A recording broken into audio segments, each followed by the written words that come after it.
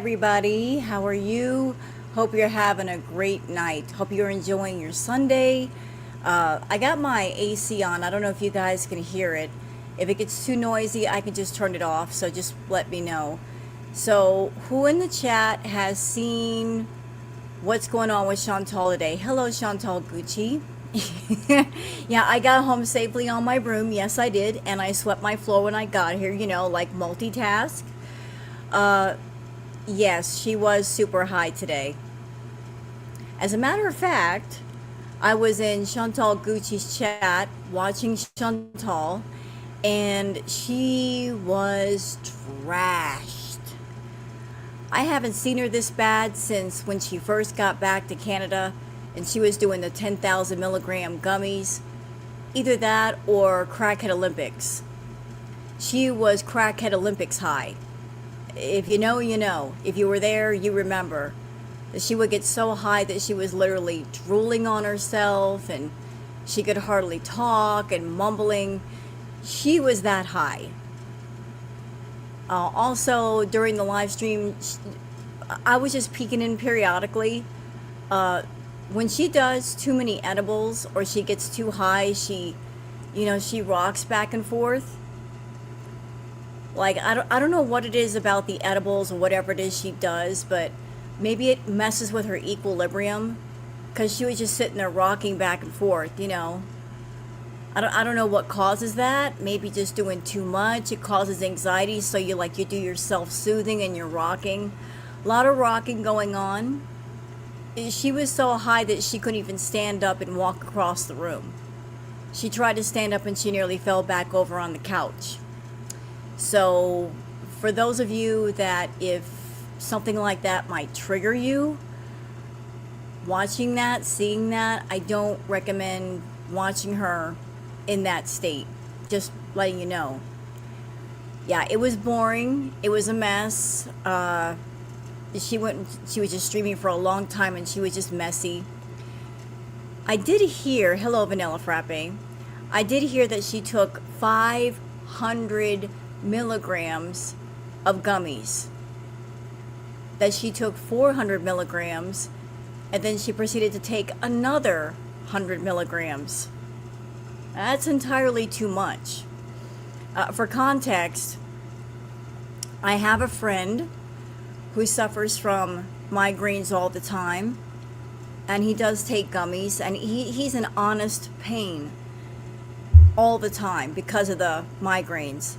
And the most he takes for that is 30 milligrams in the morning and then another 30 milligrams at night. So 60 milligrams, spread out throughout the day. And there's Chantal taking 500 freaking milligrams. And she was still hung over from the gummies the night before. So there might have been stuff still in her system when she decided to get up at 4 or 5 in the afternoon and do even more. So we're back. We're back to old school Chantal. Our legal edibles are 15 milligrams.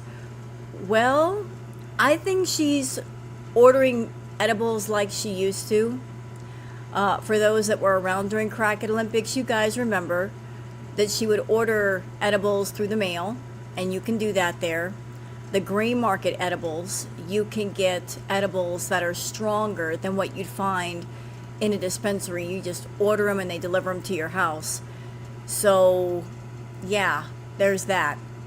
I think her tolerance is too high now for anything she could get at the dispensary, and that's why she's ordering the gummies. I think she's truly bothered by Bunny. 1 second, please. Excuse me. I'm just going to turn off the air because the sound of the air bothers me in my ears. Sorry. You're watching your football game, so football is on right now? Okay, good to know. Very good to know. I needed to know that. Okay, so I had strong gummies and I wasn't hammered like her. Well, that's because you didn't overdo it. A little goes a long way. You don't need that much. You can just do a little bit and be good. You should only take what you need, not go over the line. And she was way over the line. But You think she was bothered by Bunny? Watching Chantal tonight, I was just looking at her, watching her, thinking, what is going on with you, Foodie? Like, what is it that you are this out of it? There has to be something that you are just, you're not just wasted, you're wasted. Like, what is it that you're trying to hide? What is it that you're trying not to talk about? That you have to get this hammered. Like, there must be something that you are just getting deeper and deeper in the hole. She doesn't want to go. You know what? If she doesn't want to go, she doesn't have to go. Or if the reason why she's getting messed up is because she knows she's not going to go and she's holding off telling people, there's no need to go through all this. Just say you're not going to go and go move somewhere and be done with it. Maybe she's trying to sabotage her trip.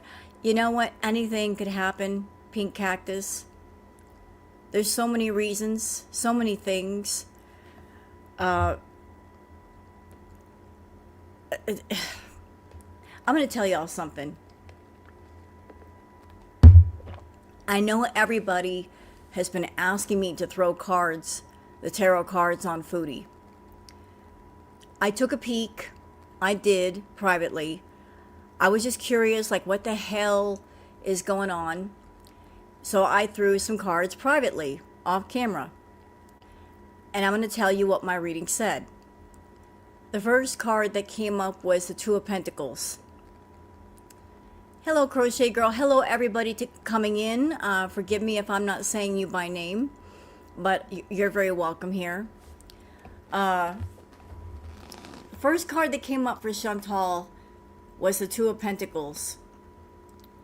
And what I kept getting off that card, for anybody who's seen the card, it's a person there. They've got two pentacles, one in each hand, yo-yoing them. The impression that I got off that card was, I can't even think about that right now. Meaning the trip. Like, I think that she's making money. I think that she's focused on making money. But like the water behind her, I kept feeling like, I can't even think about that right now. Like, she can't even think about the trip. Like, whatever is going on with her personally, like, that's got her head all scrambled up. She can't even think of the trip right now.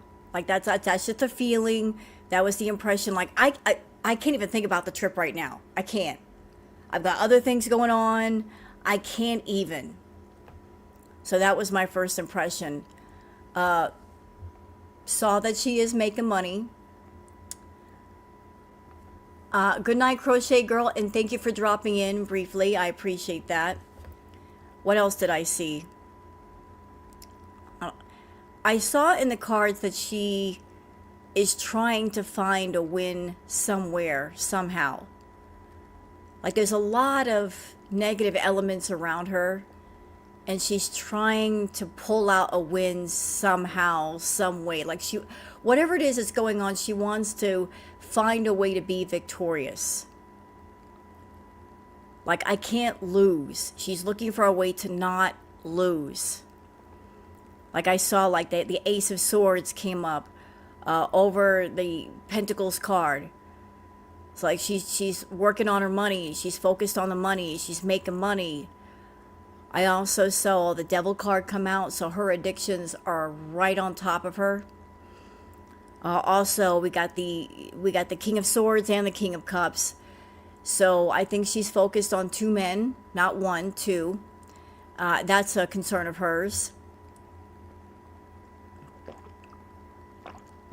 And also the Hierophant card came out, and Judgment. So Chantal wants some kind of victory. She's trying to give herself a happy ending, but I don't think it's going to happen. She's raging right now, Irene. How is she raging? She was so high a minute ago. Like, I just watched her on Gucci, How could she rage? Like, she is like super stoned. Is she raging right now? I don't know how she could. Is she's doing it? Girl is like 5 sheets to the wind. I saw her like she was ready. She looked like she was ready to pass out. So it doesn't look good for Foodie. But I did take a peek. I was like, it's not looking good. Like, she wants to win whatever thing she's trying to do, and it's like it's not gonna work, Foodie. And it's not because the girl world is working against her. She's working against herself. Chantal is her own adversary. Like, she's battling herself. We're not battling her. We're just spectators. She's battling herself. She's always battled herself, but especially now. So it's not us that you're fighting against, Foodie. It's you. It's always been you. Hey, Claudia. So we got some Twitter peeps to go over. You guys are going to see just how bad it was tonight. It was so bad. It was so bad. It was so bad. Gucci, was it not bad? It was so bad. Hey, Jessa, it was so bad. It's so bad. I'm laughing because that's all you can do is laugh at it. It was so bad. I was like, Jesus Lord. Like I said, I haven't seen her this bad in a while. And she knows she can't do that on camera. Like that's the entire reason why she stopped doing the edibles before, because she was doing so many that she couldn't work and she couldn't make money. So why is she back on them doggone edibles? Well, it's because she's smoking all those doggone pre-rolls and her tolerance is too high and she can't feel them anymore. It's just, she needs something stronger. But if she keeps going the way that she's going, she's going to get herself to a place where even that's not going to be enough. Like, she can't get high any longer. And then what's she going to do? You did a reading too? Hey, Missy. Tell Mr. Med, you're nasty. You're so nasty, Mr. Med. You nasty. You're filthy. You're not just nasty, Mr. Med. You filthy. Mrs. Med told me you're filthy. You filthy.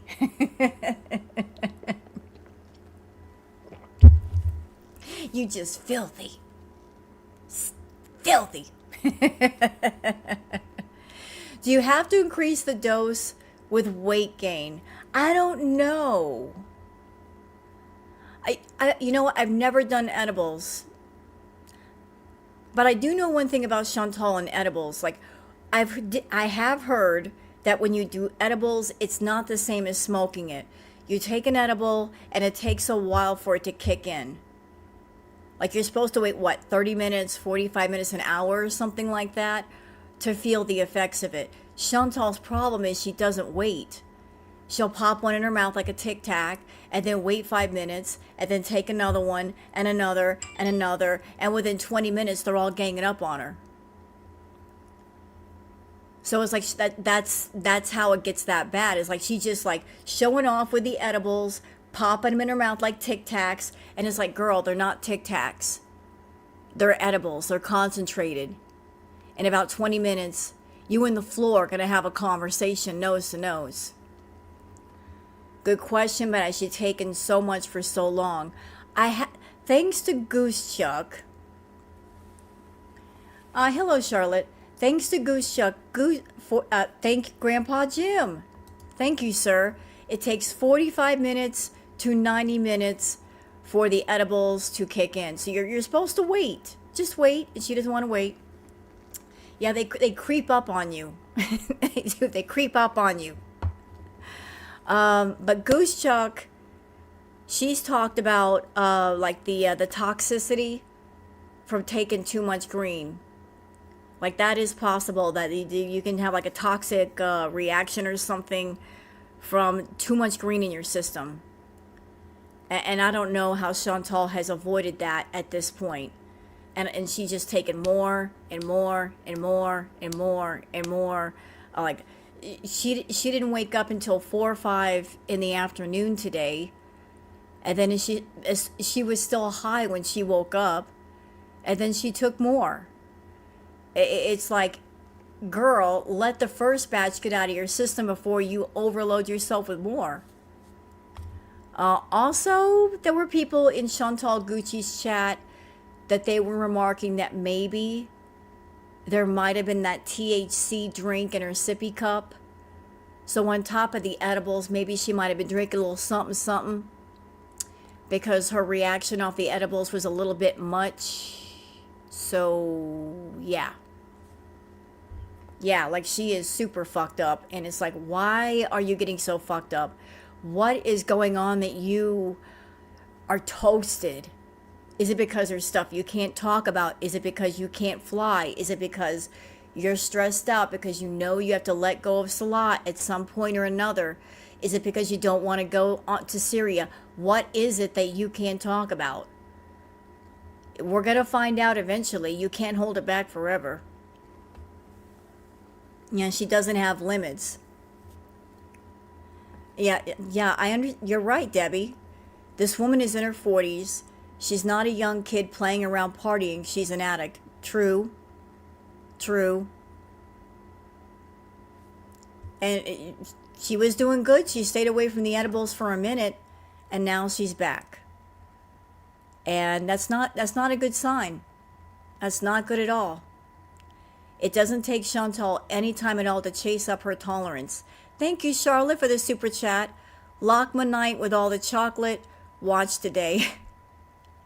Is that for you or was that her? Was she eating the lakmas? I did hear she was munching out. Yeah, true. She was smoking 10 joints a day out under the bridge. Yeah, and that's what caused her tolerance to shoot so high so quickly. Because she wasn't backing off. She was doing too much. And then she got to the point where those green sticks weren't doing anything. So it's like, it's time to order some edibles. She shoved something down her throat. This was another ECP incident, and she knows it.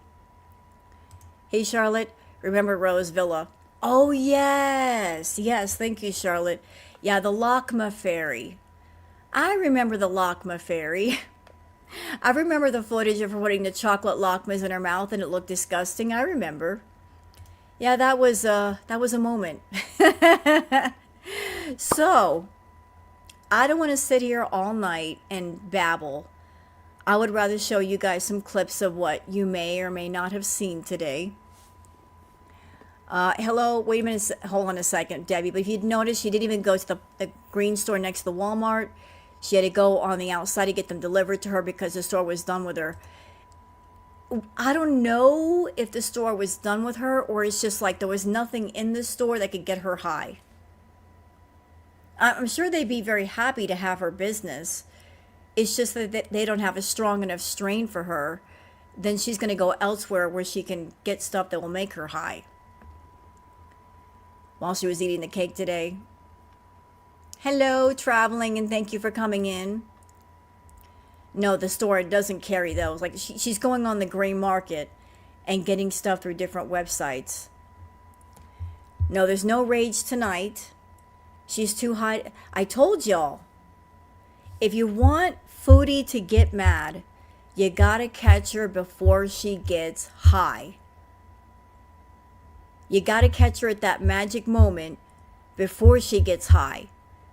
You got to catch her before she puts the edibles in her mouth or she starts smoking, because when she starts smoking and she's doing those edibles, it's a wrap. She's not going to rage. It's impossible for her to rage while she's stoned. So like she was just feeling herself tonight. But are y'all ready to get into the Twitter peeps? Also, I got a great retro react planned. You guys are going to love it. It's from ChatGPT. And I think you're going to like it.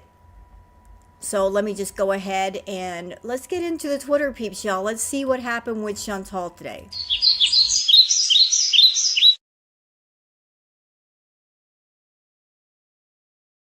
switch on over.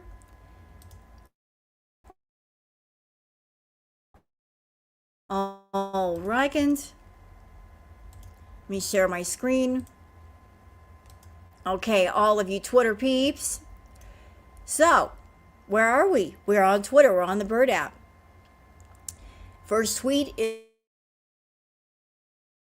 is from Doc Remy LeBeau, saying the hawk has decided to show her swollen, discolored face on Kick. She has not changed clothes. Yep, same outfit.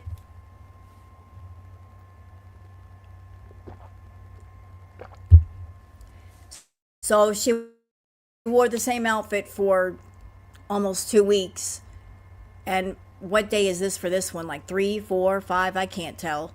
She wears the same clothes over and over and she doesn't wash them. So doesn't she look lovely? And that's after sleeping until 4 or 5 in the afternoon. She didn't get up till 4 or 5, which tells me girlfriend was up all night, wasn't she? I bet she was. I bet she was up all night. Because Chantal's a night owl. She likes to be up till 4, 5, 6 in the morning. And then she sleeps till late afternoon and then she gets up. She only gets up in the daytime when she has to. So she was up late. I bet she was up late. And thank you for bringing that up, Atlantis. I was going to say something earlier. I'm going to say it now before I forget. You know what, Chantal? I know you hate the reaction channels. And you think I'm a wraith and a witch, and that's fine. You can think what you want about me. But in all seriousness, given the fact that you are getting extremely high, I mean really stupid high, so many edibles that you can't even stand up, and you could potentially hurt yourself or the cat. You rolled over on the cat the other day. Just person to person, I think it's time that you give BG to someone in Canada to take care of. I'm not saying that with any hate. I'm saying that in all seriousness. Like, you are just at that point with doing the gummies and whatever else that all you want to do is get high. You're sleeping all day. You're not feeding her properly. You're not giving her water. Like, all you want to do is stay zoned out. And if that's what you want to do, that's what you want to do. But you are in no state to have that cat around you. So please give her to someone that will take care of her. And if you want to get zoned out in the apartment, have at it. But it's time to give up the cat to someone. Truly. Like, if you're so gone in your addiction that you can't even see straight, it's time that BG got another owner. Just it's time. You know, like, you can barely take care of yourself. You don't really want to take care of BG. You're throwing treats at her versus feeding her. She's hardly getting any water. Let somebody else take care of her. Okay? For once in your life, don't be a selfish bitch. Be unselfish. Give her to someone that will take care of her, because right now you can't. It's just time, you know? If you're going to do one good thing in your life, let this be it. Just give her to someone so they can do the job that you don't want to do right now and you can't do. Now, I mean, the things that I saw tonight were concerning. And I'm like, her addictions are getting on top of her. She's getting lost in the edibles for like hours and hours at a time. It's like, girl, no. No, it's time to let somebody else have little BG. And if she wants to get stoned all day, let her do it. You know, it's her choice. She can do what she wants with her own body. Doc Remy LeBeau says she didn't even notice this person. This is exactly how Salah flirted with that chick the other night right under her nose. She's totally oblivious. Okay, so what do we got here?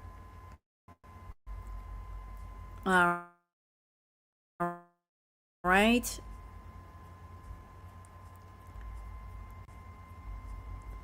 I'm trying to see what people are talking about.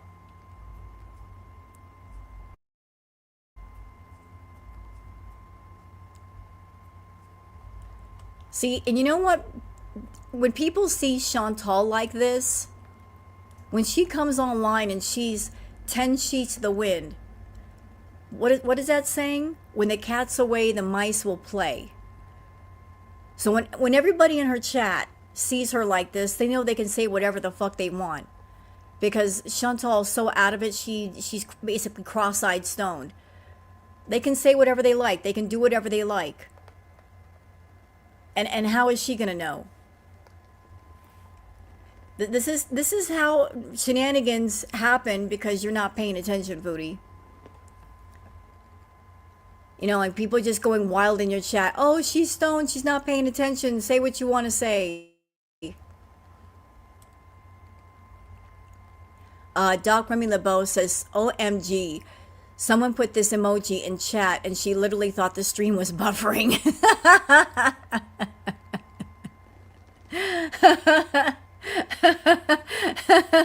and, and, and that emoji was basically describing Chantal. It's like, we're on the loading screen. We're on the loading screen. When Chantal gets this high, it's like she's on the loading screen and we're not all the way there. The stream is lagging. The edibles put her on the loading screen and we're just waiting for things to clear up. Hello, Billy. That's funny. Okay. Crochet with Ashme says dessert in 4 bites. Oh boy. What did she do now? Let's see.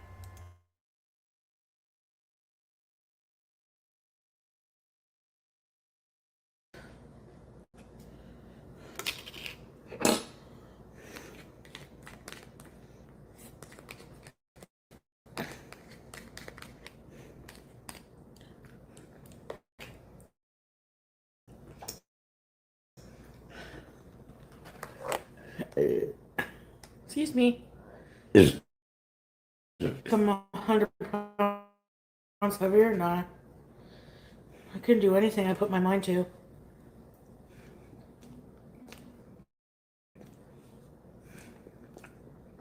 Confetti cake.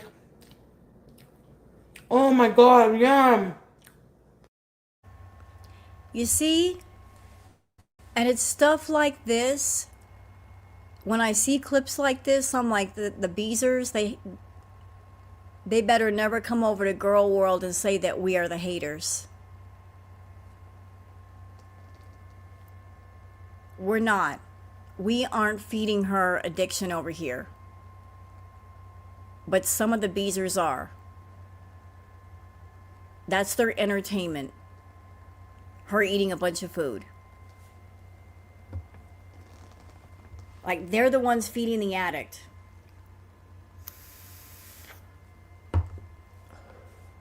Yes, we have opinions about Chantal. Maybe we're not nice about our opinions, but we're free to express ourselves the way we want to, but we're not feeding an addict.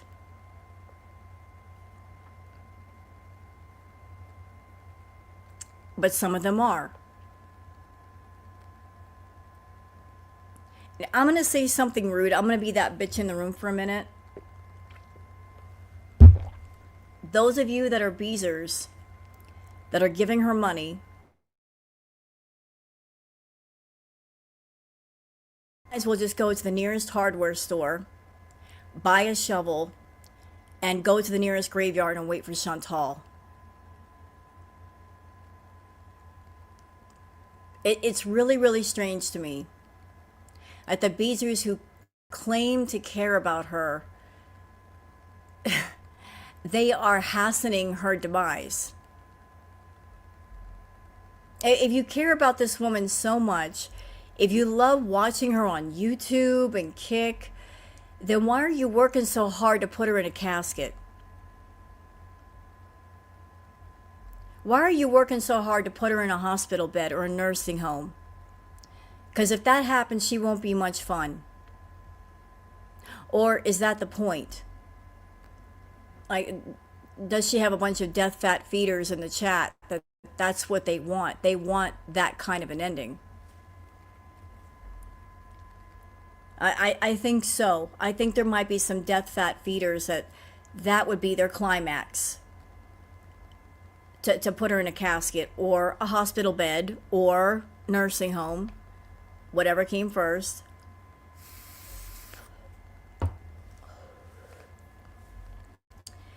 You know what, Chantal? How did we get here? How did we fucking get here?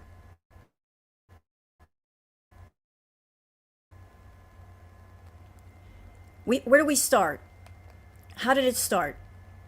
We started off with you making a channel and you were showcasing yourself and BB and going places, doing things, showcasing the real you. That's why a lot of people initially got into you. That's where a lot of people got started, was you showing the real you. Ironically, you were doing more variety and content at the beginning of your channel than you are right now.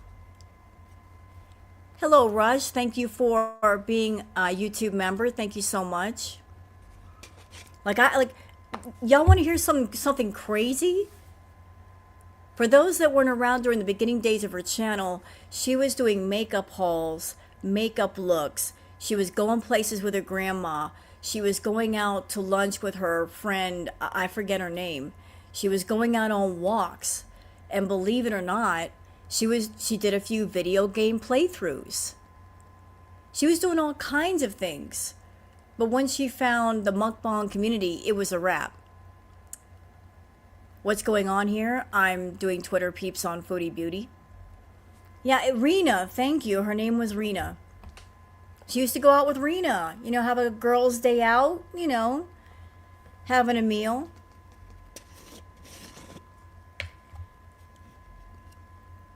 One thing I've noticed about her and Amber, it seems like the more money they made, the less of a life they had. I will always say that monetization was the worst thing to happen to Amber and Foodie. Because if they had not gotten monetized, if they had not wandered onto YouTube and started making large amounts of money, where would they be today? Yeah, she also did dumpster diving. I remember that. That was entertaining for the dumpster Rolos. It seems like the more money they made, the less of a life they had. The more that they want to stay indoors and not go out and not do things, and they became more miserable. They went from being women that had somewhat of a life to being human hamsters in a human hamster cage. And you can't blame YouTube. There's lots of people that come on YouTube and make channels. It's not about the abundance. It's what you choose to do with it. It's like the universe gives you an abundance and says, do what you want with it. And some people are wise with it and some are not. And Foodie definitely wasn't, and neither was Amber. But yeah, I remember the days where she started her channel and she was a lot happier and healthier then. I didn't say she was an angel, Debbie. She never has been. I'm just saying she had more of a life than she does now. I mean, what's crazy? She's pulling in minimum $8,000 to $10,000 a month, and she's over there crying broke, begging people for money. Like a single person making that much money a month and crying about freaking I'm broke. Between her green, between her food and her rent, that by itself is like $6-7 grand. That's not counting the other stuff she buys. So there's a lot of money going out the door, Foodie. A lot for one person. Yep, she sure does. She spends $150 on food per day. That's more than her rent.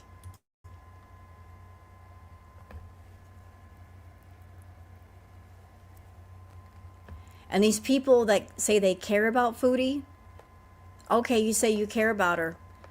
Why aren't you paying for her to eat healthy food?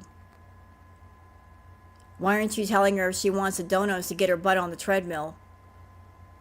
That if she doesn't get on the treadmill, you're not going to give her money. Why aren't you promoting healthy activities? Why are you promoting unhealthy activities and unhealthy eating?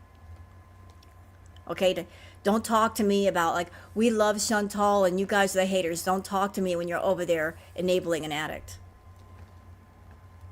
I don't want to hear it. Nope, nope. The moment you give money to an addict, you're enabling their addiction, you're helping making them sick and putting them in the hospital. Your argument is invalid to me. But let's go back to the...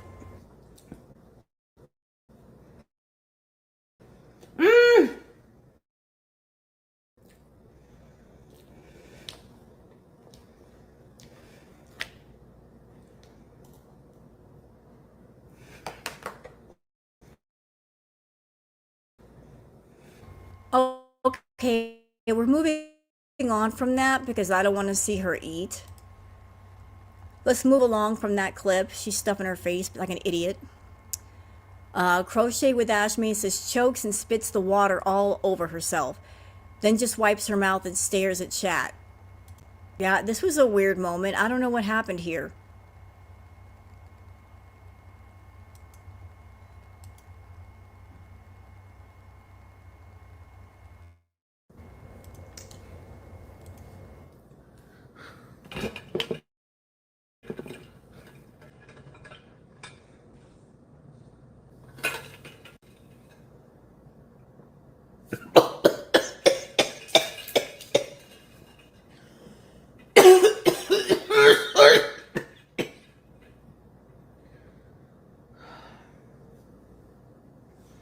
Sorry, that was not barf. That was just water. Amazing. You know what, Kidney J? Hi, Kidney J. How are you? Good to see you, ma'am. Do I have any mods in the chat? Can someone please post Kidney J's channel link, please? And thank you. Always good to see you, Kidney. I don't know what that was. I don't know if she was trying to take a pill or in slow motion. Sure, you know what? That's a great idea. Let's see what happened here. We got to know what the hell happened. All right, hold on. Playback speed. Da, da, da, da, da.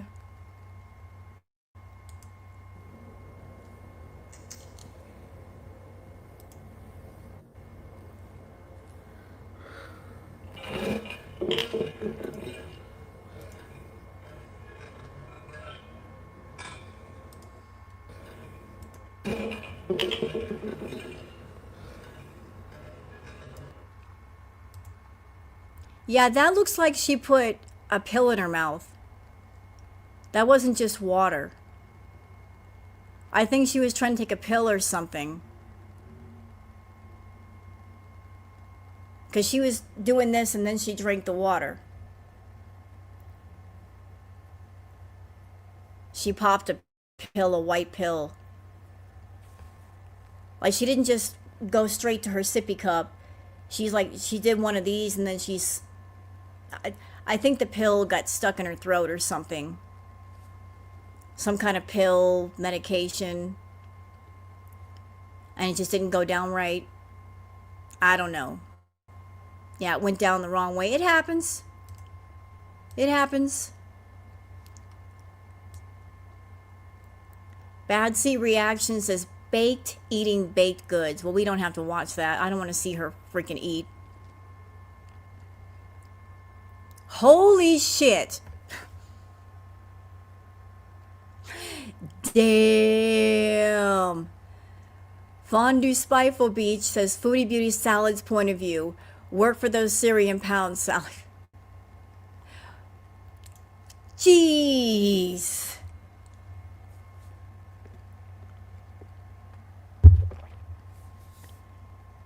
He'll be coming down the mountain when he comes.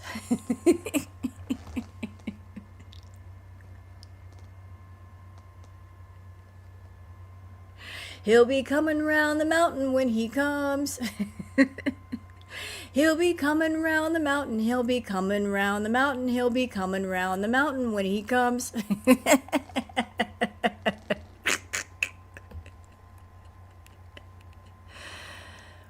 Whew, that's a lot.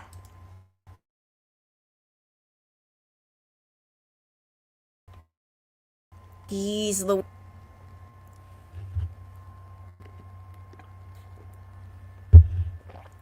Was that for a feeder? Did she give us that point of view for a feeder? I think a feeder asked for that. Some feeder must have asked for that point of view. For her to do that. Somebody must have asked for that point of view. Because that looks really deliberate. Like somebody wants to know just how big she is, I think. And they said, hey, I'll throw you some bucks if you just stretch yourself out. That's what I think. I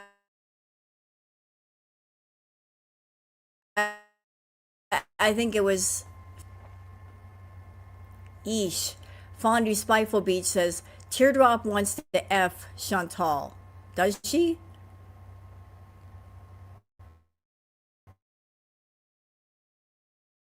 Oh, God. About you. I'm embarrassed to talk about it. I was lying in bed, and you flew here, walked in, and laid in bed with me. It's laid in bed, not lied, Teardrop, by the way.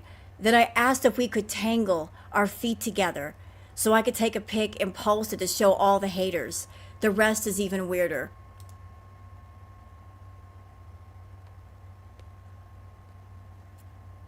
Ew. Teardrop, you're sounding very single white female over there, you know?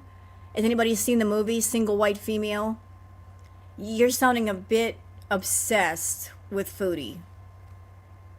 You're sounding really weird, bro. Really weird. Like creepy weird. What's the matter with you? Rob is like me, Patty. She wants attention all the time.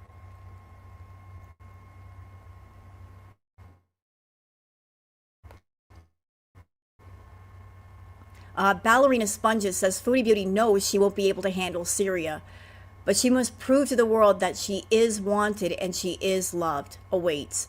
This animal blanker will probably be back to Canada before Valentine's Day. Watch. Well, here's the big question. Is she even going in the first place? I mean, I told you guys, I think that Chantal's life is like a video game right now with multiple bad endings. And here's the thing, Foodie. Listen up and listen. Listen to your friendly neighborhood witch. Okay? I remember long back in the day, you said, this is your story. Right? You said that. You said, this is my story. So you've always been the writer, the producer, the director, the creative director, the cameraman. You did all the jobs. This is your story. This is your series. So because you're the writer, you get to write the ending. Hello, Radioactive. My cat BG is coming with me. Aww. So you're picking the ending. Like, you want Syria Du Valley, what you're gonna get is Silent Hill. You're writing your own version of Silent Hill. You want Syria Du Valley, but it ain't gonna happen, mama. No matter what. Let's see her get over there. I think she's split in half. I think Chantal the person does not want to go to Syria, is afraid of the trip. But I think Foodie Beauty the personality wants to go just for spite. because she's gonna show the haters.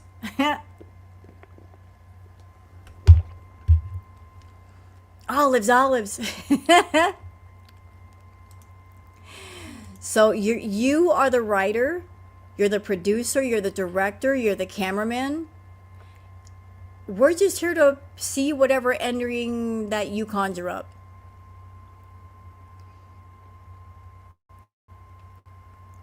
Oh, silly, it's Lily says Foodie Beauty, August 23rd, 2026. So here's a clip from the live that she just finished.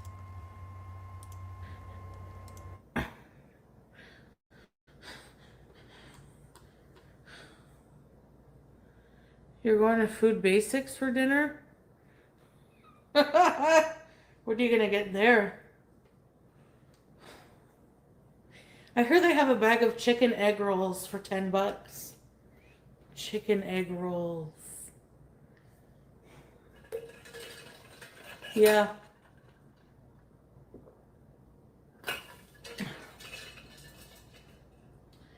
You're gonna trigger a BN?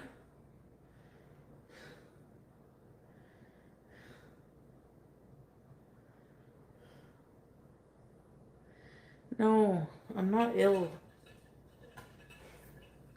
I have a leftover friggin' buzz from yesterday. I was like, ugh.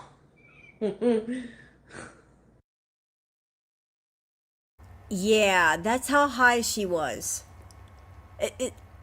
Is this her version of I'm gonna get high, and while I'm high, I'm gonna try to be funny? Is that what this is? Like, yeah, man, I'm so high, I can't even see straight, man. Pass me the green stick, man. Is this her version of that? Where you're really, really high, and usually when you get really, really high, you get really, really funny and animated. Is this her version? Because I don't think it's funny. It's not funny. It looks ridiculous. Like, I've been around people that were high and funny. This ain't it. Thumbs down, Foodie. Like, you just look weird, okay? You being high, this high, and acting, you're just weird. Stupid and weird. Like, this is not entertaining. I know she's trying, but she's failing. So I give it 2 thumbs down, Rush. And you know what? In a way, she's not trying. If she's trying to be funny, if she's trying to be entertaining, this ain't it. What she should do, if she's gonna do the green, is do the stream first and then do your green. It doesn't make any sense to get high, then go on stream where you gotta focus on and talk to people. Just wait till the stream is over and then get as trashed as you want, if you like. But work when it's time to work and then play when it's time to play. Don't try to mix the two. It's not a good combination for her. I know she was on more than just the green. She thinks it's funny. It's not funny. If she were standing in a room full of people that were high on the green right now, when this was going on, they'd probably all walk out of the room and go somewhere else. They'd be like, man, she's messing up my high. I gotta get away. I gotta get away from her. I gotta get away from this one. Like, she's messing up my high, man. Her vibe is wrong. I can't. I'm trying to chill, and she's annoying my chill. Hey, Radioactive. To be fair, could you talk to the Beezers for 5 hours without getting high? You know what though? This is where quality versus quantity comes into play. It makes much more sense to stream for, say, 2 hours and be entertaining for that 2 hours than be online for like 6, 7, 8 hours and you're boring all the way through. If you only have enough energy for like 2 hours, just do the 2 hours, just blaze through it, get it done, entertain people, and as soon as the camera's off, light up, if that's what you're going to do. quality versus quantity. Better like one good stream than 10 trash streams. Just, like she's doing trash streams. When she comes on Kick, all she's doing is running up the meter.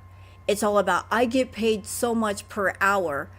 So she's going to stay online for as long as she can because she's going for that per hour pay rate for Kick. That's all she's going for, is the per hour pay rate on Kick, since she's monetized there. So she doesn't care if she's boring. She doesn't care if she's entertaining. She gets paid either way. So she's just running up the doggone meter.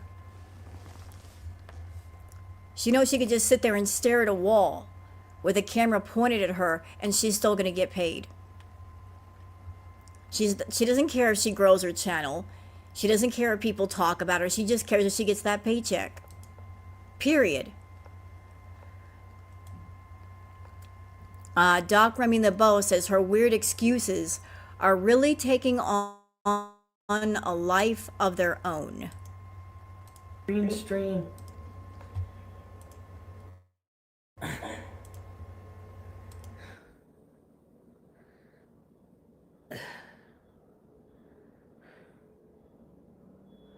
Hija.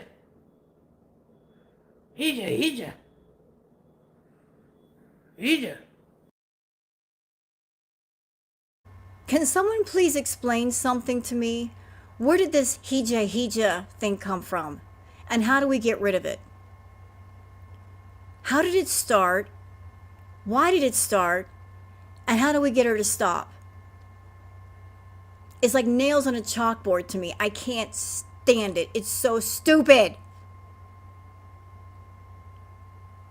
What is she trying to do? Is she trying to imitate the Little Caesars pizza mascot saying pizza, pizza? Is that what she's trying to do? Where did this come from? It's dumb. It makes no sense. It's not cute. It's just ridiculous. It's like a scratch on a broken record. She thinks it's Cheech and Chong. Cheech and Chong were actually funny. She's not. Whatever it is, throw it in the trash, Foodie. Kick is playing you? He's a.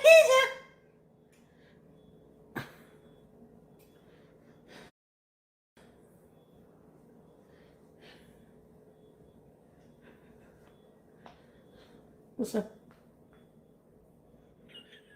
Arm flap. Thank you, 20 piece. Thank you.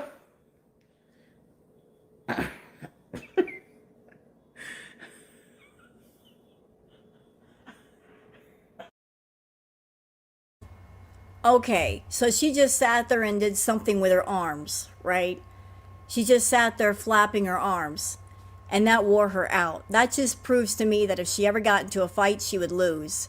Even if the person were smaller than her, she would lose.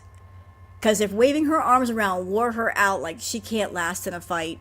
She's not the Billy Badass that she thinks she is. Just flapping her little arms around just wore her all the way out. Hey, pre-roll. Everybody coming in.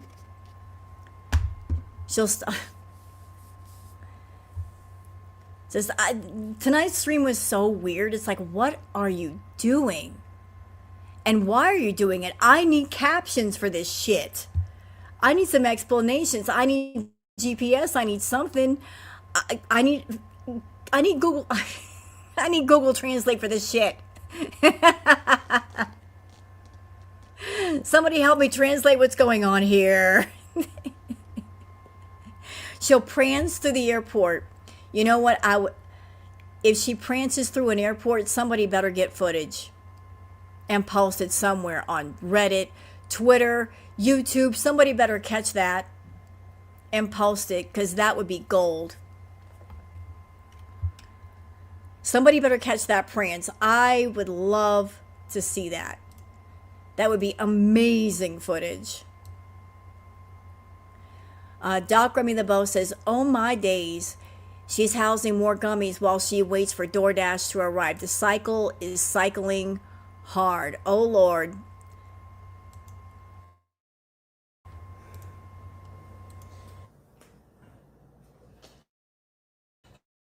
Does he know my phone password? Not my new one.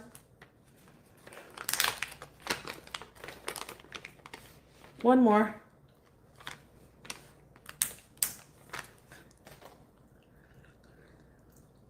Maybe just one today.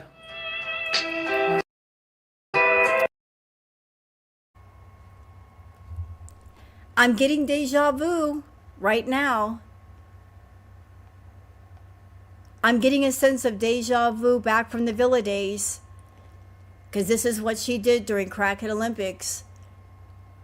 Just showing off with the gummies. Oh, look, I'll just do another one and another one and another one. This is Crackhead Villa, Chantal, right here. We've seen this before. I don't know why we're back to this. I don't know what prompted this, but we're back to it. Yeah, let the games begin. And you know what, Chantal? I'm going to go on record as saying that I hate it. I hate seeing you this high. It's so gross. It's unbecoming. But another thing that I don't like, and that worries me, anybody in your audience or anybody watching you that might have had problems with addiction, this might trigger the fuck out of them. You come on camera and you talk about your food addiction and addictions, other addictions. You want sympathy for that, but then you come on camera high as balls. And that might trigger people who watch you, who might have, they're trying to get in recovery, or they might have had a drug addiction of some sort. So they might just be wandering onto your live stream and get triggered all over the place. Yeah, you know what? Getting a little buzzed is fine, but being completely out of it is another. This is gross level high. Okay? This is gross level high. This is like gross high. It's not pretty. It's not nice. All you're doing is wasting your stuff. This is like when you're too high or too drunk and it gets gross and sloppy. This is gross, sloppy high. It's not cute. It's not entertaining. It's not funny. It's just so unbecoming. Nasty. She nasty.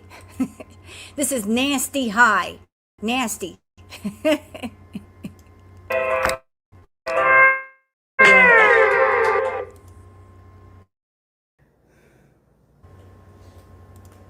Does he know my phone password? Does he know my phone password? Okay, let's move along.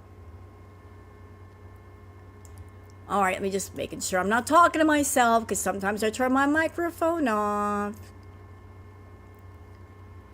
Debbie's World. Hey, Debbie, saying, oh, I see she's live and stoned out of her mind. She just asked, why am I so lethargic? It's because you're stoned. She's like, after I took these gummies, you're like completely comatose. God, you're such a loser. Well, that goes without saying. But she is a loser. And she knows that, and that's the way she wants to live. Debbie's World says, unbelievable. Oh yeah, she's ready to travel to Syria with a cat. Let's see.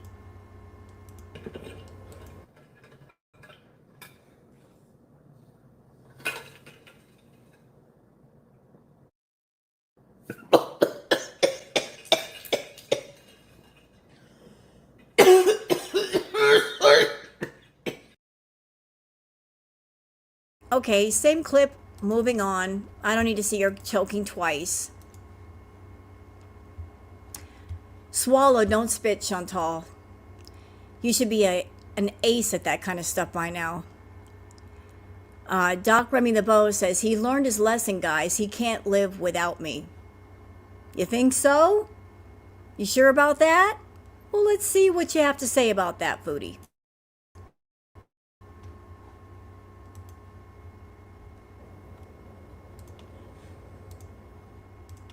Hold on. Oh, hold on a minute. Ah, radioactive. Thank you. Thank you for the super chat. Doesn't she just look like the picture of happiness? Getting ready to see the love of her life again, and he take care of her. She couldn't be happier. Less than a few months away, mind you. I know. She looks so blissful, like she's getting ready for her trip. She's excited. She's pumped up. She's ready to go. She's healthy. Not. And I don't think she's going to go. Everything is pointing in the direction of maybe she does want to go, but I don't think she's going to be able to. And I think she knows that. I think maybe she's bummed out because she can't go. But she's not ready to reveal that she's not going to go. And maybe that's why she's spiraling so hard. Because she's telling this great big lie about going. And she knows sooner or later she's going to have to confess that she's not going and let go of Salah. And she doesn't want to. You think she's already got the ticket? But Debbie, she said that she's not bought the ticket yet. Excuse me, I'm sorry. She said she hasn't bought the ticket yet. And that $900 that she was asking for luggage, I think that's for an extra seat. I also saw that she was pointing out that she found a luggage set for $120. It came with 3 pieces. She said she only needed 2. So here's what I think she's trying to do with that. I think she's trying to get someone to buy her all 3 pieces of luggage, and then she's going to sell them. At least one of the pieces for extra money. No, she doesn't need that shit. I think she's trying to con somebody out of buying her luggage, and then she's going to turn around and flip it for money. Speaking of gift grifting, in separate news, I heard something about Little Miss Quirky Love Rosie. I heard that recently she got called out because she has an Amazon wish list. And she has her wish list set to where if somebody buys an item, it doesn't disappear from her wish list. That way she can get multiple items and turn around and either sell those items or get refunds on those items. She got caught.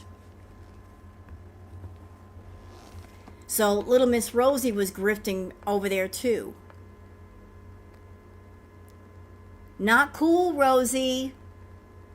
Not cool. There's no reason for that. But Chantal over here on her end, asking a bunch of money for luggage, and there's no guarantee she's even going anywhere.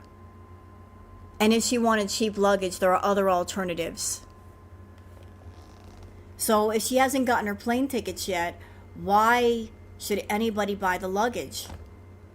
You ain't got no damn plane tickets. You ain't going nowhere yet. Stupid. Who asks for luggage before they get plane tickets? For real. How do we even know you're going? Yeah, I know she's got luggage. Even if she has no luggage, Bebop, you can go down to your local Goodwill or thrift store and find luggage all day. Or there's a Walmart or a Costco right next to her house. I'm sure they have luggage. I'm sure they deliver. You can Postmate some luggage over. Why does she need like $120 for luggage? There's luggage every place for cheap. Speaking of luggage, though, let's think about this. So she said she needed 2 pieces out of the 3-piece luggage set. Okay, I would love to see Chantal going through multiple airports with 2 pieces of luggage, her overnight bag, the cat, and her CPAP machine. I want to see her carry all of that herself. Going to Turkey or going to Damascus with all that stuff. with no help. How's she going to manage that? She can't. If she can't stand up for 5 freaking minutes, she can't be running through an airport with all that. That's a lot of stuff. And a backpack. She might be taking her backpack.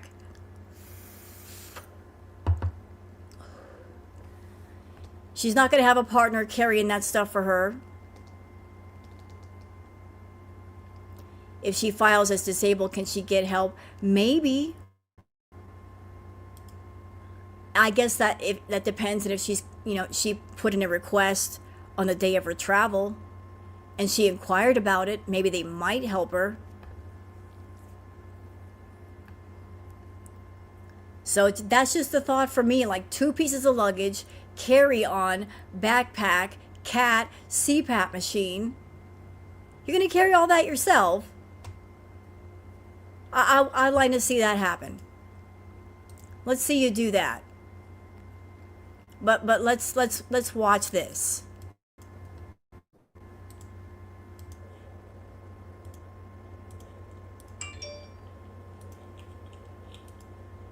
Anyway, lesson, because life without me is awful. It's awful. It's a dark realm.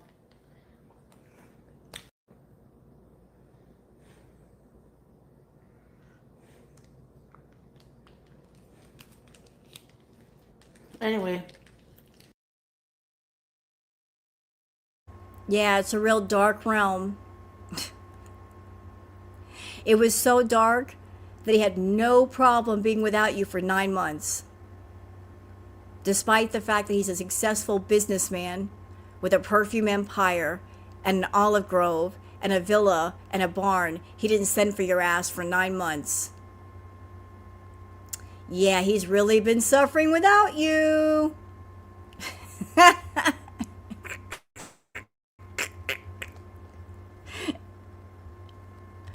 Watch what she does next. Okay. He's learned his lesson because life without me is awful. It's awful. It's a dark realm. What the hell was that? What did she put in her mouth? What was that? Was that like a pastry? What was in that package?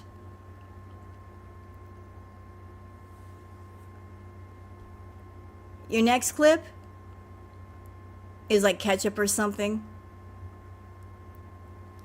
I know the echo. Sorry, Sliced. I'm trying to tab it back and forth and like shut off the volume and then play the clip and then come back and shut off the volume. I have to do that so there's no echo, and sometimes I'm not fast enough because the clip is too short. Apologies. Sorry about that. I'll do better. I promise. I'm a witch. I have powers. I can make it happen. All right, so what else we got here? A rumble in my bottom says that from a few months back, love the combo of cream, hijab, white eyeliner, red lips, and cream and teeth. Well, that looks scary. More eating. Miss Harmony says Foodie Beauty dropping truth bombs while high is peak girl world content. After casually admitting to gaining 100 pounds back in Canada, she annihilated a piece of cake in 4 bites following a heavy meal from Mario's, burned through her stash of gummies, took one more, and almost passed out to sign off. Yep, the old school Chantal is back. So she gained 100 pounds, did she? Mario's. So she said she was 383 pounds. So can we add another 100 pounds to that? So 500 pounds. We're getting closer to the real weight. She's over 500. That's what it is. She's... Oh. Picture was split up.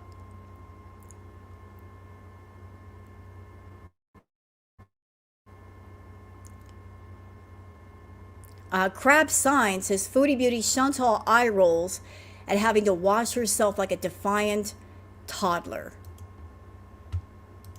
Yes, teardrop.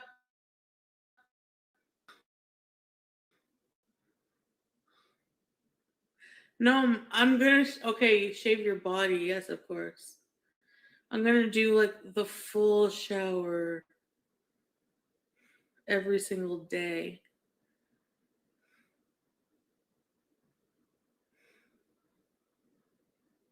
It's like whenever you're married or in a relationship, you have to try. You know? Yes, teardrop.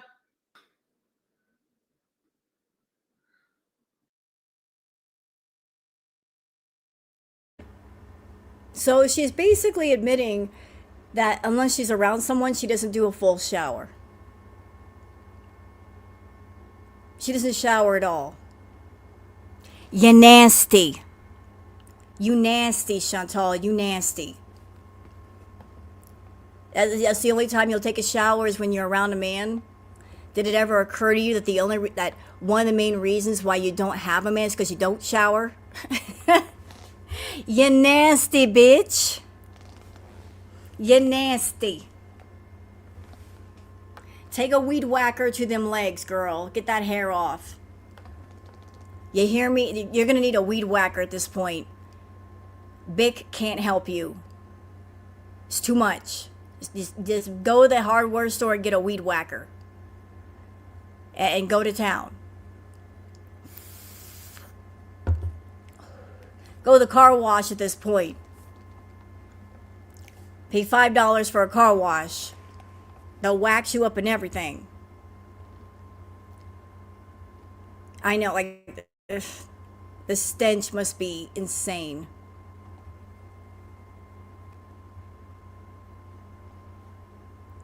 And she, you know what's crazy? Putting the shoe on the other foot. If Chantal were around a man that did the same things that she does, if she saw a man that was overweight, did not shower, gross, she would not be with that man. Hello, Darcy. She would say that man is repulsive. She would never be with a partner who was exactly like her. And yet, she expects another person to put up with all that.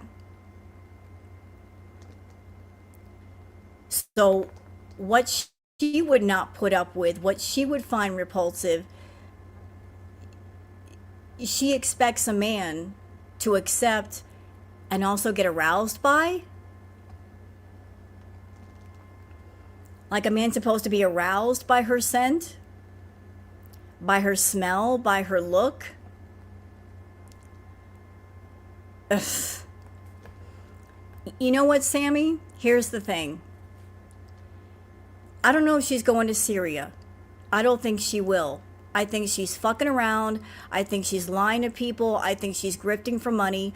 I think she might be frustrated because when Chantal comes up with an idea, she comes up with the idea. And then she has to sell it to people in order for the idea to work, right? Like if she has a crazy idea of, I want to go to Cuba, or I want to go to Thailand, or I want to go to the Middle East, then she's got to take the idea and put it in front of her investors, her beezers. And then they have to invest in the idea for the idea to happen because she relies on them to pay for shit.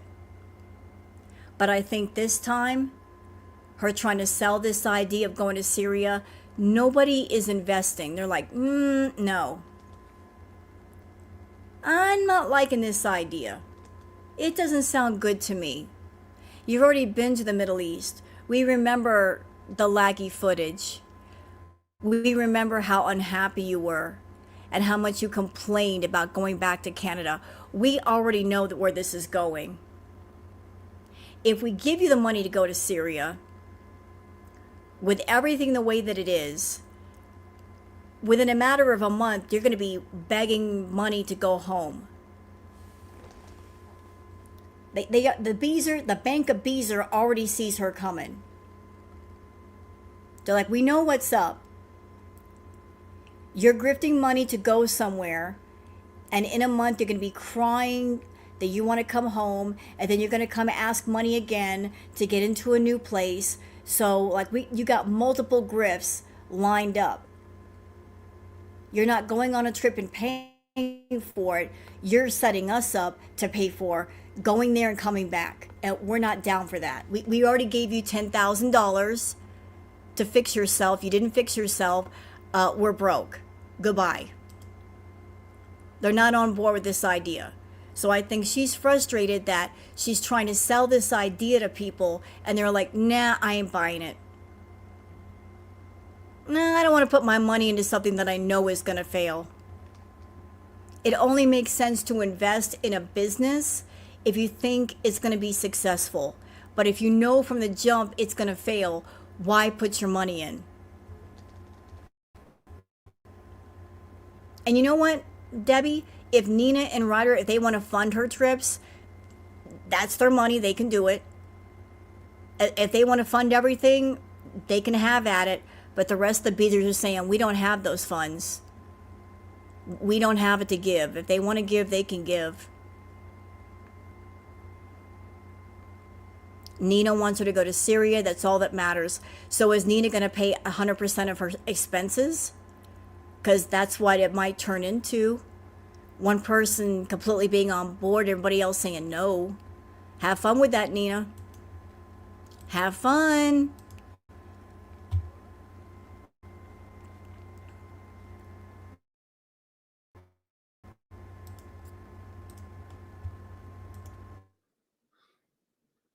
No, I'm gonna. Okay, shave your body. Yes, of course. I'm gonna do like the full shower every single day.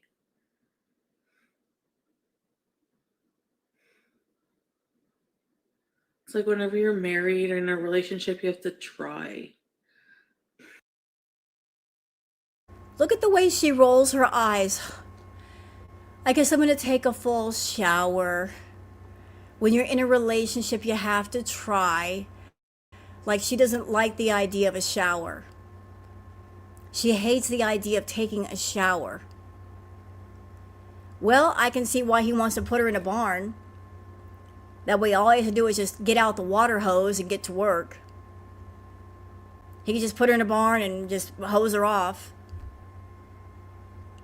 Done. Just put the hose on her. Make her run through a sprinkler. Run through the sprinkler, Chantal. Run, run, run. Come on, baby. Do the laps in the sprinkler. Run for 10 minutes. Then you go wash your clothes and yourself. You know? Shut up, Chantal. I'm done with you. Miss Morris Reed says, Salah was flirting because there's a difference between, hey, how are you? And how are you doing? And in words, it seems the same. We all know the difference. Hello, how are you?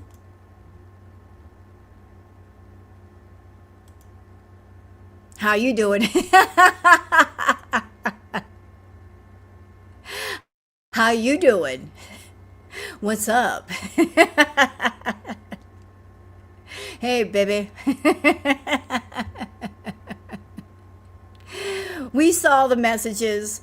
He was like, I could practically see him winking, raising that eyebrow, winking that eye. Hey, how you doing? How you doing? How are you doing? How are you hanging over there?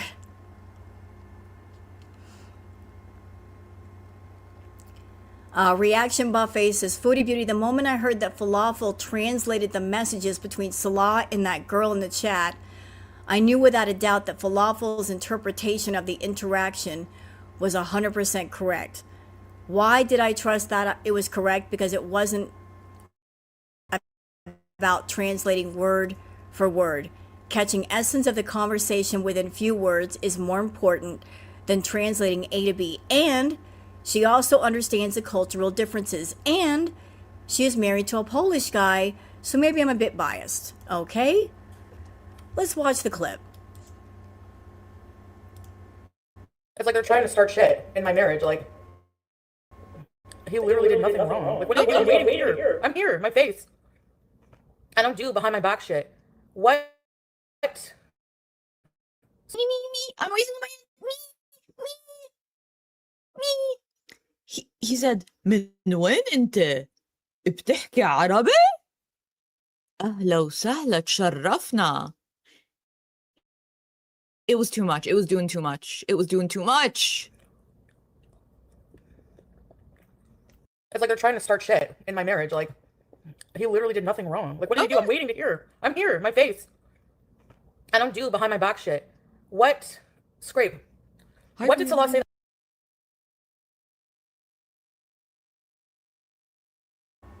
I'm talking to myself again. Don't worry. I'm not crazy. Hello to everybody coming in. Hello, Mama Celeste. Welcome. I saw you come in. Yeah, it's the context that matters.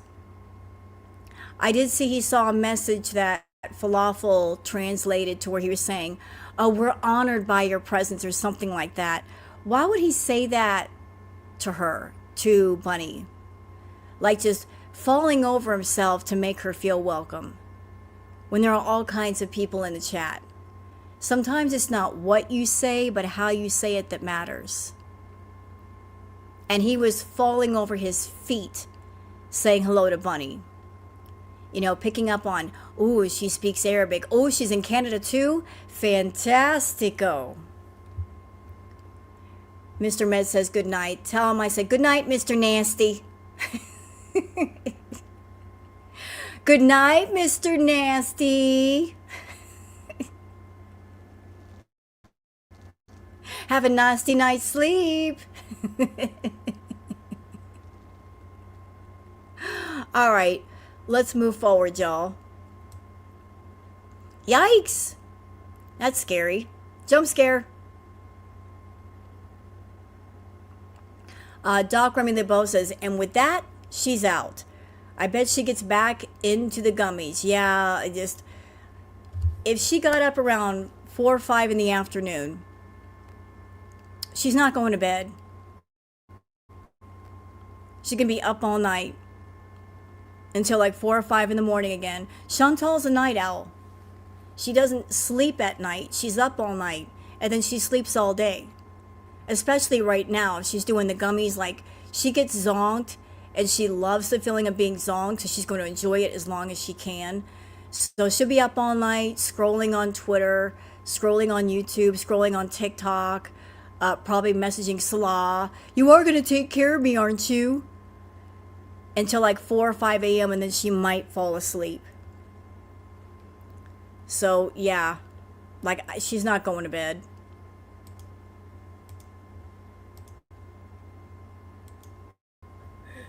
I'm tired.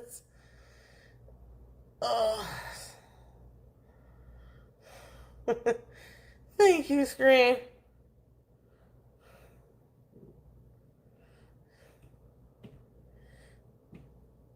Yeah, I know. Fruity Beauty. Didn't you just wake up a few hours ago? Yeah.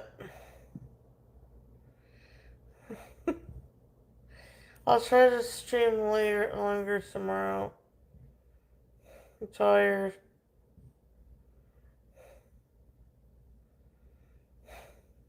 Good night, guys. I love you guys. And I hope you guys have a wonderful evening and night. And magical evening. Chantal, nobody needs to see you being this high. No one. You don't need to come on camera this high, and nobody needs to see you this high.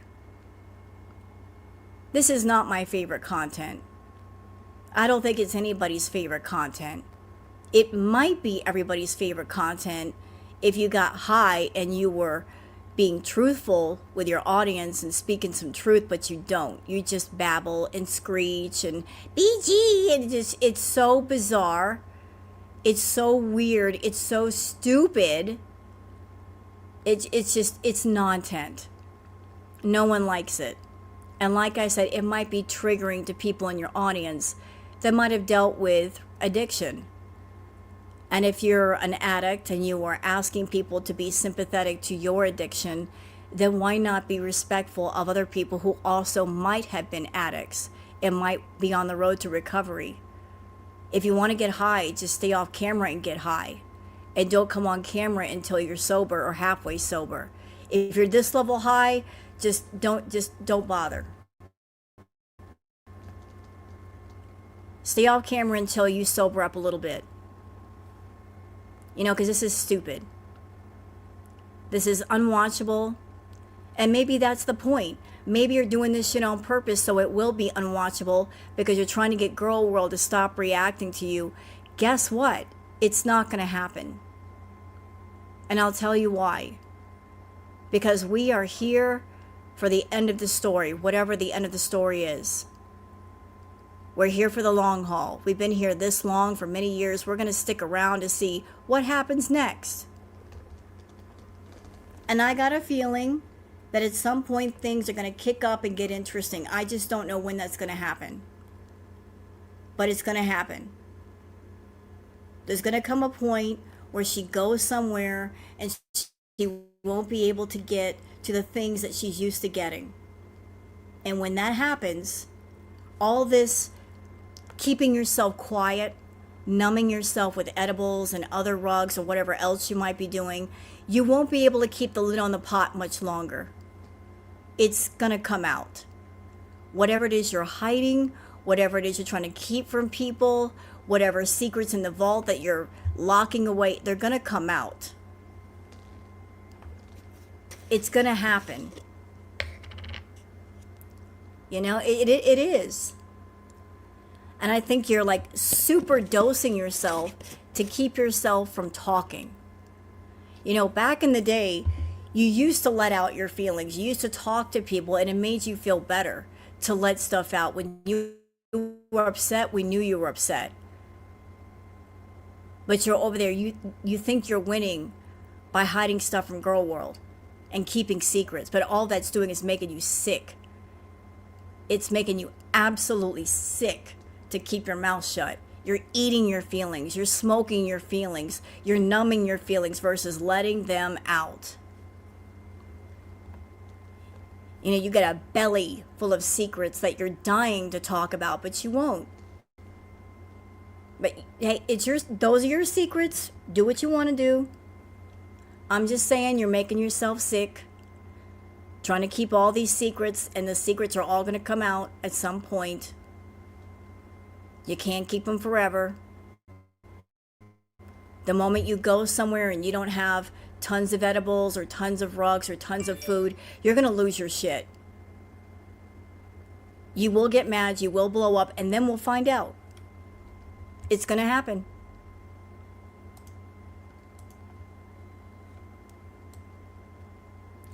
Bad C Reaction says, Foodie Beauty, it's possible for Chantal to have a pulmonary aspiration when she falls asleep.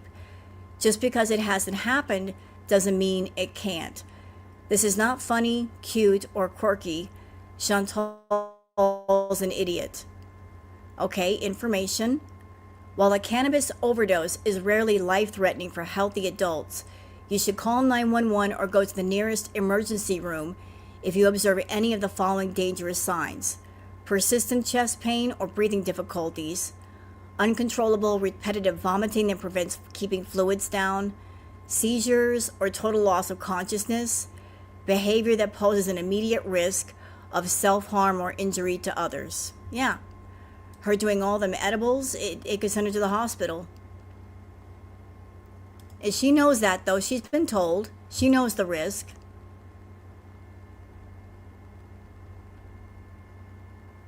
Okay, hold on. Gen X Maxing says even Ryder is catching on. So in the chat, Ryder on the Storm, one of her big contributors, Says, do you think you might be romanticizing things just a teeny tiny bit, maybe? Oh yeah, she is. She's definitely romanticizing a lot of things, but she don't care. Doc Remy LeBeau says she just fell down onto the couch. She's seriously not okay right now. Yeah, she tried to stand up and she fell down. Let's see.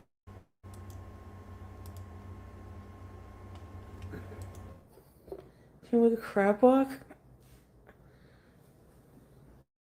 Hold on. Whoa!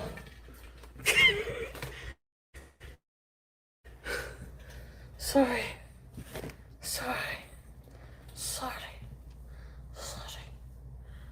What? Can we crab walk? Hold on. Whoa. You guys. Whoa! Sorry.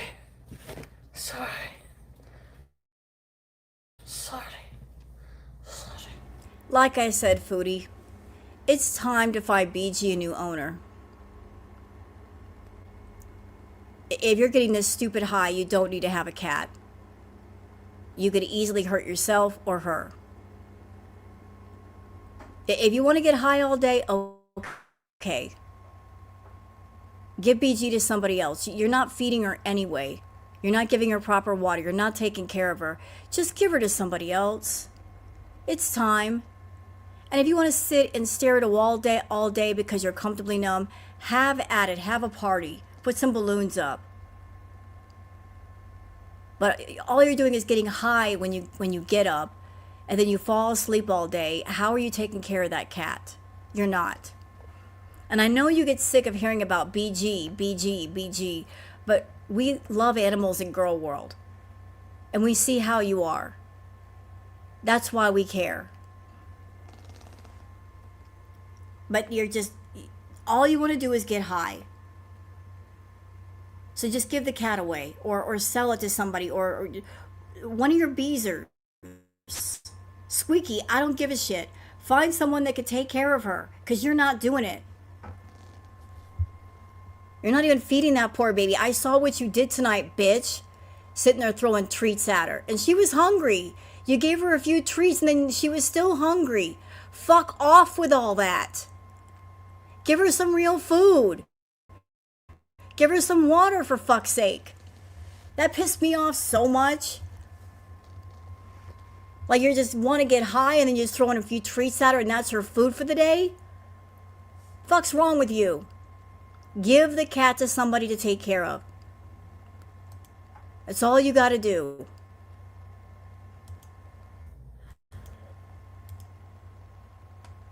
Pissing me off right now.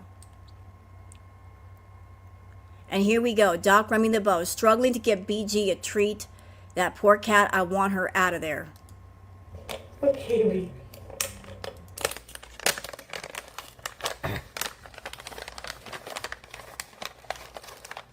Okay, baby. Here, baby. Here. There you go.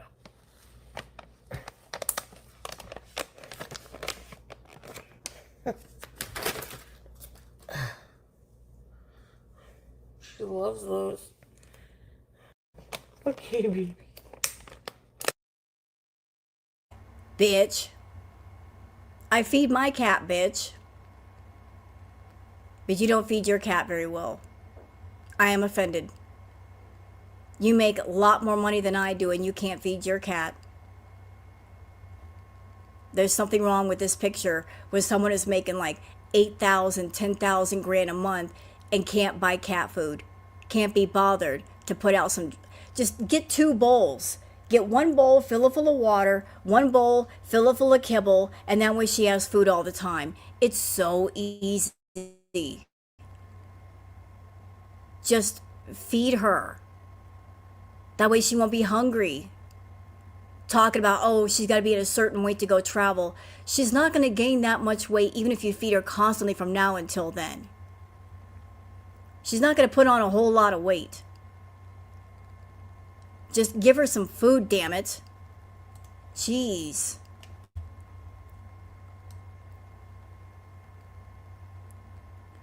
All right. I don't want to see her eating. We already saw that.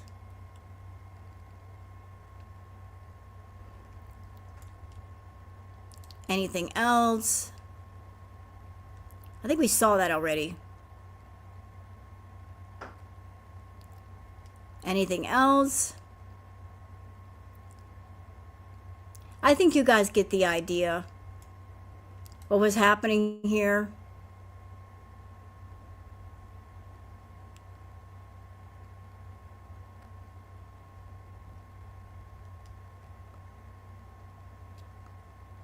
Oh, keeping up with the DoorDashian says, friendly reminder, this was Chantal 2 days before throwing a hijab on and declaring love for Salah, arguing with the VIBs in defense of the married man she shagged the night before.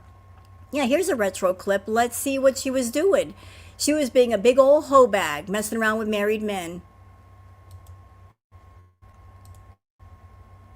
3-year bees are stunned. Holly, I don't think you heard a single word that I just said.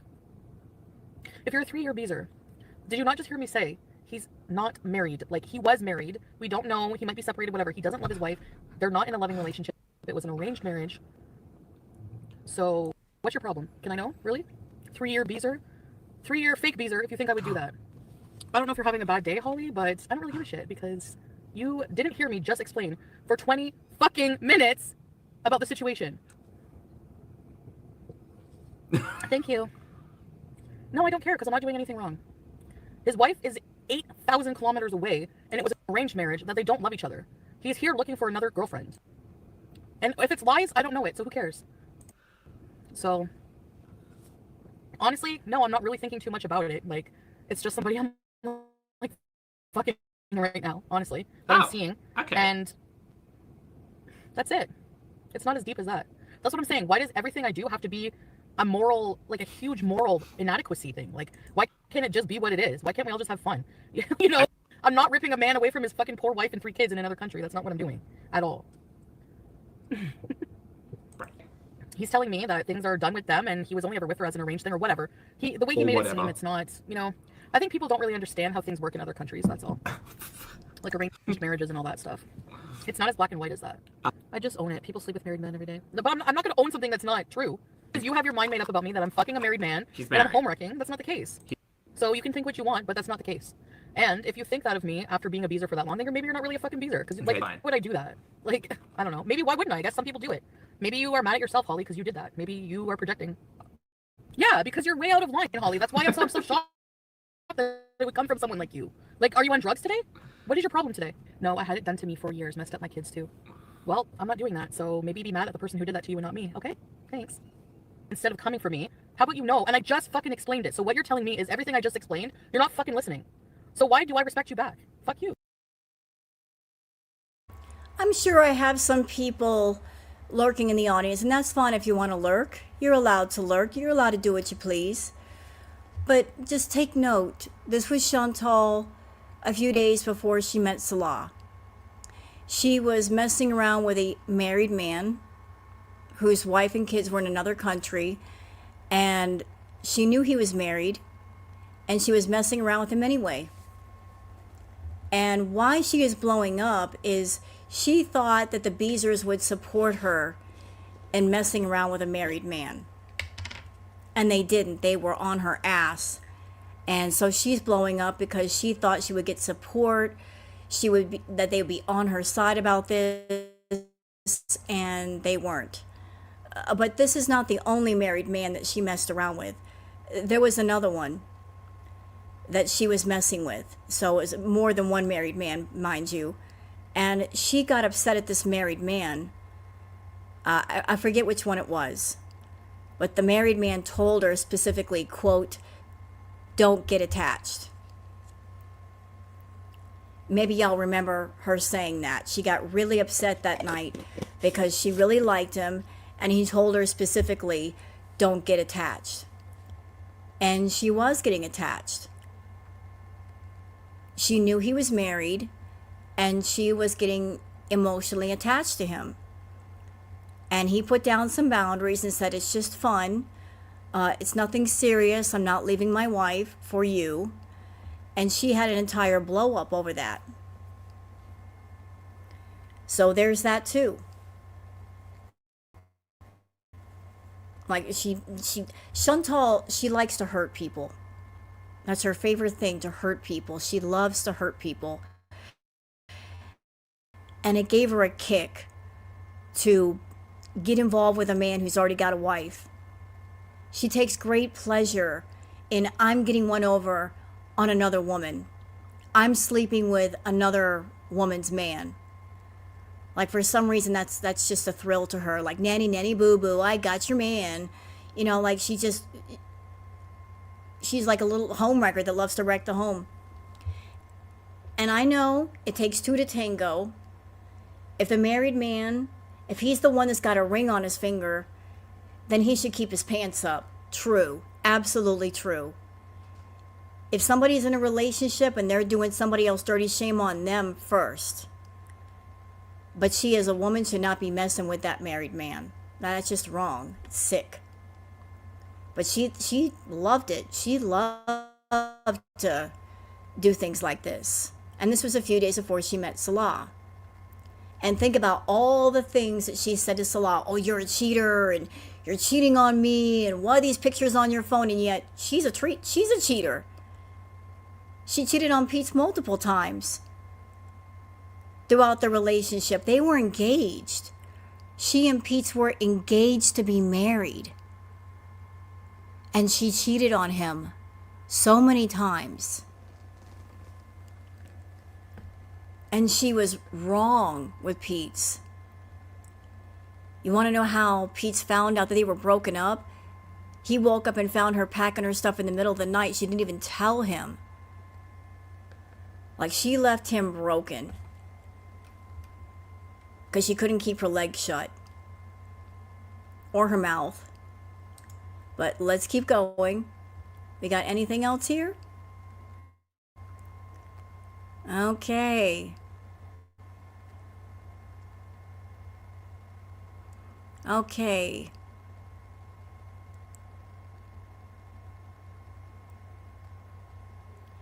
So Doc Remy the Bow says, but wait, there's more food. So poor Shmi says, y'all are watching this woman unalive herself. She is huge.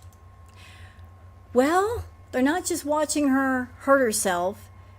They are actively participating in her possible demise. Not everybody. Not all the Beezers. Some of them, no. They're actively participating in helping her harm her health, doing the self-harm behavior. Anymore watching Chantal, we're watching a snuff film in very slow motion. If we're going to be honest. It's a snuff film in slow motion. Little by little by little. And some people over there really get off on that. That really makes them happy. And they can sit there and say, well, I'm just showing support. There are all kinds of healthy ways to support an addict. An unhealthy way is giving them money and buying them their rug of choice. So they're doing it in very unhealthy ways that promote her bad health versus her good health.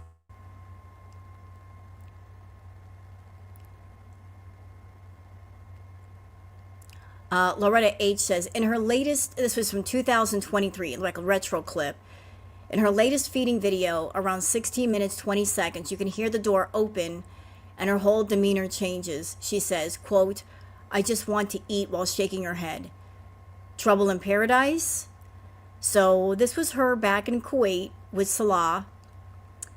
And why am I playing this clip? Because if she happens to see Salah again, this is what he's going to have to deal with, maybe worse. So let's play the clip.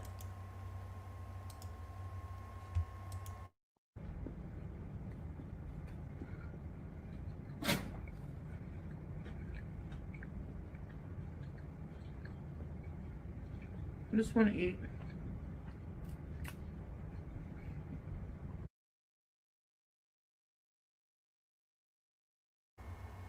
So this was you in Kuwait. And this is going to be your attitude when you go to Syria. If he tries to help you get healthy or deny you food, this is what you're going to say. I just want to eat. Look at all that I've done for you. You want my money? You want to keep getting my money? Then go get me some food. I don't care what's going on outside. I don't care if there are fireworks and nice men with the pew-pews. Go get me some food. That's what's going to happen. But I don't think she's going to make it that far, honestly. But if she did, this is what would happen. And you know what, Chantal? I'm going to be the bitch in the room and say it. Salah has all the power right now. You do realize that, right? He's got all the power. 100%. Your desperation is an all-time high. You want to go to Syria so bad. You want to see him again so bad. You want to escape from Canada so bad that he could do anything he wants. Anything. If he wants to talk to 100 women right in front of you, what are you going to say? What are you going to say? You're going to say no? You're going to cancel the trip? No, you're not. If you go to Syria and he brings 100 women to the house where you're staying and puts them all in his bed, what's she going to do? Nothing. There's nothing you can do. What are you going to do? You're going to blow up? You're going to throw something? You're going to threaten to go back to Canada? You know what he's going to say to you? Oh, you're leaving? Well, how are you going to leave? How are you going to get to the airport? There's no embassy here. You don't have a car. You don't know where you are. You don't know the language. You need my help. He's going to have all the power. All of it. He's got it right now. He'll have even more if you go over there. You'll be under his control. All of it. And there's going to be nothing that you can say to him that will threaten him. I'm going to go back to Canada. Go back to what? You don't even have a home anymore. You can't go stay at your mom's house. You can't go stay with Peeps. So if you went back to Canada, if you found a plane, if you found a flight, if the flights were going out, once you got home to Canada, where are you going to go from there? Huh? And with what money are you going to get there? If you're in Syria and you can't stream and you're broke, how are you going to get home? Do you think the beaters will get you out of that mess? I don't think they will. He's got all the power. To flirt in front of you, to mess with women in front of you. You gave him all the power through your desperation. You are a desperate woman indeed, looking for a way out of the mess that you created. He's got full power. And I bet he wants you to come over. Did you notice that he's asking you to bring all your money? Girl, you don't see the red flags? He's asking you to bring all your money, draw it out of the bank account.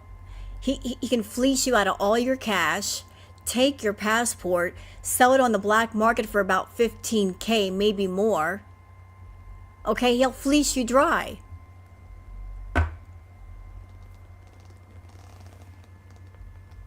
Did it ever occur to you this whole thing could be a revenge game? That he might want revenge for Kuwait and you blowing up his life in Kuwait.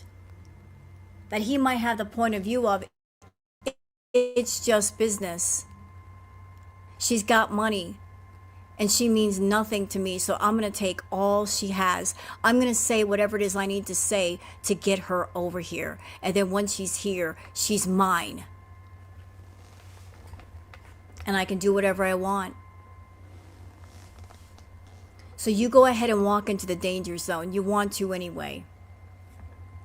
You go ahead. He don't like you. his family don't like you, and maybe people in his family are telling him, take this bitch for all she's got. We deserve it. For all the humiliation and embarrassment on the family name, take her shit. Clean her clock, get her cash, sell her passport. It'll be good for the family. Do it. Do it.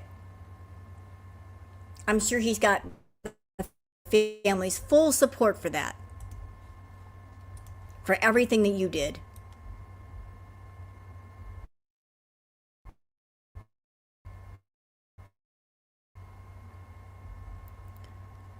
Anything else here? More edibles.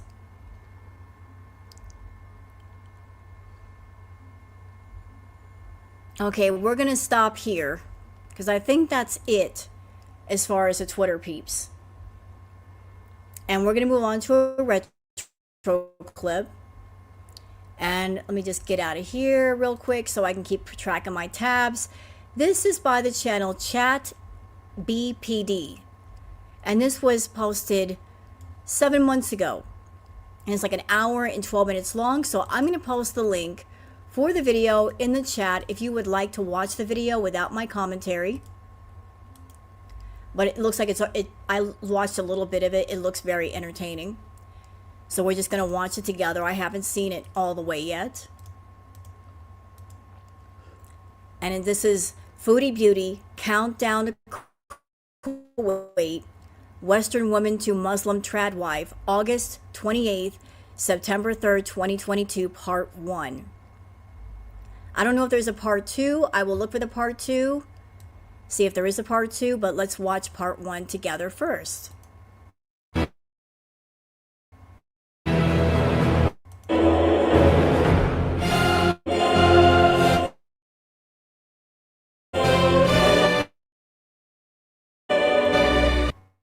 Oh, music.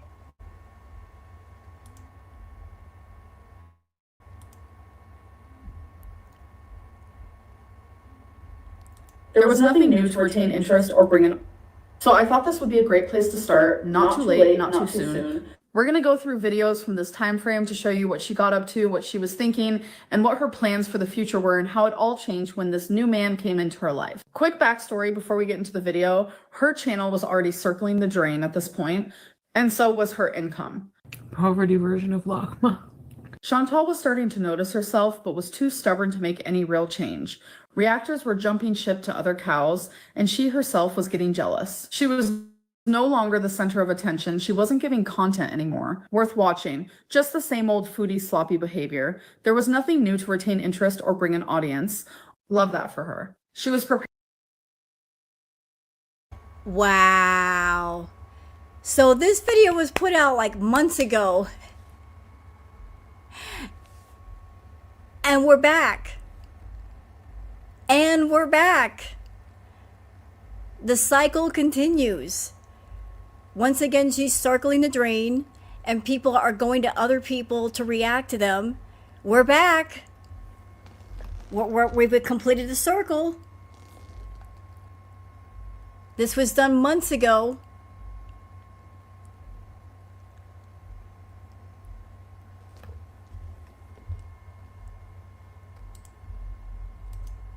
Preparing for a move with Peeps, as around this time it is suspected, but not confirmed, that she was getting evicted from the luxury villa. She had just canceled a trip to Turkey. She was meeting with any stranger on Tinder who gave her attention, turning a random desperate hookup into a whole story of love. People were growing tired of the constant lies and refusal to change. Nader was mostly out of the picture, and she was doing anything to regain his attention to convince him he is missing out, telling us she's so unbothered, yet using every opportunity she can to talk about him and Dee. You want the hot sauce, Nader? These last Canada videos at the villa are the final glimpse of Foodie, who she truly is, something that is lost today. Salah had come into her life around the start of October. This Y'all look at that profile. Look at that profile. He claimed to be 29 years old, a sales supervisor at Business Owner. So all the way back then, claiming to be a business owner.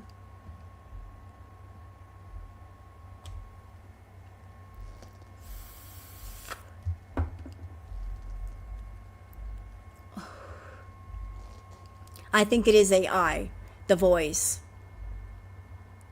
So he claimed to be 29 years old. But even then, he was claiming to be a business owner.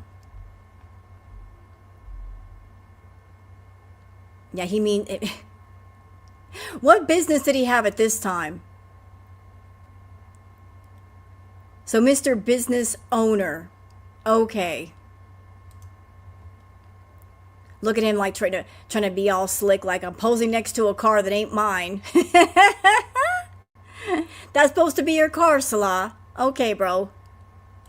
This was the biggest news we had in a long time. It was not what people were expecting to hear, but people weren't totally surprised either. Only until she made it to Kuwait did people really start to lose their shit and become worried. The hijab went on, and in a matter of hours, she was acting like a totally different person. She spent 3 years in Kuwait, admittedly in a fairly interesting place, but she made it seem like an empty wasteland, not even worth going outside for. It rotted out her brain and body, the point where today she is hardly the person she once was. She is fatter, she is older, she can barely move, her true personality has evaporated. And I think that is just like the perfect karma, you guys. The worst part of all, she did this out of spite to get back at us, at Nodder, at actors, but to show for being with a man who gets off on Christian white women, treating his woman as a slave, and wanting to literally shit on them too. But she is too vanilla, you guys. She would never. Gross. The Lakma Fairy. This was the Lakma Fairy. We remember this night. The Lakma Fairy, one of her feeders sent her like some chocolate Lakmas, and she was just being nasty with the Lakmas. Gross with the Lakmas. Chocolate sauce everywhere. Being messy. It was nasty. Absolutely nasty. Like, she is a walking double-gutted septic tank and wasn't even worthy enough to be shit on by her loving husband with a scat fetish. And that's like so cute, you guys. Oh my god. But anyway, so now you know. I've been talking for too long. I should stick to the script. My time is like money, honey. On with the video. I have a DoorDash coming in like 20 minutes, so I want this shit over with. We are going to start with a live stream from August 28th, watching her and Peeps get ready for Pride. This was the best bit of content we had for some time during this era, so I figured this will be a great place to start. This is when she was pretending to be bi to suck up to Pete's and his weird ideals. Like, she isn't totally there looking for men, but like, people probably thought she was a drag queen anyway. Because as we all know, eating DD's gray kitty cat once to please a crackhead totally makes you bi. Love that for her.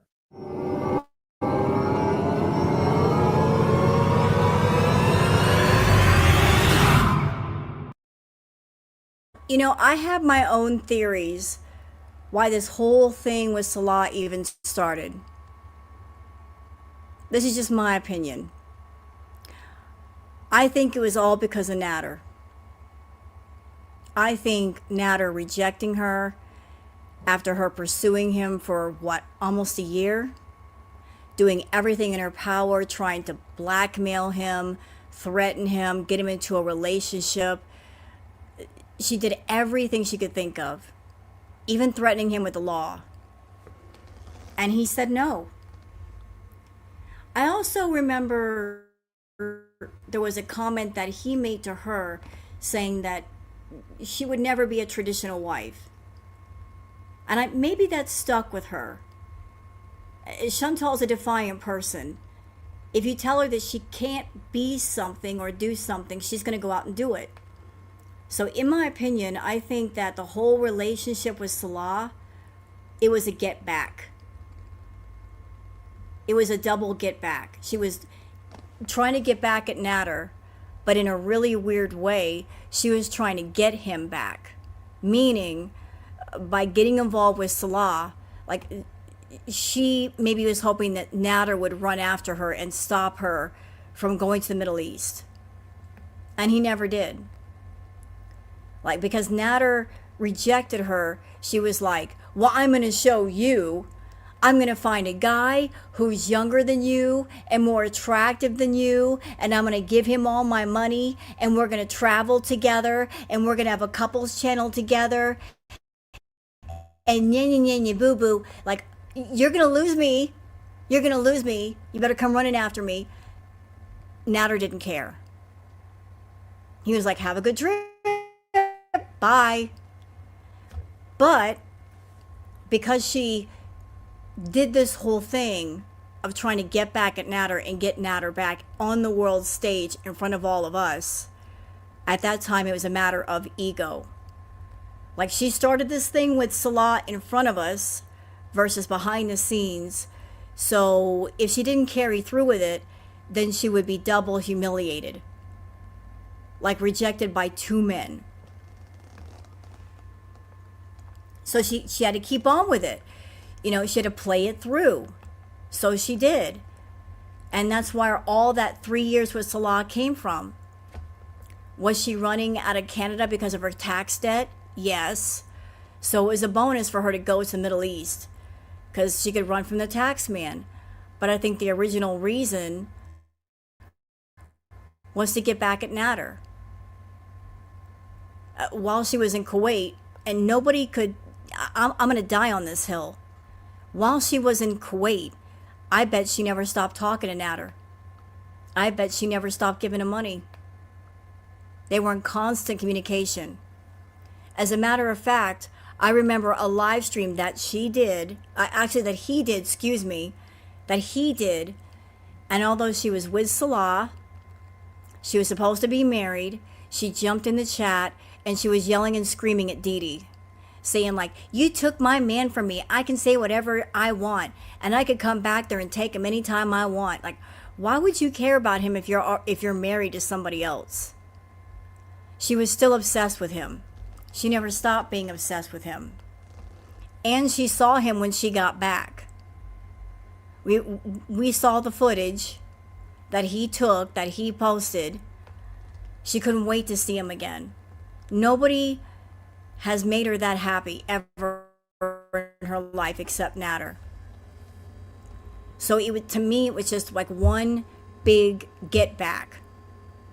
Always looking for a man to run after her, and no man ever has, because she's really not worth running after, to be honest. But and for those that are in the chat saying, look, the AI voice sounding like Amber, I know it sounds like Amber. It's an entertaining video. Let's just put the Amber voice aside. Let's put it aside and watch it for the entertainment value. I don't like Amber's voice either. It annoys me, but it's a great video, so I thought we'd watch. Let's see what else is here.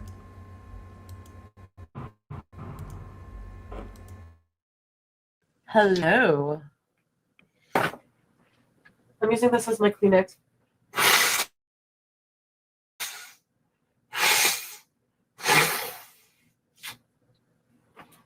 That's what they did in the olden days. I'm gonna let Peeps wear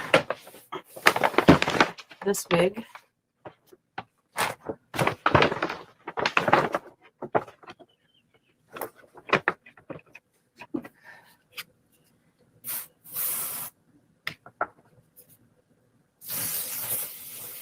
So guess who I heard from today?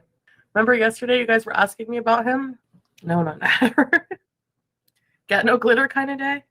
Mr. Coffee Guy. So this is like a first time I've ever been to a pride parade.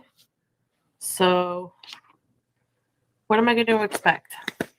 Do they have scooters? I need one. That would be ideal for me.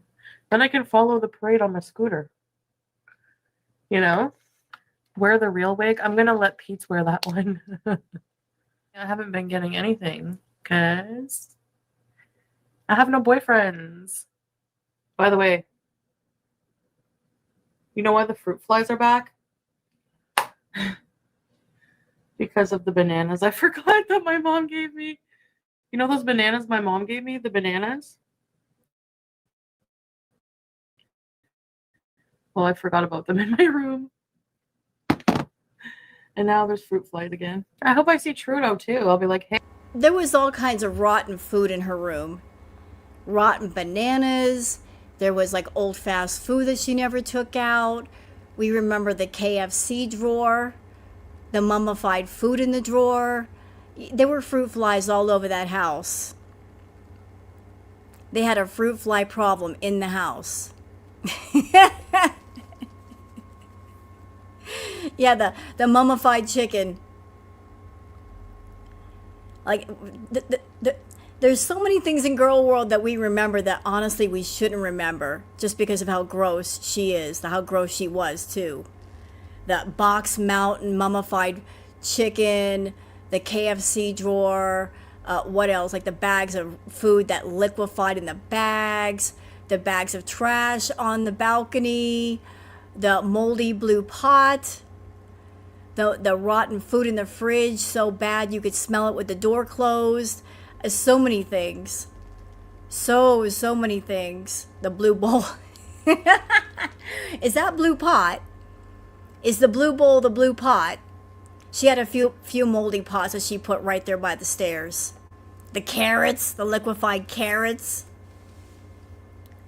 The carrots so rotten they were basically liquid. Ew! Windowsill olives. It was bad, y'all. It was really, really bad. And you know what? If it weren't for the fact that Chantal's in an apartment building and they do the inspections, if it weren't for the fact that she's in an apartment building that does inspections, if she didn't get reported, her apartment would probably look like the villa does right now. You know, thank God the Frontier Apartments is checking on her, or else her house would look like this. Guaranteed you it would. It's only because they come and look and peek that it doesn't look like that. Or if her mom and her sister didn't clean, it would look like that. Hey, you want a new wife? There we go. I think I'm ready. I don't have underwear on though. Free balling. I'm free balling bees. Yeah, so riveting content. Am I right? Here is Pride from Pete's POV minus her slimming filters. Love that for her. All right, so here we are. We're in the car on our way to Ottawa Pride. Chantal coming with me as an ally. Or do you still consider yourself bisexual? I know you're not bi-romantic. You're definitely hetero-romantic. Yeah. I'm just more of an ally today, I think. I don't know. I'm confused. I've had sex with women, but I don't want to be in a romantic relationship. Like I said, bisexual, hetero-romantic. There you go. Yeah, it's more about, you know, If I remember correctly, Chantal, she claimed that she was bisexual. She did this during Pride Week. Specifically during Pride Week. She came online and said that she was coming out. She bought herself a cake. She talked about she wanted to date a woman and take a woman out to dinner. None of that happened. So, like, she claimed to be bisexual. Chantal has been with women before, but I don't think she's bisexual, my opinion. I think she is a female, that she is so desperate for a man that if the only way she can be with a man is if a woman is present, and so she'll do things with a woman, but it's not her preference to be with a woman. So being with a woman for the sake of a man does not make you bisexual, even if you are intimate with them. You're bisexual if you are attracted to other women. Like you're turned on by other women as well as men. But she did all of this during Pride Week. Like she was trying to get the LGBTQ community to come to her channel and support her and view her during Pride Week. So yeah, this happened during Pride Week.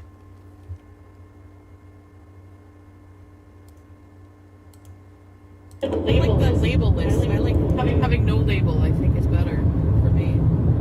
See, that's why the Kinsey scale is too simplistic. Shut the fuck up, Pete's. Like, literally, oh my god, such a loser. Your mommy doesn't care. She probably only came looking for a man, hoping one of these gay guys might swing the other way for a girl with fupa balls. If anything will get this video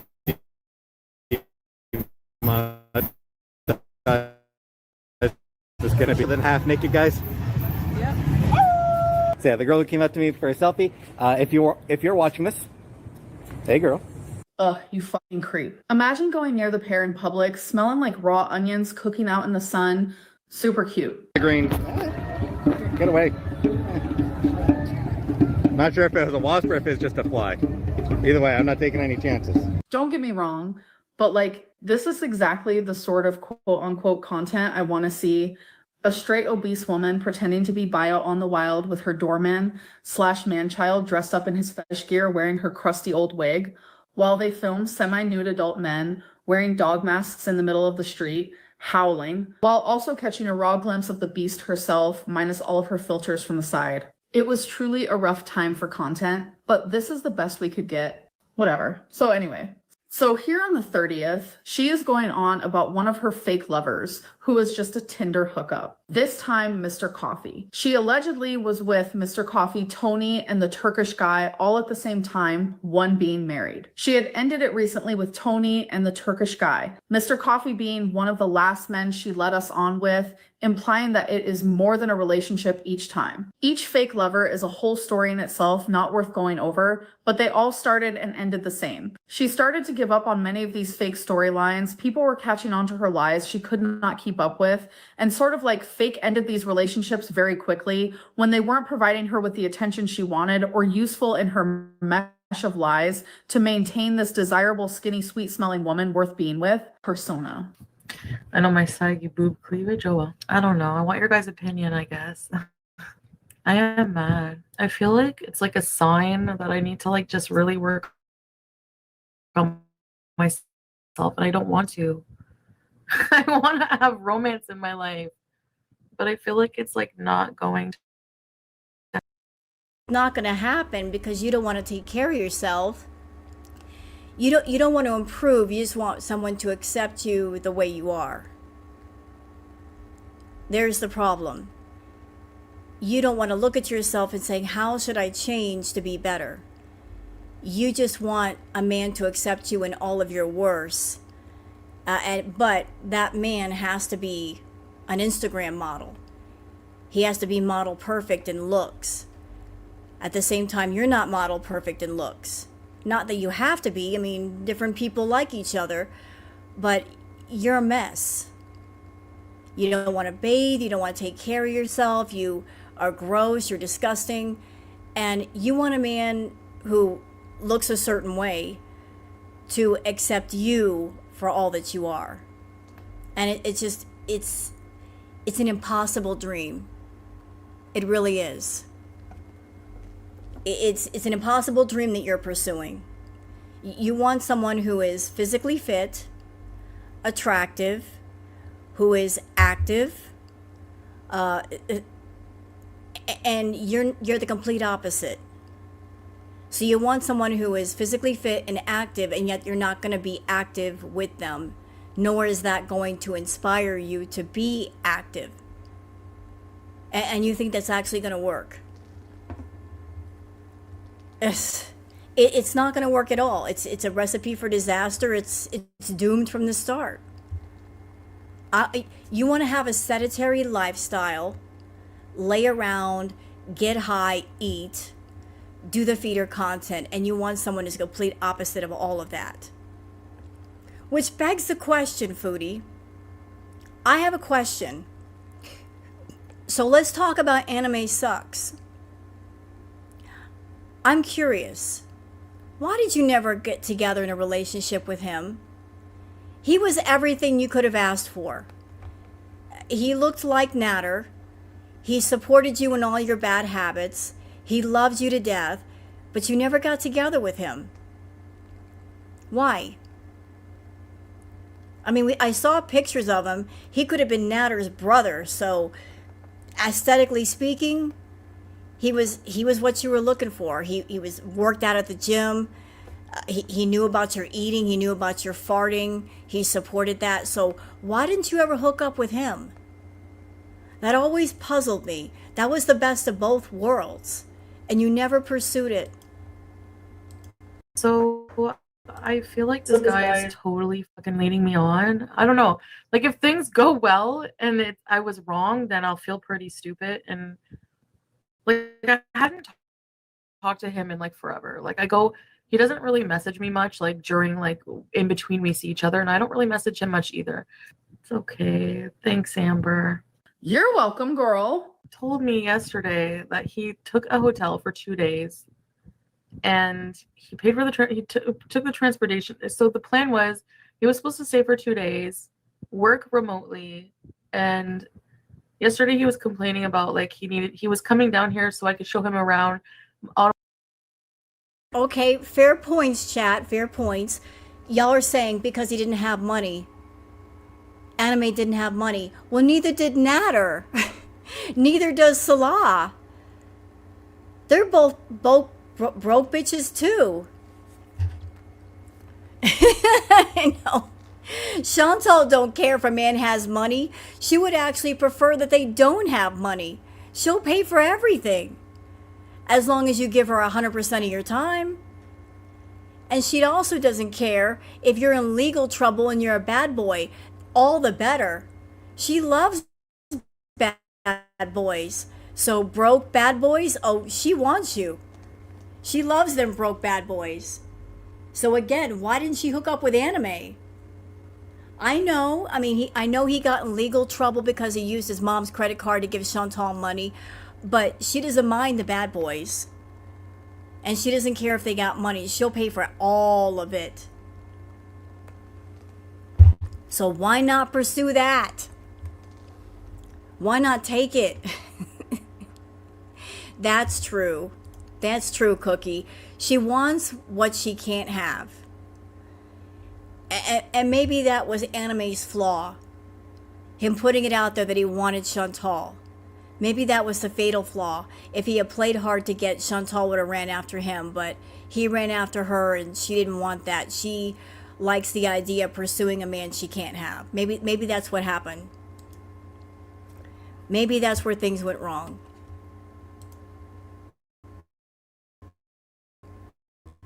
Wine Gatineau because he wants to move here because he needs to find a different job. He's like, so anyway. So then he's like, so I left it that he was going to work today till about 4:30, go see a couple of his friends, and then contact me, and we would go like have a drink or like a coffee or then hang out at the hotel. And he was supposed to spend another night here. So then he told me to message him when I got up. So I did. I messaged him around 12:30, and he took him like maybe half an hour to get back to me. He's like, hi, how are you today? Blah, blah, blah. And then I'm like, okay, so what's the plan? And he repeated what the plan was. He's like, I'm probably going to go see some friends, and then I'll call you. I'm like, okay. And then like maybe an hour later, he messages me all this information that like, he's like, oh, my job found out. They emailed me. They don't want me to work outside of the house, blah, blah, blah. Some kind of like, he wasn't supposed to be outside of the house or something. He didn't read I don't know what he's talking about. He's apparently going to go home and show me the document. I don't know. It just sounds like a bunch of bullshit. You know what I mean? Totally Gurl, you just said it. Bullshit lies. Anyway, she would make up a whole lot of these elaborate stories as to why her fake lovers don't want to see her. Even in her own delusions, her lovers want to avoid her. Like what? If you don't want to see me, you just tell me. That's it. And he's like, why do you think that way? He's like, that's not cool that you would think that. He's like, when I get home, I'll show you the document.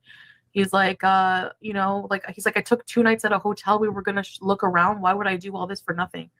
And I was like, bye. I'm like, you told me that your job, is he wearing an ankle? No, but I'm like, you told me you were allowed to go elsewhere for your job. He doesn't have a vehicle. He has another like Moroccan guy living with him. That's why. A friend he's helping out, and there's not much privacy in Montreal. So he's trying to find I don't know. Like one minute I feel like he wants to be like saying he wants to move down here and like come and look for places and everything, and then like the next minute he's like running off back to Montreal. Like before, I'm like, if you really, I'm like, so if you wanted to see me, you would have seen me before your bus come. He's like, well, I still haven't left yet, but that's, you know, he's like, but anyways, I won't bother you. There seems to be a pattern here. They say how things start is how things end. I think Chantal, whenever she gets with a guy, she tries to lay down the groundwork early about dominating that man. Like she wants to be in control. So she gets started really early with establishing that control. Like she meets a man and immediately she wants to put that collar and leash on. And that leash is going to be really short. Like, if you're my man and you're interested in me, you've got to be there for me all the time. If I call, you better pick up that phone. I don't care what you got going on. I don't care if you're running to the emergency room for something. You better pick up that damn phone or I'm going to feel disrespected. There's no room for error here. Like, you miss a phone call or a text or a voicemail, she's going to immediately assume that you're disrespecting her. If you have a social life or a family, disrespectful.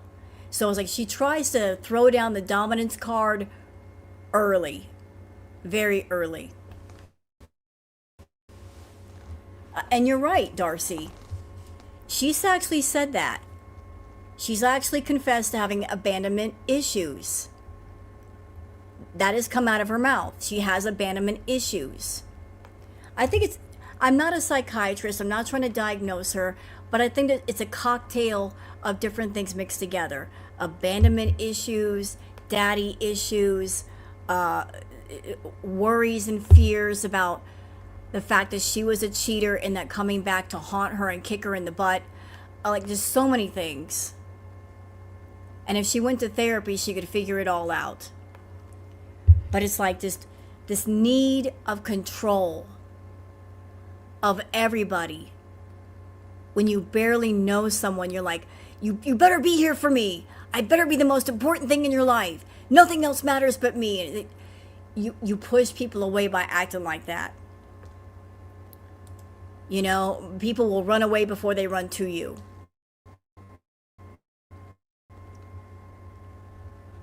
You know, she wonders why everybody runs away. It's because she does this crap early. And it's a turnoff. Anymore. I was like, wow, okay. Like, fuck you then. Holy shit. Holy fuck. Are you kidding?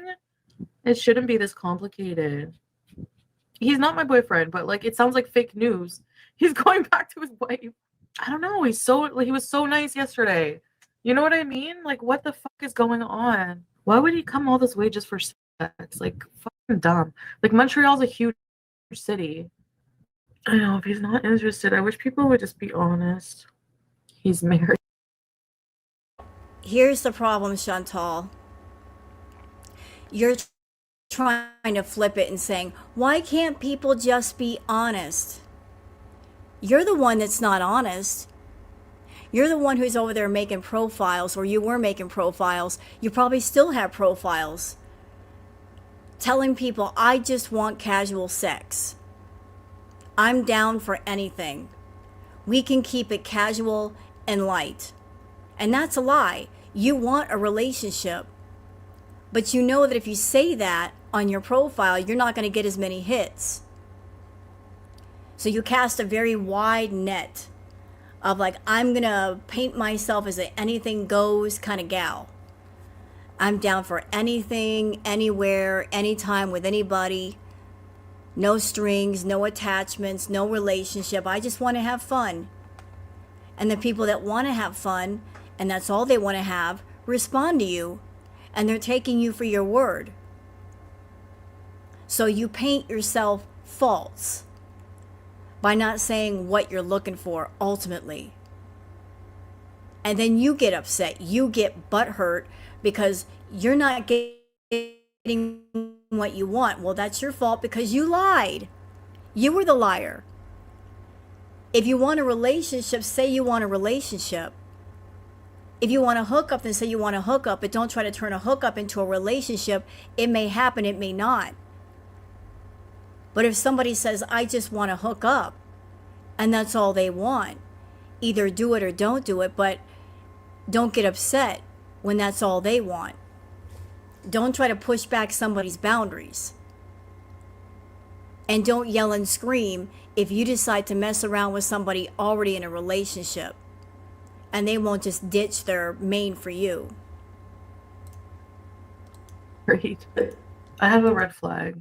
I don't like his excuses.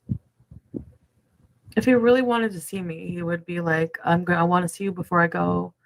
I feel like he just completely fucking flips switch. I don't know. It's so fucking weird. I'm just done with it.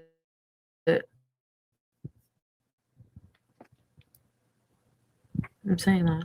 Goodbye. Delete. Bye. See ya. I said I'm done. Bye. I wrote, wow, I'm done. Bye. I fucking deleted him. I don't have time for this shit. I don't have time for your games. I don't have time for any of this crap. You deserve better than these fly-by-night sort of men. Fucking right I do. Screw them all. I'm tired of their shit. I feel bad for them. They have to work. I'm going to be a bitch right now. No, you don't deserve more than just a fly-by-night kind of men. You don't. You don't deserve more than that. You don't. You don't deserve a relationship. It is not an obligation that somebody has to give to you. Understand that. Men do not owe you a relationship. They don't owe you real feelings. You can't force it out of them. Although you seem to think you can. That's the problem. You think that you can push back boundaries and be a forcer and punch a hole through a wall that's right in front of you. If they want to be with you, they'll be with you.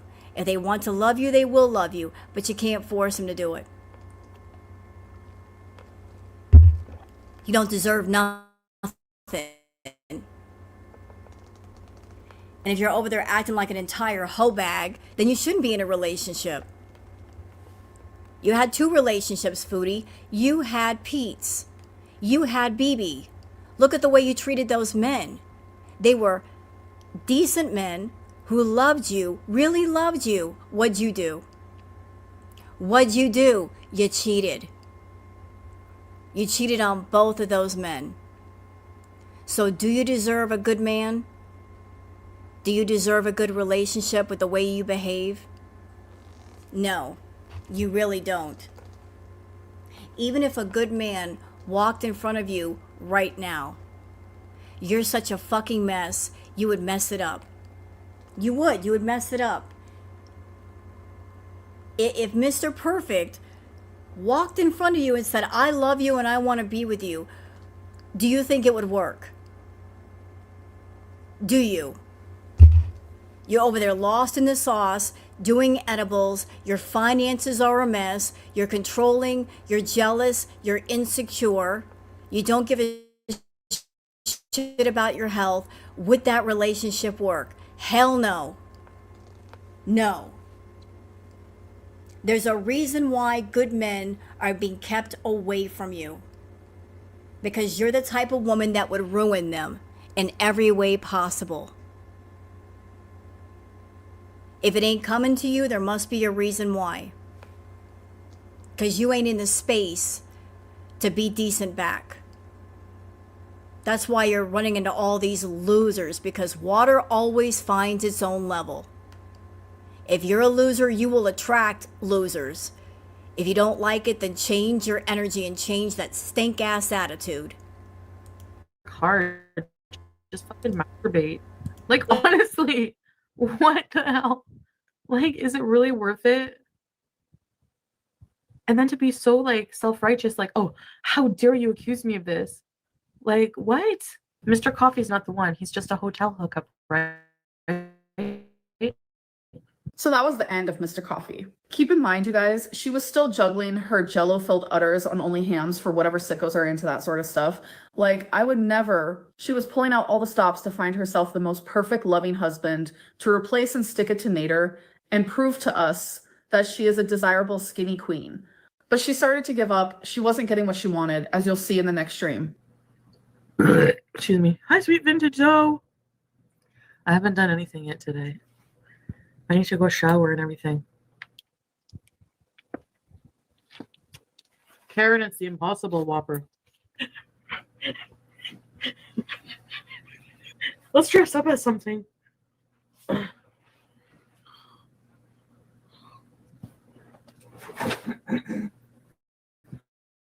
Oh. How to do laundry? Look at my head. I don't think there's anything safe in here to wear because I think I blew my nose on it. Interesting question from Olive. Where would she be if she hadn't met Salah or gone to Kuwait? Just a thought. Answer, she would have found somebody else to attach herself to. If not Salah, then somebody else. Chantal has to be in a relationship with somebody. She can't be by herself. She doesn't know how. She doesn't know how to do alone well. She can't stand her own company. So she has to have a man to distract her from how much she hates her own company. So if it hadn't been Salah, it would have been somebody else, in my opinion. She wouldn't have just done what she needed to do and take care of herself and gotten herself straight. It would have been another man somewhere and making his life hell.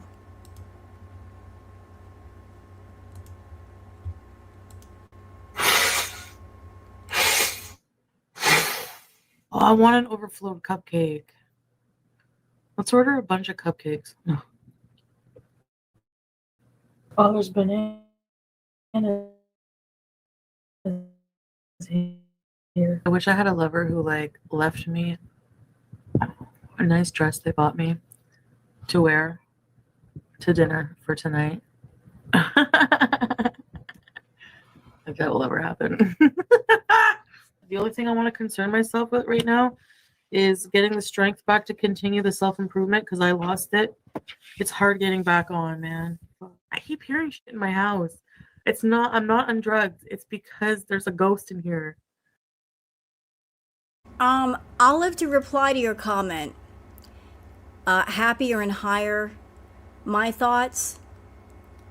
Some people get happy when they're high. I don't think Chantal truly gets happy when she's high. I think she gets high to distract herself from the fact that she's not happy. She's avoiding the unhappiness in her life. She doesn't want to look at it. She doesn't want to address it. She doesn't want to fix what's wrong. So she runs from it by any means possible. So like even tonight with her being extremely high, even though she looked happy, she's not happy.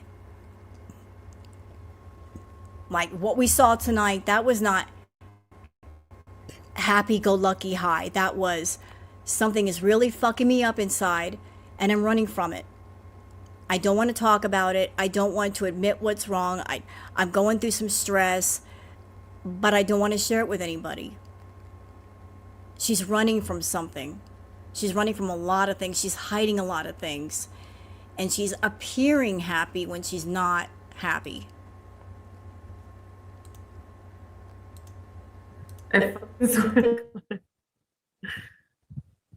These are nice fall nails.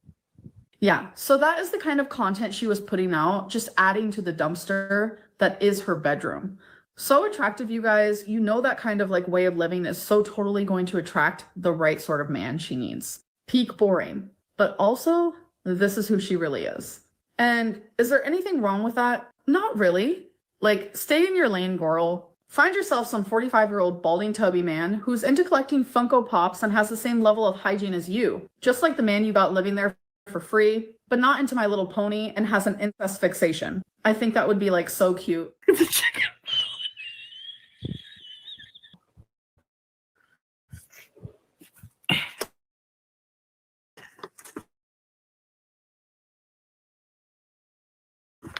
going in the garbage, the chicken bone. Cute. Here she is on the next day. Uchinabukois. He bought me food. Big deal. You let me down once. Okay. You let me down twice. No. No and no. I thought he was so great too. I didn't expect him to act like this last minute. Why am I responsible to tell Nader to stop doing things or do things? I have no connection with that fucking guy. Period. She cannot get over Nader. She was 100% behind the scenes trying to get in contact with him to restart the relationship. Love that for her. Stay mad.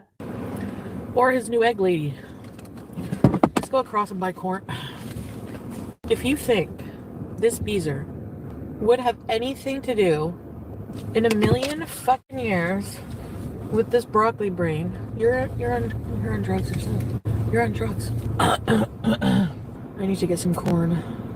I want to make corn chowder.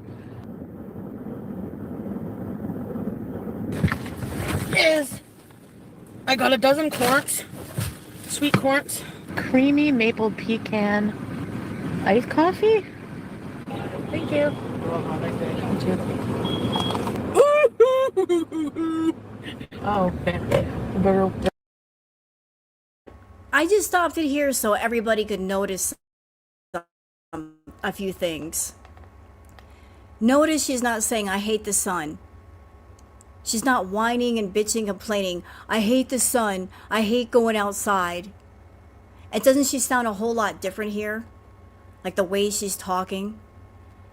She's able to put complete sentences together and complete thoughts together versus now. Like what a difference a few years can make. And a whole lot of food and a whole lot of rugs. Like this version of Chantal is different than the one we see now. This was her like 150 pounds ago.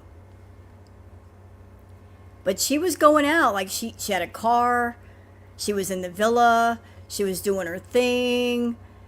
She was still halfway alive.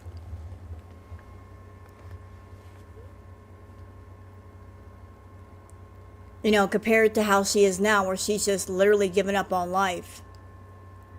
Like that's what her energy says to me now. I give up. I quit.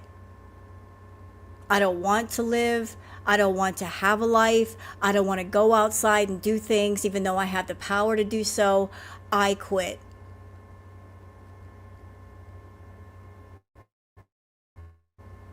That's what her energy says to me. I quit. I give up. I'm done. She's so done that she wants someone else to just take over and do everything for her. She's not interested in living at all. She's not interested in life. She's interested in somebody taking care of her body for however long it's still here.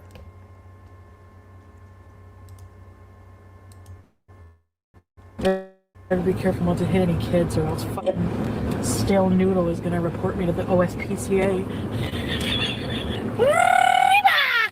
She got home and went live. Here you can see her numbing her feelings the only way she knows how. Beezing so hard, you guys. It was gross. Anyways, Mr. Coffee is the one who went,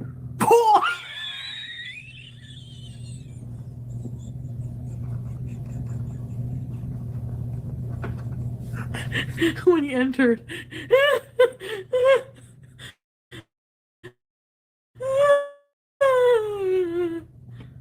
Are you hungry?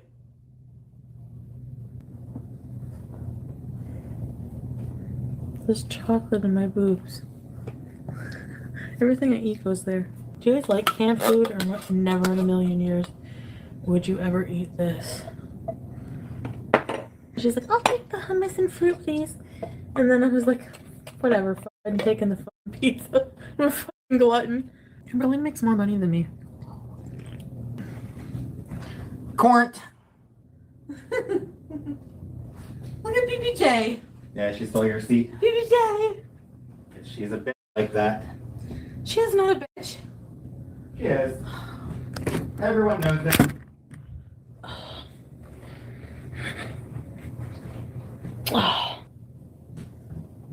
Thank you very much, Tess. How was the court? It's good, thanks.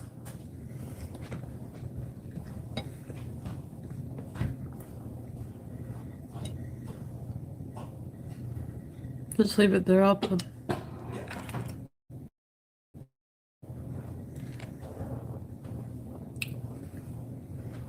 I have a bite, literally a bite left, and I can't. That's fine. If I do, I'll barf and die. Leave a bite for politeness. Is that a thing? I think in some places, yeah, it's like it's polite to leave a laugh. Oh, I see. I didn't see it there. I suspect a lot of the cultures that are like keep feeding you until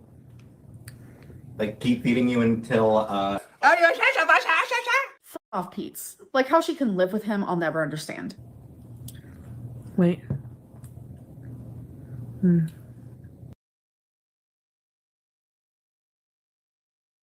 That's a lovely face to pause on. Take your screenshots here.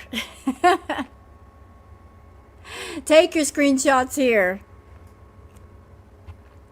The audio sucks? Why does the audio suck? I'm turning off my microphone so there's no echo. Like there was a huge echo before and I turned off my microphone. I don't know why you're saying the audio sucks. There should be no echo at all. The audio is good for you. I'm doing the best I can. I'm very sorry. I apologize if the audio is not great. But like maybe I'm not. You know what? I think I know what's going on. You know what? I apologize. You know what? It's my fault. It's my fault. It's my bad. I've not been like pushing the hotkey to cut off the microphone. I apologize. I forgot about that part. I was slacking tonight. I apologize. That's all. That's my bad. I'm sorry. I'll fix it. But for those who are wondering what she's eating, what kind of a witch am I? Wiccan. If you're wondering what she's eating, it's marshmallow fluff and chocolate. She dipped pieces of chocolate and put the marshmallow fluff on it, and that's what she's eating right now. You think I should strip?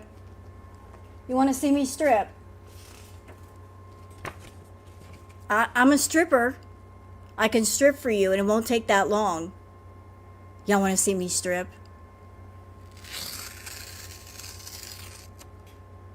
Did you like my act? Want to see it again? Okay, I'll do it real quick. There, that's all you get. That's all the stripping you get. All right, back to the video.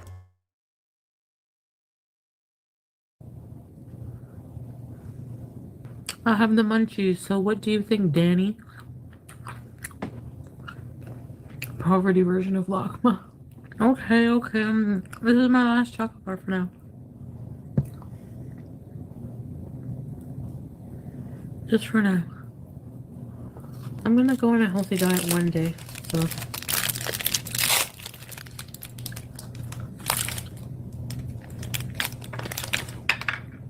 I remember feeling so bad that I freaking had sex with Renee in Cuba. And because of how Nader reacted. And then in finding out that he was screwing everything that moved, I'm so mortified.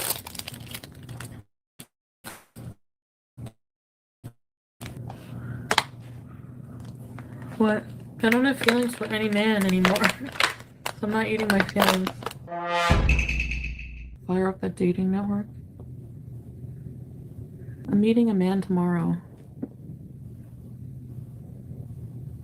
Oh my god, Fluffernutter. Everyone's fucking boring. So the drama is that Amber Lynn broke her cankle or whatever. Who fucking cares? What else is there going on? Ugh, how dare she? It is called an ankle. So rude. Anyway, this is what I had to say at the time. Yes, queen, let's body shame like the classy queen you are, even though you preach about it constantly. Calling my ankle a kinkle isn't going to make you any skinnier. You aren't better than me just because you weigh less. Remember that for the next time you want to body shame someone. She is just like so totally jealous of me that like my ankle was getting more attention than her lies. Love that for her. So what if I'm only like 10 pounds heavier than her? Who freaking cares? She don't have a ledge like I do. Just them saggy ass titties. So anyway. Is this gross? Because I'll stop.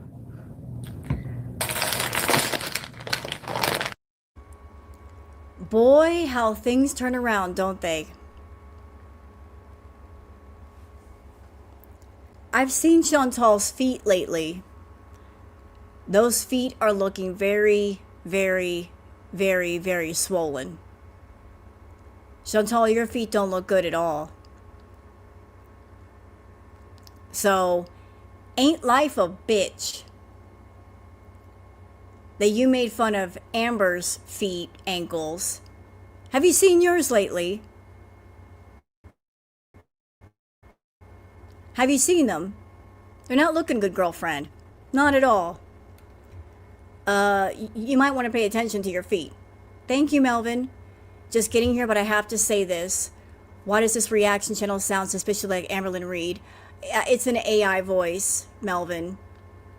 I don't think it's the real Amber. I don't think Amber would sit down and do a reaction to Foodie. I think somebody got her voice and put it through AI. It's AI Amber.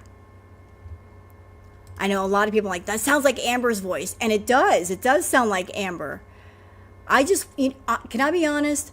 I watched the first few seconds of this. I was looking for a good retro react. And I saw how snarky this was.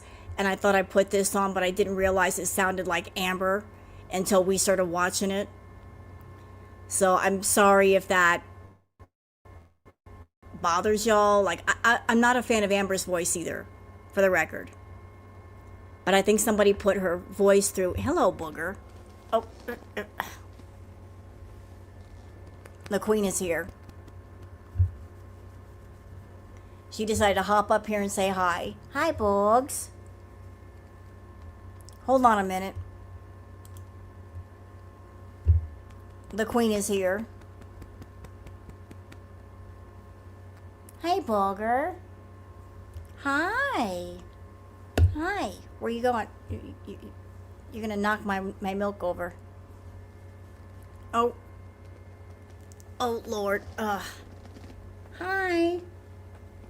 What are you doing with that little face? With that little face. Thank you, Yellow Moon, for the gifted memberships. Thank you. Thank you so much. I'm trying to do two things at once. Boogers. Hi, Booger. You got the little face.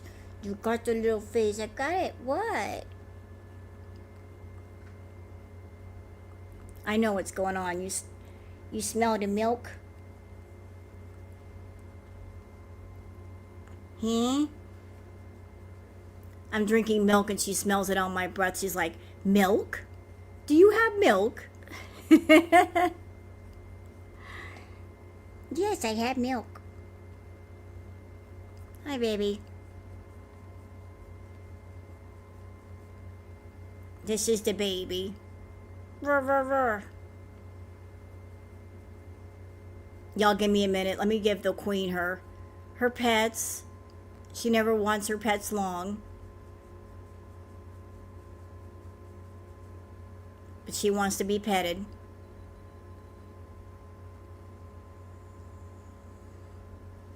What, baby?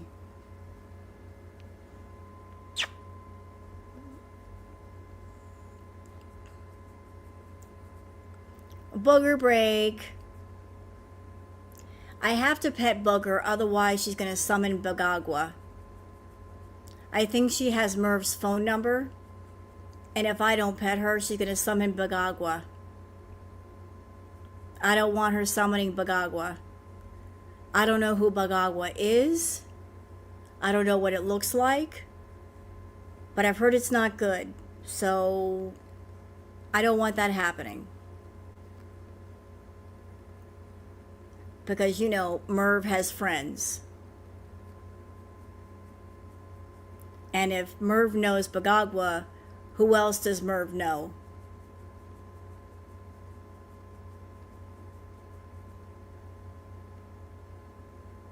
She is a well-fed cat. Directly behind me, she's got her kibble, which stays out all day, and her moist food. So she's very well fed. Unlike poor little BG. And the face.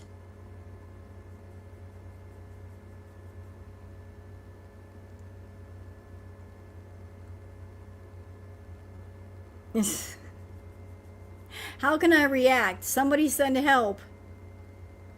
My cat's getting very, very comfortable. Why am I not screaming at her? Because I don't scream at my baby girl. Cats don't like loud noises. They like quiet.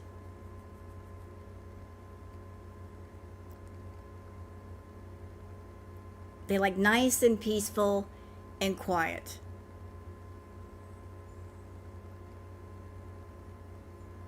See? BG is scared of her. I'm actually scared for BG being with her right now. I wasn't kidding.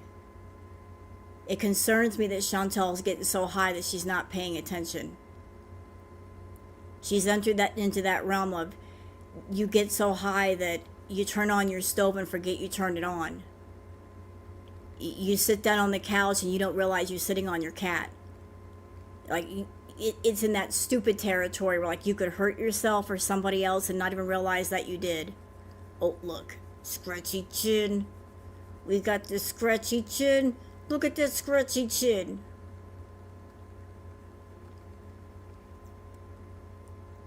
No, she's not being cared for correctly.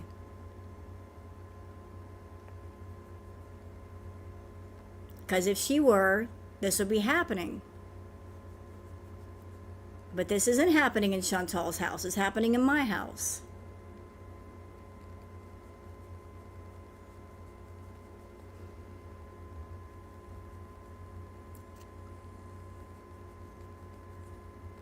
Yeah, she's the Phila fake girlfriend. Oh. You want up? There you go. You can get up. Okay. Booger break over. You want down? It's okay. You can get down. All right. Booger break is over. Let's go back to the video. See what else was being said.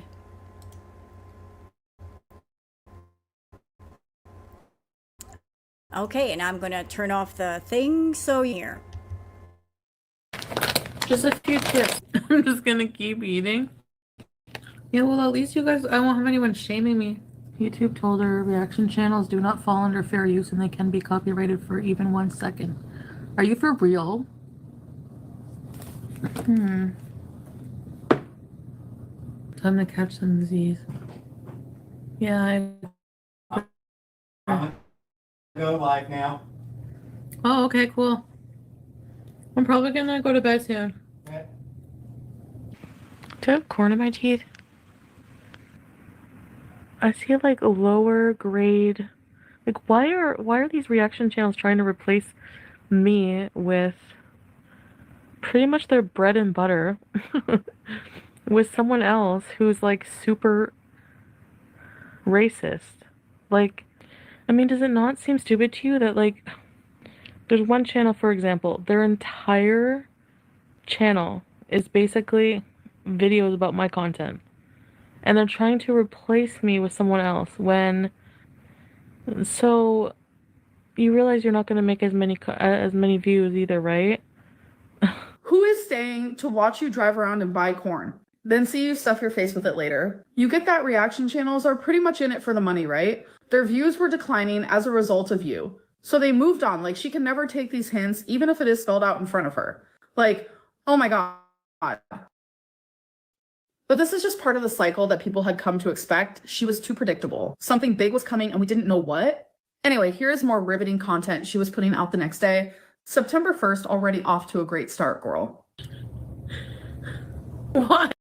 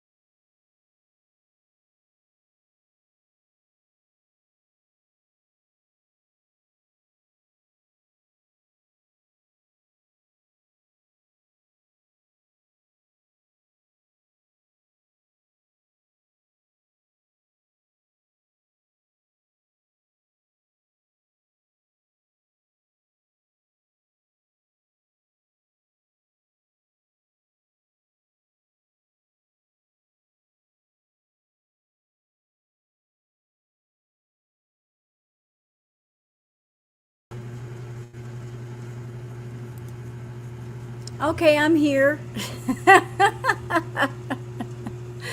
I am so sorry. My internet went out. Apologies. My internet just went out, like it just went gone. Yeah, we have returned. I'm sorry, y'all. The internet went out. Like completely out. I'm like, really? During a live stream? Really? Really? Really? See what happens when I mention Bagagua? I shouldn't have done that. I shouldn't have mentioned Bagagua. You should never mention Bagagua during a live stream. So you guys ready to continue? Again, apologies for that. I'm good. I was like, what the hell, man? It's 11 o'clock on a Sunday. I paid my bill 2 days ago. Don't be cutting off my internet that I pay for, bitch. How dare you? I pay expensive ass internet. You better give me my internet. Bitch. You better not cut off my shit.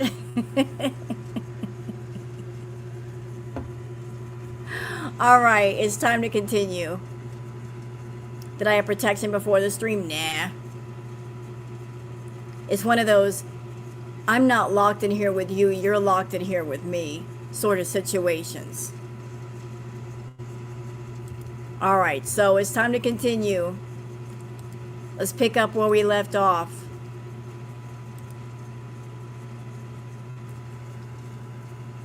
Okay, let me just turn off my stupid microphone. Sorry for the interruption, folks. Let's do this thing.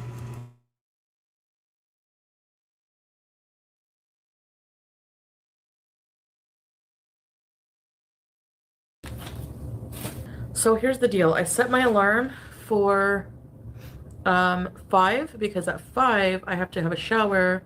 I have 2 possible future husbands on their way here. So I have one from Mexico and one from Beirut. Later tonight, I'm going to put you guys in my purse and we're going to meet the Beirut guy. Are you selling marriage for citizenship? Let's get cleaning so we can trap a man. No, nobody's coming to my house. I'm going to their house tonight. Natter's never made corn chowder. Can't be an excuse. Or maybe we'll have barbecue ribs today.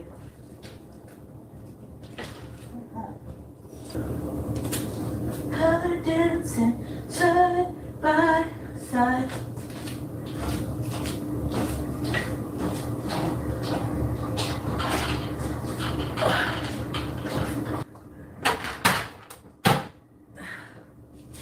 I'm gonna win myself.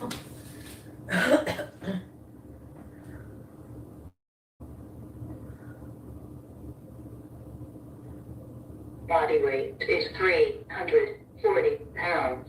Body weight is 340 pounds. So back in the day, the scale was saying 340 pounds. Later on, we found out that she would scale the scale back to about 70 pounds. Pete's exposed her and said the scale was messed up. So it's about 70 pounds off. So if that's true, 340 pounds minus 70 pounds, if you add 70 pounds to 340, that would be, what, 410 pounds during this time? She's trying to say that here she weighed 340 pounds.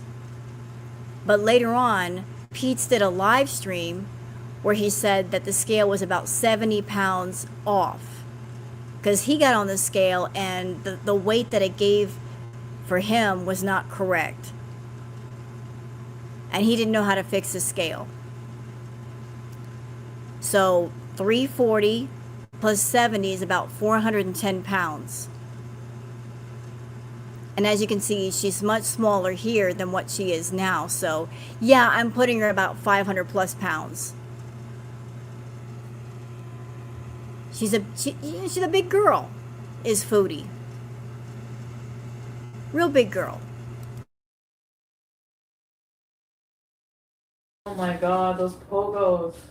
Why don't I hire a cleaning service? You know. Yeah, she was mad because I said cankle and I was fat shaming her. Like, you're fat shaming yourself. I didn't say there was anything wrong with having a cankle. I merely stated that you have a cankle. And that's fine because I have a fupa. I'm not making fun of anybody who has a cankle. What's the big deal? Have a sense of humor about yourself, man. Keep my cankle out of your fucking mouth. The beyond cankle? I mean, who cares anyways? I don't know. Okay, so here's the thing. I guess all these years I was like defending her against fat shaming. But I'm not fat shaming, but she has a right to feel offended as well, to be fair. But I have a right to not give a shit either. She doesn't have a lymphedema. A lot of people literally have no ankle. Yeah, she Yeah, Blexley, and I think she does have lymphedema. I don't know if it's in both legs, but why is she mad over the one comment? Like, people say shit about her every single day.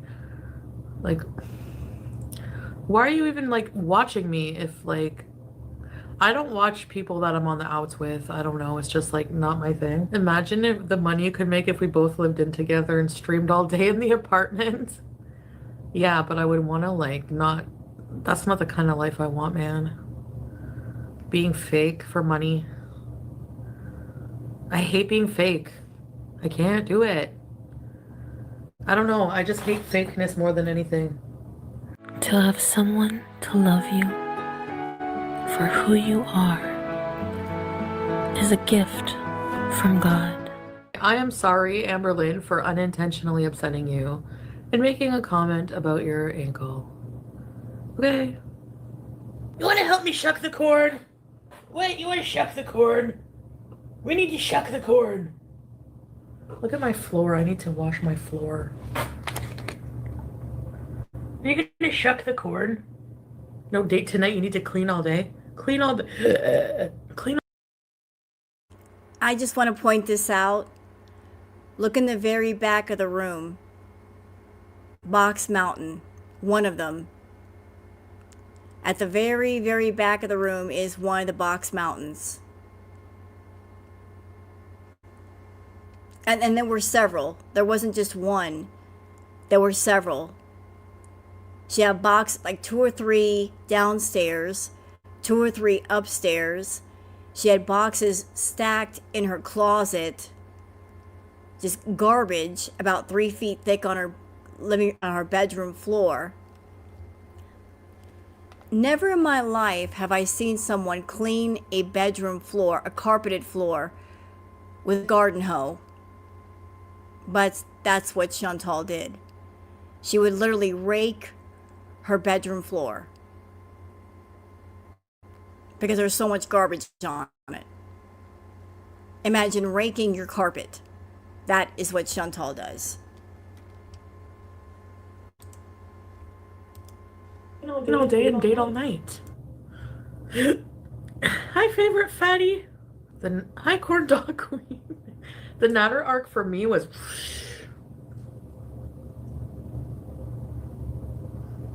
I still can't believe it. I was living in one reality.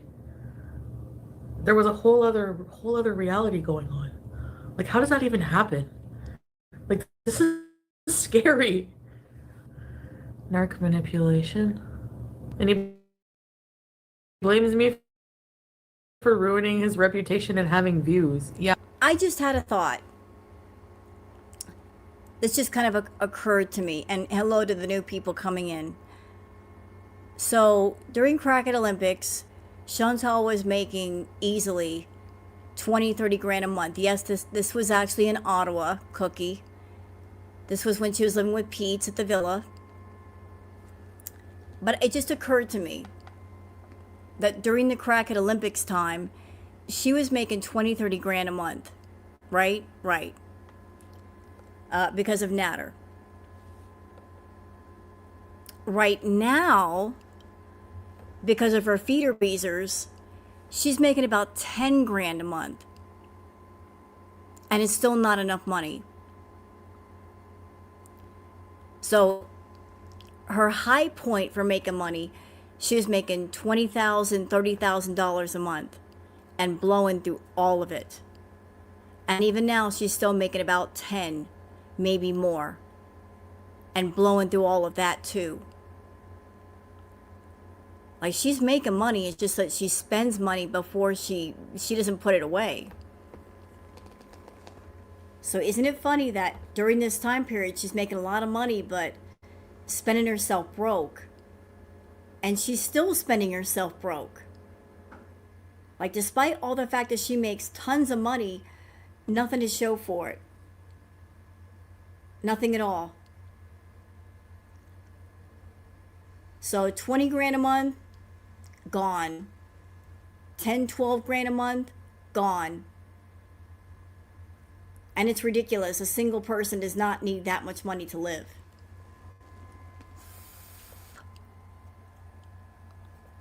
Oh, hold on. I gotta plug this in.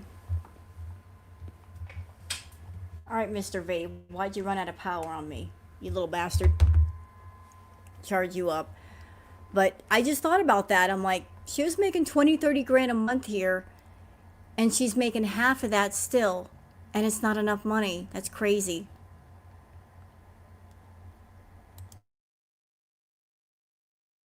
Yeah, well, trust me, it killed my channel a lot too, being with you. No, I don't blame anyone for anything. That's why I'm not complaining. You know, I blame my own self. I gotta clean this fucking hellhole.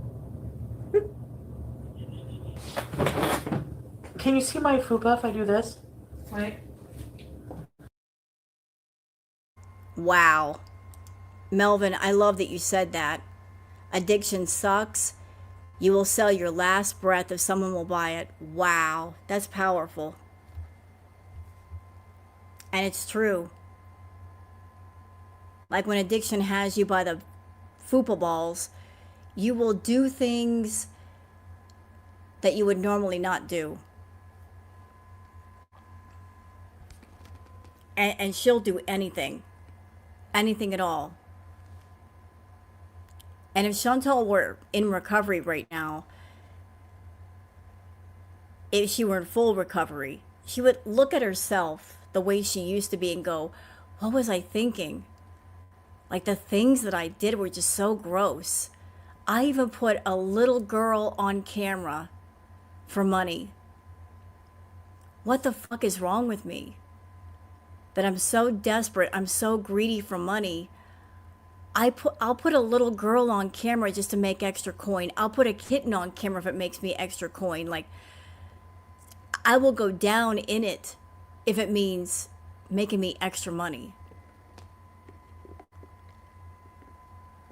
Like, addiction, it does suck. Like, it'll make you do unbelievable things just to make it happy. Unbelievable, sometimes evil, just deplorable things. Things you wouldn't think of doing.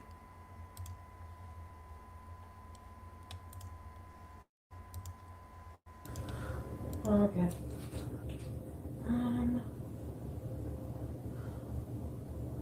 I have a bra on.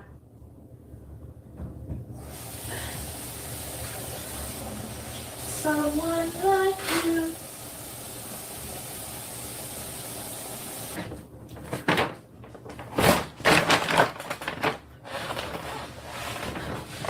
I'm gonna clean out my cupboard before I do the corn. Time to clean all this shit out.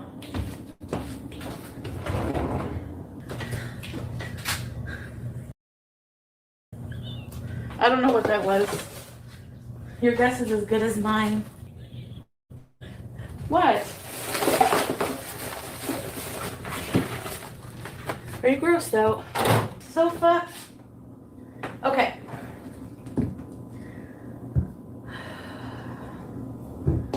Now,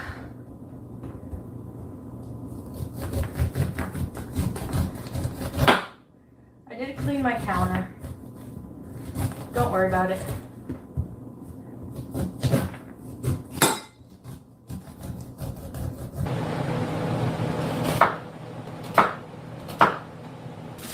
These are the good garbage bags. I bought the no-name ones at Fuse too. Rent is insane here. It is. It is.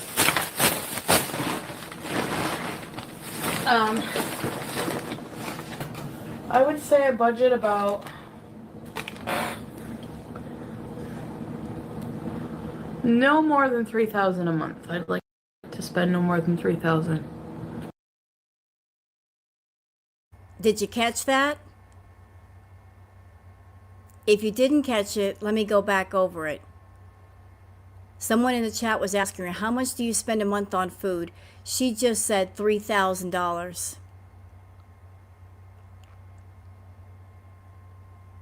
On food. Let's hear that part again, shall we?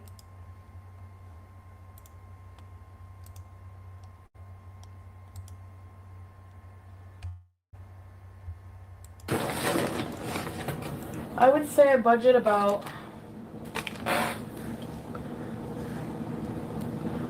no more than $3,000 a month. I'd like to spend no more than $3,000. A bikini as a bra? What are my cards for the day?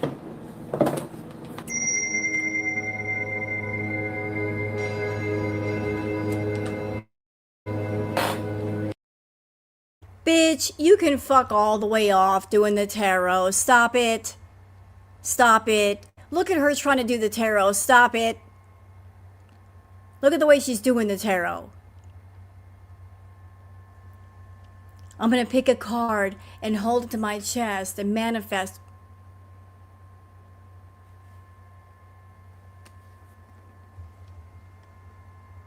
Put them cards down.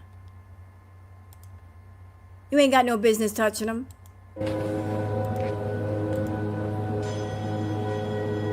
Love. 7 of coins. 7 coins is your current bank balance.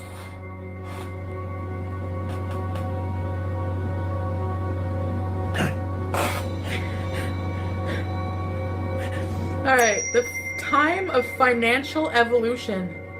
Imagine inviting the light from the universe in and ask that money come to you from unexpected sources. Breathe. Hold this energy for 27 seconds. Repeat as often as necessary. You have attracted money when you intentionally requested it. How can you turn on the money energy effortlessly? You have to intuitively pick which card you want, all right? So, do you want to see the cards? Look at their energy. And don't go by what you see, the first one to catch your eye.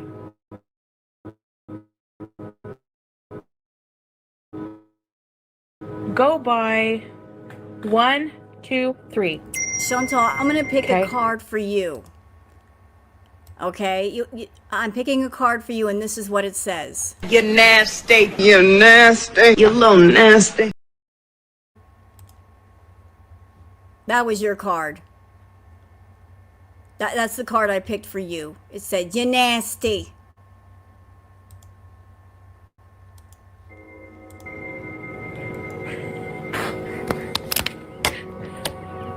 Go by what you feel. Meditate on the cards.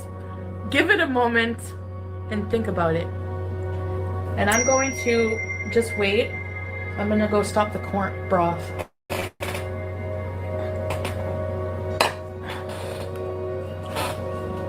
All right. Now, have you guys thought about it? We're going to tell Pete it's a corn stew because he likes stew. He knows it's a chowder. He won't eat it. All right? No, I'll make him some hot dogs. The 3 of Cups. The 3 of Cups, if you pick the 3 of Cups, The women on the card represent celebrating in their own way. The 10 of Cups. Look at this guy, he's hot. The 10 of Cups, someone's getting... Are you fucking joking me right now? She's picking up tarot cards saying, "Oh, he's hot."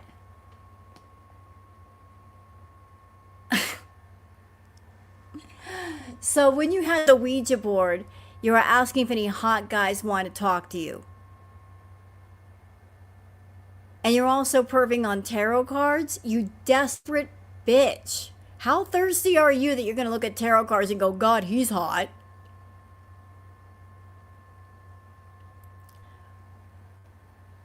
Something for me, even as a tarot reader, and a lot of tarot readers have problems with this, reading cards on yourself is really hard.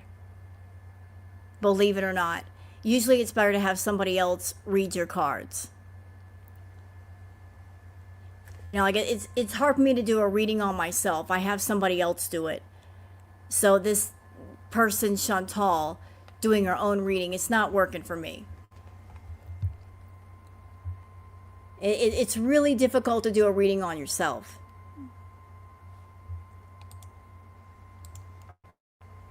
Getting laid tonight. All right, let's see who's getting laid.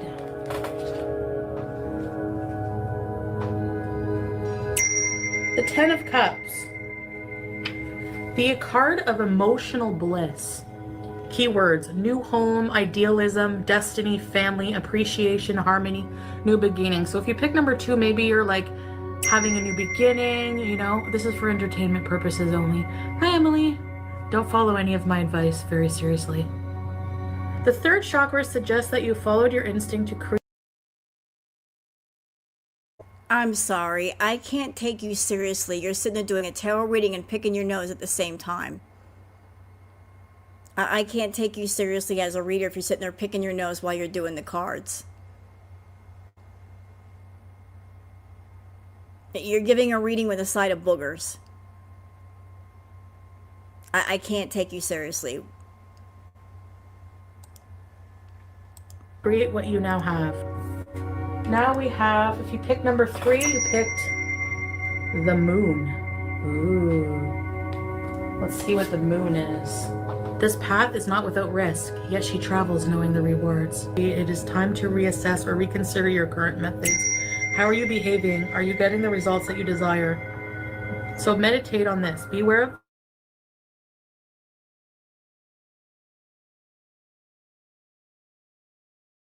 it's not meant to be. To avoid being hurt in the future. Each time you say chakra incorrectly, another beezer falls. Sorry. Chakra? I should get a housekeeper. I'm moving house, but whenever I move into a new place, I might consider getting a regular housekeeper. Like the same lady, you know? What's with the movie? I don't know yet. Like, we haven't... He does help. He just cleans at night. Like, he changed all the litter last night and took out the garbage and stuff. Should we cut the watermelon up right now? Here's all the chocolate. I don't feel like... I ate a lot of junk food yesterday. Hi, sweetie. So I don't really feel like eating all this junk. Do you guys see how different she was when she lived with Peeps versus how she is now?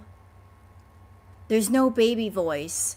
There's no screeching. There's no weird noises. There's no weird phrases. There's no hija. You know, it's just different personality before Salah. Way different, huh? Compared to now, where she does the baby voice all the time and the whining and the weird phrases. And it's something how her personality changes versus on the whoever she's with. Whenever she gets with a guy, she adopts a different personality. Isn't it something? Like she was a different person with BB than she was with Pete, than she was with Natter, than she was with Salah.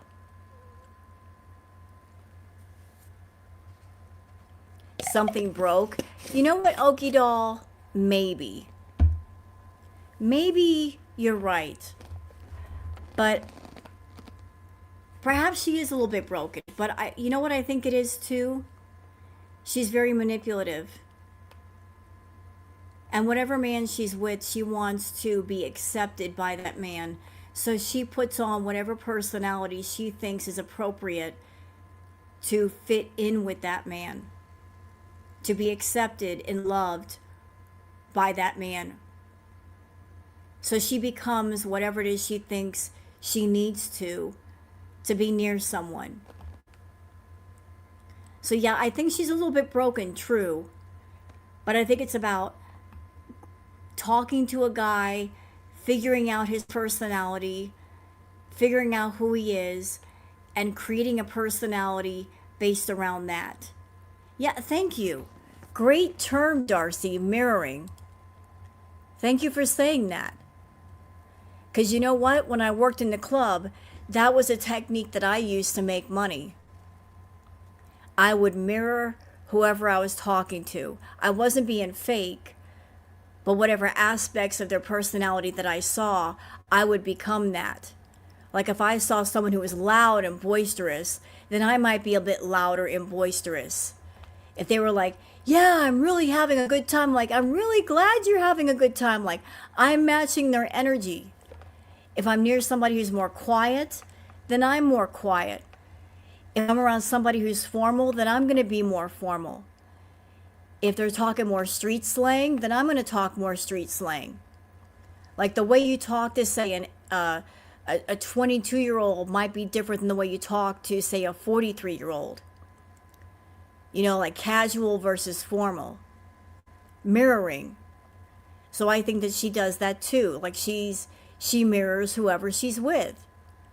I want to fit in with you. I want you to feel comfortable with me. Therefore, I'm going to mirror what I think you are. I'm going to match that energy. I'm going to match that vibe as much as I can. Although even when she does that, she doesn't fit in and she doesn't match that person even as much as she wants to. She's being, in her case, she's being fake.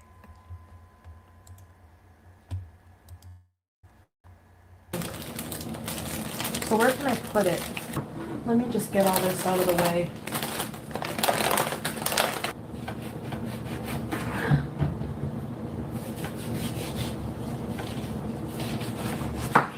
Oh.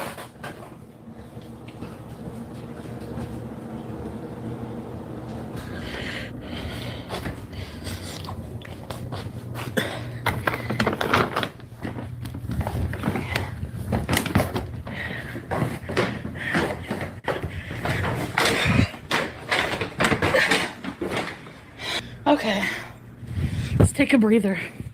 That was a lot of work. If I had to make a chowder every day, I'd die. So later on that day, she went on a date, allegedly, comes back all showered, filters on to the max, making up more lies. Like, this is what we all expect with her quote unquote dates, which were nothing but Tinder hookups. Well, I went on the date. And I hope he's not watching me.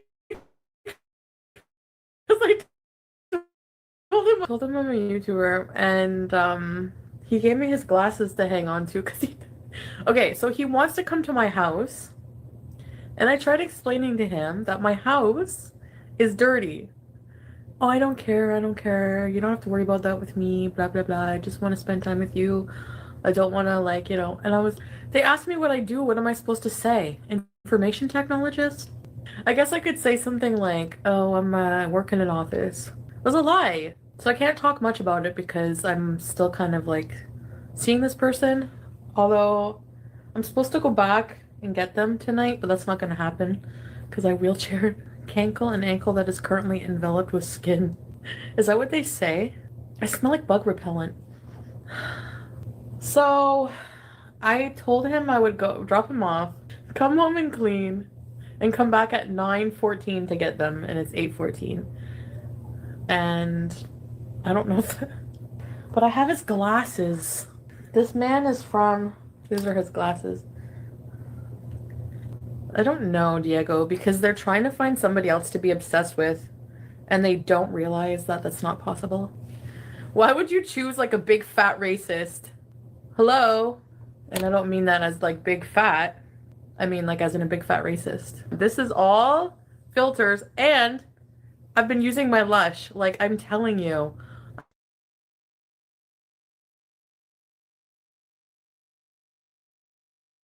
Holy fucking shit. What the? Wow. Damn. You are joking.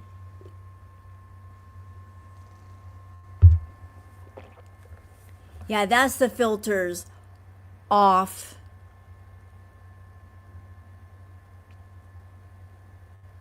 What in these?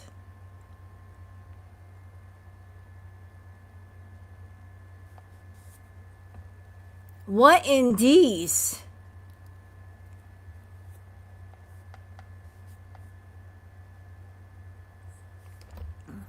Damn, Foodie. And don't you dare say I'm fat shaming you or doing the fat phobia thing. It's just shocking the difference that those filters make. You know what I mean? Like when you're used to seeing somebody on camera one way and then you see them with the filters off, it is a hell of a shock. Like the work that those filters do. Like they are doing some heavy lifting. Like there's different sizes. There's small, medium, big, large, and damn. And she's in that damn category. Where you look at her and that's the first thing you say to yourself, damn.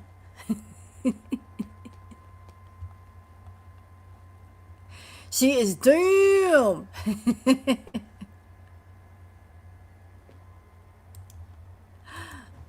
I've been using my Lush. Like, I'm telling you. I'm telling you. Girl, look in the mirror. I'm looking in the mirror every day. He's not from Beirut. Yeah, I went on a date. Well, sort of, I mean. He just pretty much wanted to come to my house. Even if this man was real and not just her getting dressed up to go to the McDonald's drive-thru, like what could he possibly want with a 450-pound bald woman who smells like blue cheese? We all seen how much of a catfish she is, even though we just saw her discolored fupa balls slip out of them shorts a few hours ago. Only one thing. Okay, if they can get over the smell, it is nothing but a nut and run situation type deal.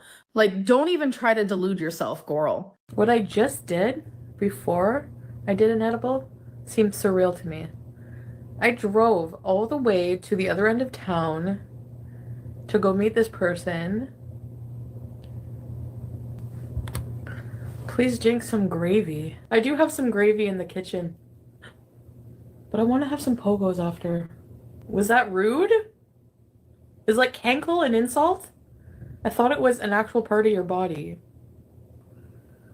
Oh my god, why is there cankle drama? Stay mad, bitch. And I have fupa balls and she has ankle balls. There you go. When you're fat, you have balls on your body that shouldn't be there. Honey, it is okay if you're jealous. I make more than you, remember? I have the ugliest feet. Look at I was scrolling my feed and I seen a vlog from Natty Daddy and Dee, and I clicked on it and it was them eating eggs again. Fucking eggs again. She is so not jealous of DD, you guys.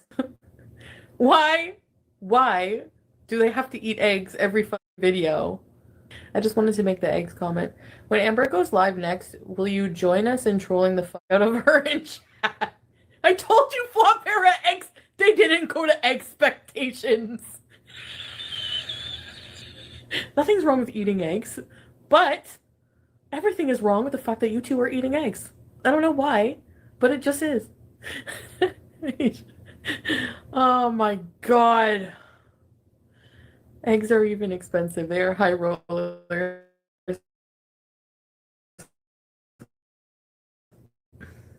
supposed to be cleaning. I have my. What's the status, babe? Status is I'm a lazy fucking fat ass and I just want to bees. No, seriously, these men are like, come on, let's go back to your house, babe. And I'm thinking in my head, like, fucking pogos and edibles. I don't deserve a boyfriend. If you can't deal with your,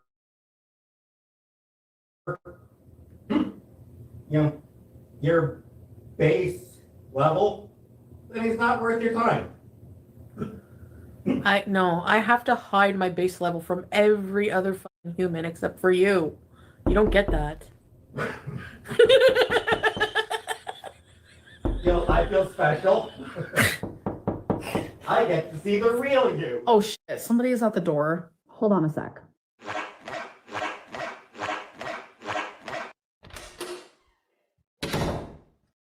They gave me the wrong sandwich. Oh no. They gave me 2 chips, although I asked for an apple, but that's okay. I'm really, really upset right now. I'll try it. This is not a veggie sandwich. Wow. I don't really have much of an ankle. Look it.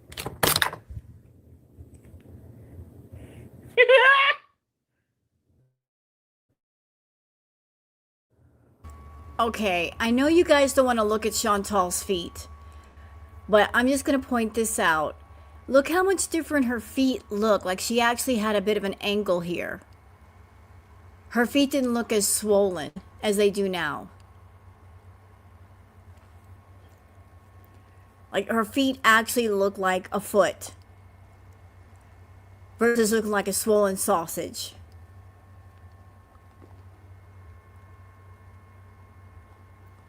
But her feet didn't look nearly as bad as they do now. Ew.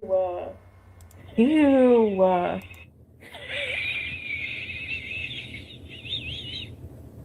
Would you lick these? Oh!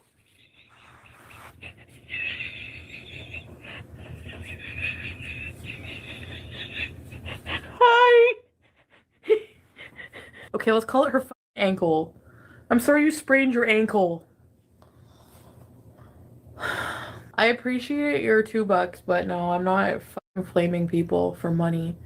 I'm not selling my soul. I don't want to make fun of Amberlynn. I do not want to bully Amberlynn. I don't want to be a bully. But if you flay her. No, I'm not doing that. Should I tell this guy at least that I don't think I can come now because... What should I do? I have Elmer Fudd feet? Okay, I'm gonna message him. But if I make plans for tomorrow, then I'm gonna have to follow through with it. Do you like my beefy biceps? Yeah, my feet are square. Okay, I gotta tell this guy something. Hold on. There.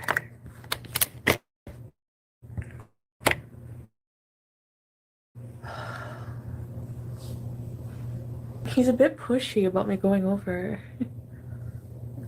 Or like coming over and calling me babe, and I don't have time for a boyfriend. He's messaging me in real time, that's why I'm reading you.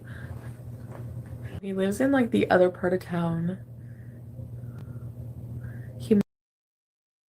I just want to stop here for a minute. So Chantal, when she talks about her time at the villa with Pete's, she likes to tell the stories in her chat about how she was so depressed at the villa. She was so unhappy. But I'm going to put it to the chat. I'm going to ask you guys.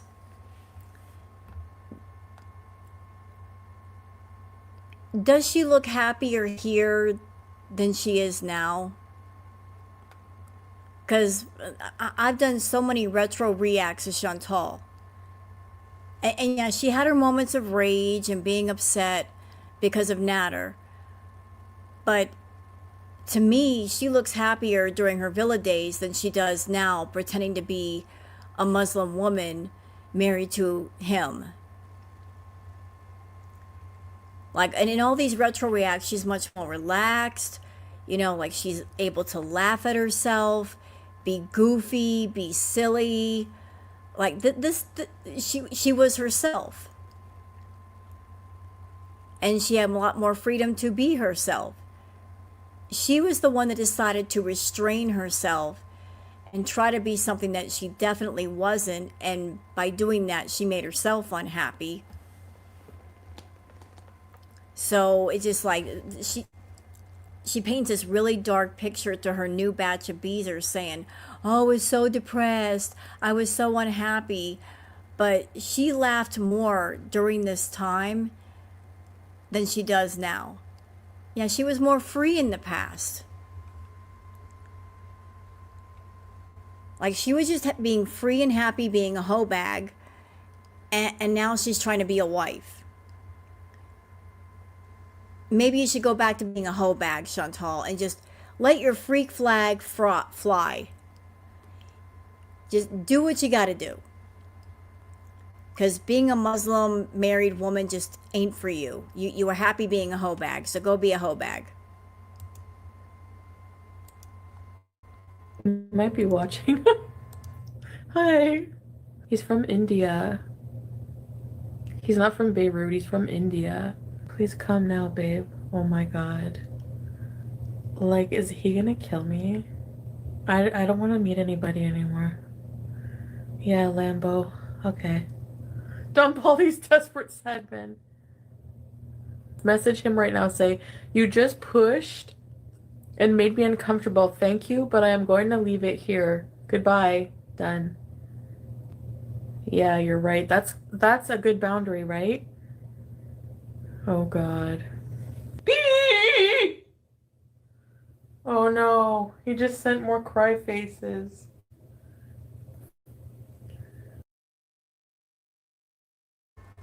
Okay, Chantal, this is where I drag you. So there you are, sitting in the recliner.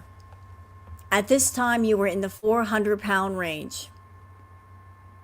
And you're filling up that recliner. You are overflowing it. And you're trying to tell me that you're going to fit all of you into one airplane seat? Girl, stop it. Stop it. Stop. You could even sit upright in a recliner.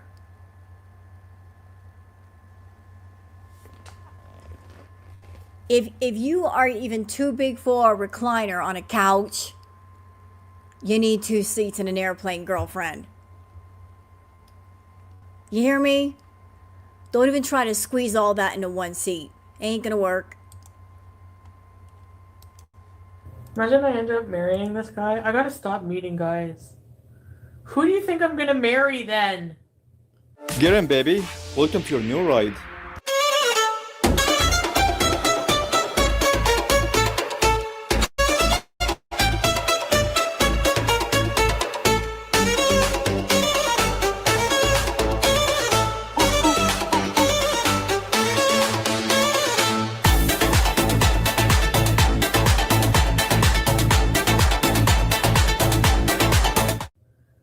Who's my Tom Arnold? I don't want him to come over now. Tell him to get a life! Yeah, I don't like aggressive tongue. But you just have to usually, they think they're doing that like, oh, like, look at me, I can kiss with tongue, like, you know? And it's just like, yes. So you have to tell them just to slow down, that's all. I would have purposely vomited. Are you seeking out the desperate, careless bums, or? Babe, at least reply. No car, no problem, Chantal. Make your date come here first. No date for them without Beezer approval. We regurgitate the court chowder. Ew, I'm gonna throw up. No, he wants to just come over and cuddle. And kiss and help me clean. But he's like, rents a room in like a house, so he like, he's really, you know, he eats people too, don't do it, but silly. Right? Like, no, I mean, okay. I'm reading the messages in real time. He's like, yeah, he was like, he's short. He's really short. But he's still taller than me, right? Because I'm short. I think he's like 5'5". But he's got like muscles. He sent a lot in a row. There's like 18 every time I check my phone. Like, I'll reply, like, if you look at mine and his, mine is like 2 lines. And his is like 18 lines. And we're like, oh God. And it's like, please babe stuff, you know? No, I don't want him to chase me any more than he already is. You're funny, Jenny. Who asked me about my Burger King in the desert again? Are you here? So I'm like, do you still drive to the Burger King in the desert in your dream?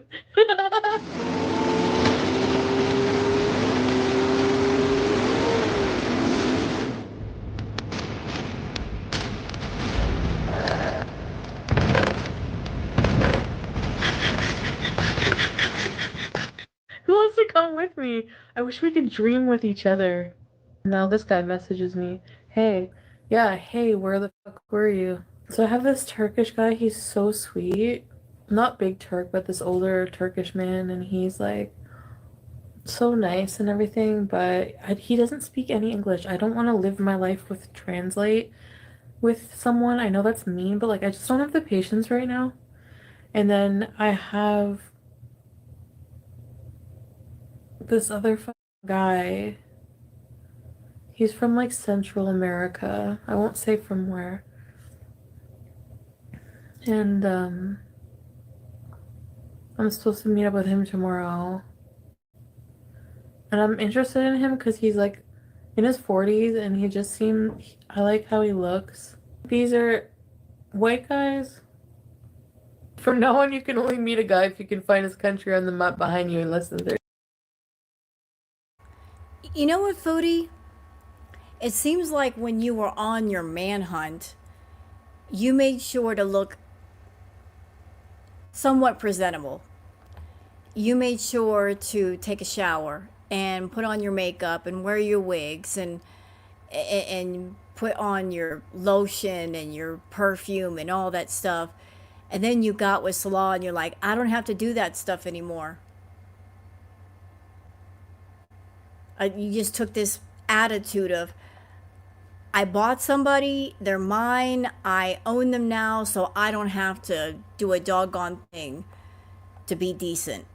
That's just the impression that I'm getting, because I'm watching this retro react, and it's like, while you were hunting for a man, you're like, you made sure that you took the shower and looked okay, but then when you got with Salah, you just said, screw it.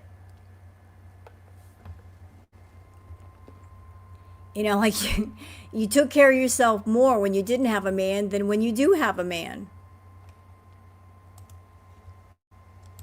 30 seconds. So this guy's like, I'm not answering him. What's he gonna do? I feel pressured to answer him. Why should I? Like, what? Like, who are you? I just met you. If I had to like beg him, he's like, no, please, I insist on coming over. I insist on coming with you. Please, I don't want to be alone tonight. He's like, since I met you, now all I think about is you. I just want to spend the time with you. We can go to your house. I can help you. I mean, I'll close my eyes. I just want. He's like, I don't want to pressure you for intimacy. We can do whatever you're comfortable with. I was just like, you don't get it. Like, my house is a fucking pigsty. Pigsty. What happened to the submissive piggy guy who wants you to control his money? I think he was fake because he's blocked me, I guess. He's wheezing hard. Online dating, that's where I find them, changed my mind. It's a government agent. Red flag, right? He has a good vocabulary. Which indicates he has a good level of intelligence. I like this. So then I don't answer him. I let him chase me. So he sends me an email. He says he writes me his email. I email him. He sends me a picture. Very handsome man. very handsome, just handsome Moroccan man. And we exchanged numbers and we're text messaging each other. I'm sure WhatsApp is probably too complicated if he's using email. Or MMS, he'd be like, what? And MMS for us, we're like, what? Anyway, that's fine. Anyway, he out of nowhere, he has my number to text me this, but instead he goes on the app, the dating app. Sorry, I gotta brush my hair. And he writes to me, I see in my inbox from him. We're gonna call him Mr. M. So back in the day, Foodie could attract a man, but unfortunately she could not keep a man. So there were men out there that were attracted to Chantal. They wanted to give her a chance, whether it's a casual hookup or whatever. So back in the day, she could attract a man. She just couldn't keep a man. Like they would start talking to her and figure out all of her crazy. And they would figure out very quickly that she was unbalanced and unhinged and walk away. Like they just picked up her crazy vibe and said, nope, I don't want nothing to do with that. And here we are, 2026.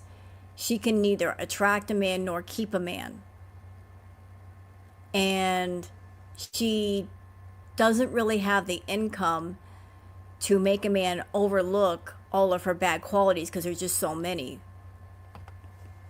So back in this time, she could attract a man. It's just that all of her crazy and all of her negative would repel the man from wanting to stay near her. But now she can't attract a man and keep a man. So she's just like, fuck it, I'm just going to get stoned. I don't care.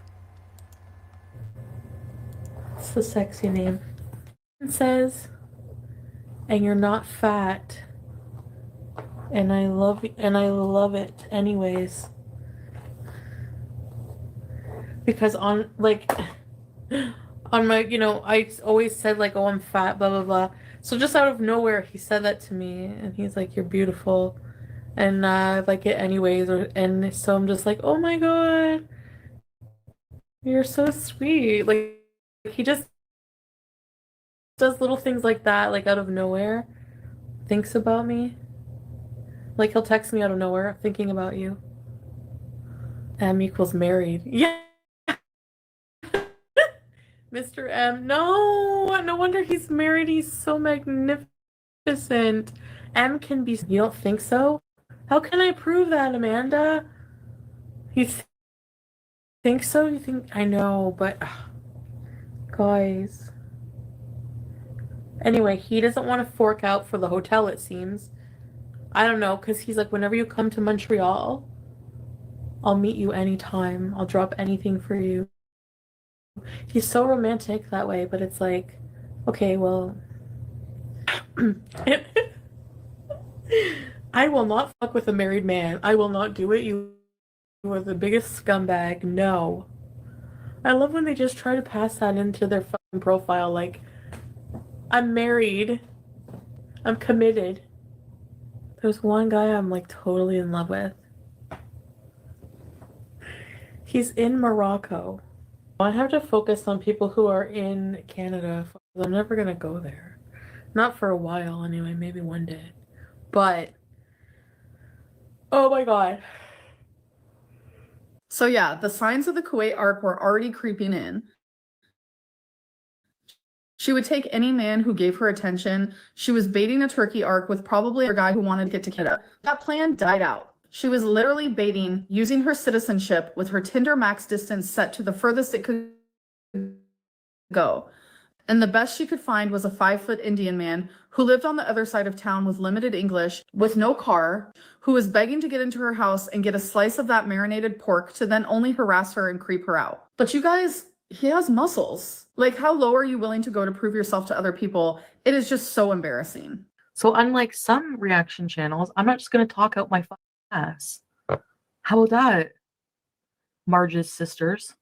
These self-righteous people get on my nerves. These self-righteous people trying to get my attention by calling out my horrid behavior, by reaching with a meter-long fucking stick up their ass for things to fucking criticize me about. People with names like, I'm just perfect the way I am, or live, laugh, and love. Fuck off. How about that? People trying to make me out to be a racist person, give me a break. Oh, well, you're calling that woman racist. No. There's no comparing. Shut up. You're wrong. Kiss my butt. Keep digging for things to look for.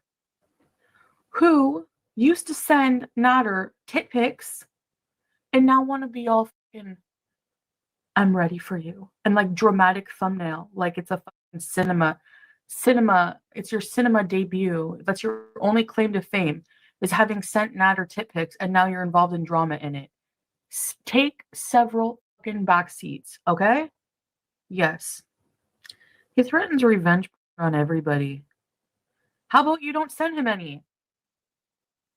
Like, these people want a fucking badge now for outing him.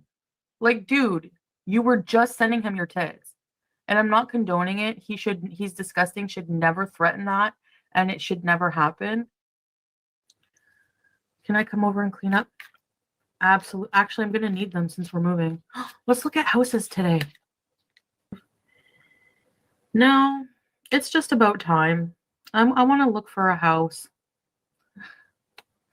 Actually, I make a good salary, Wilhelmina. I just don't spend it wisely. I really don't spend it wisely. I'm horrible with money. I've always been bad with money. I need to get that under control. She makes $7,500 per month and doesn't put any away for taxes. You're down at least 25% on views. I'd be nervous about a move. Well, I want love today. I'm going to meet a man later tonight. We're back to the tarot cards. Fuck off. Put the cards away. Seriously, just put them down and don't pick them up again. It's so annoying to me. I'm so annoyed. So annoyed. I'm annoyed. I'm annoyed when she does that. But you guys heard what she made a month. $7,500 a month. Almost $8,000 a month then. And it still wasn't enough. They're making almost $8,000 a month, a single person. Plus whatever money she was making on the side. Not enough. It's still not enough. 2026 and it's still not enough. She just confessed, I am horrible with money. You want to know why? Because it was never her money. Because she never went out and worked for that money. It was just kind of handed to her. So she never placed any value on that money. It's like, it's other people's money. What do I care? What do I care if I waste that money? I didn't work for it. I didn't have to work hard for that money, so why should I value the people that gave it to me? I don't have to save or put it away. Is it right? Is it right to meet this man? Is this man gonna be the man? Queen of Wands. Queen of Wands, the card of sustainable vision. This queen is a window to the big picture. She represents holding space as we process our internal sadness and soon recognize who we have been all along.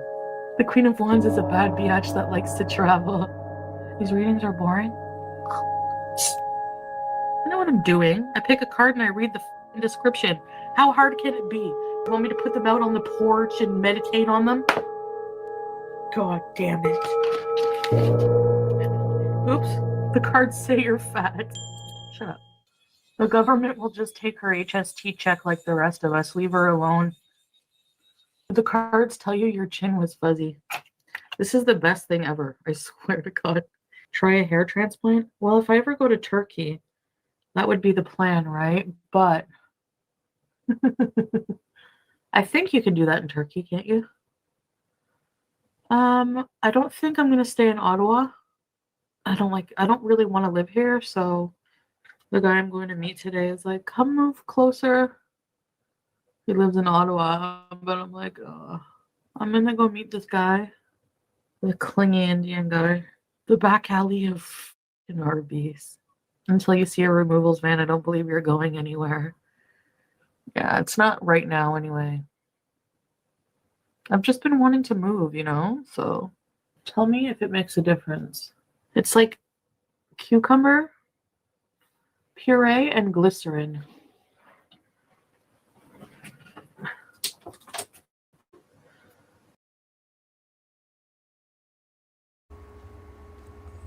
I'm just going to leave that there for a minute.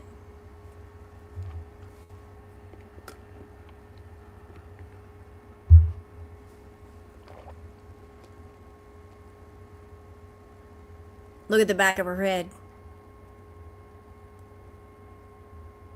That's shocking.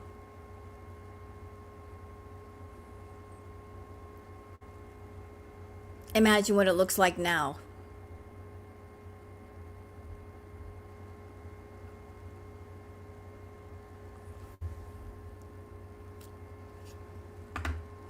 Take your screenshots here.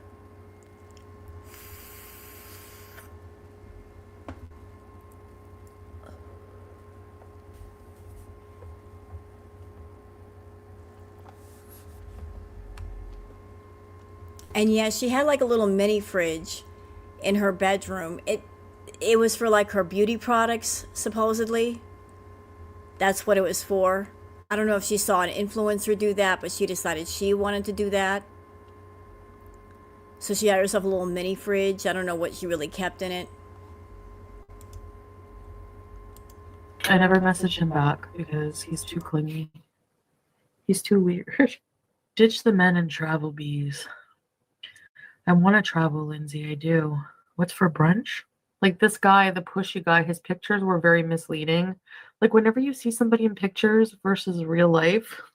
Are you being for real, Chantal? You filter the shit out of all of your videos. Every single photo you take has filters on top of heavy makeup, only at a high angle above your head to hide your gullet.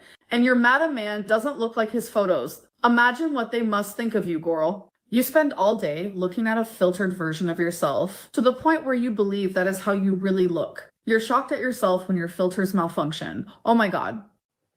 Like, look how good I can make myself look in pictures. Hi, Tiffany. And I don't mean to sound shallow. It's not even his looks per se that I had a problem with. It was just something about him in person I wasn't as attracted to. I need to make a realistic schedule and content schedule. My life is just... I think I know what it is. She kind of said it a few minutes ago. That the guy was clingy. The guy was clingy. He wanted her. He was available. She doesn't like clingy. She doesn't like available. She likes the unobtainable. So this guy was like, I want to spend time with you. I like you. And for some reason, that's a turnoff to her. Like somebody who's really into her and wants to spend time with her is unattractive. But a guy who doesn't want her and says no is very attractive. It's kind of backwards. Like, oh, I can have you. You really like me, we'll go away. Oh, you're a guy and you don't want me. You're the one I'm picking today. Always wanting what she can't have. What she's not supposed to have.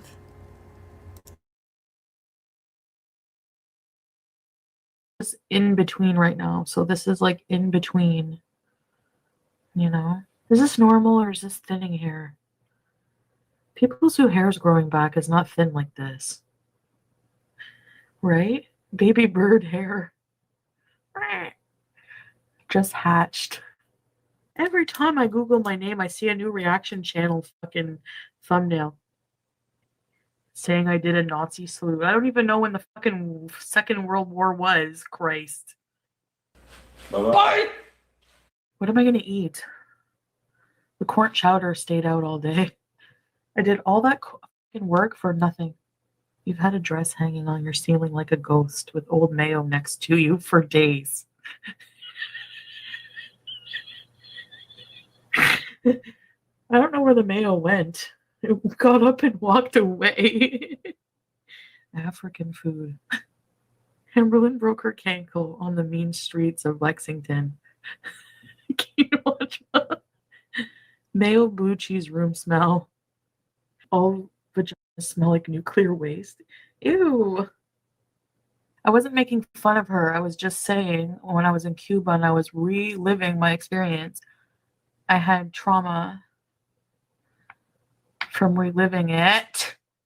Not just being with her, him too. The whole experience, traumatic, and I just don't want to talk about it. It's up. Hope it makes you laugh. Okay, I'll go check it out. I'm gonna go fucking get ready and shit. So next day, she hasn't even showered yet. Still wearing the same 2-day-old makeup from seeing the Indian guy. No bra on, greened out already, stuffing her face with food she doesn't even enjoy. She clearly didn't go on that date she was talking about. Just more lies. She's got Nader and Dee on her mind as usual. Talking about moving, but if you listen carefully, it sounds far more like an eviction she has to be out for by the end of the month. I love how she says she would rather throw everything out and just buy new stuff. Like she was planning to drop everything whenever she could. She wanted the easy way out in her mind and just find a handsome foreign husband to make her happy. Her whole life is just going down the drain, you guys. Someone's car is beeping.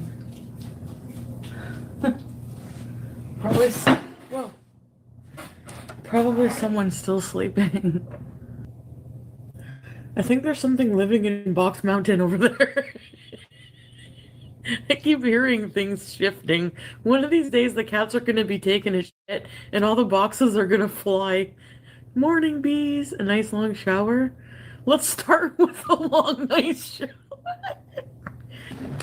You're begging me to shower today? Of course I shower every day. Well, yes, every day I shower. Alright, for breakfast we have pizza pops.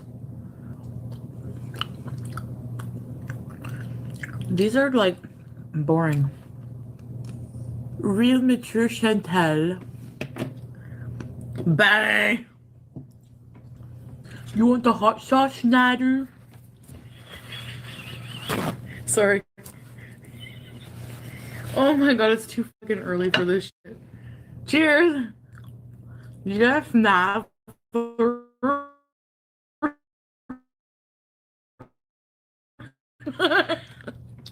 Prepare my hot sauce. You're a person because after I ring room, sat on your crappy couch, Bronski beat was playing, I remember. I swear. Chantal, and you're in the red lingerie. I swear on my mother's life, I never fuck him. Why did he make you swear that? If like, what the fuck?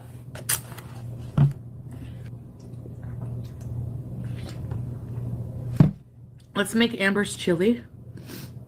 I'm not cooking that. I don't like watery chili. I don't like watery chowder either, but supposedly she posted to a Facebook group saying she is practically disabled because of a divot in the grass next to the sidewalk. You can use Box Mountain to make a fort. You should see all the boxes I have. I want to find some place with a really nice bathtub. If I can. I might not be able to, but we'll see. You can't tell me that fucking Dee wasn't scanning that article. Weigh in, please, Booty's Emporium. I was 340 like yesterday. I've gained like 13 fucking pounds.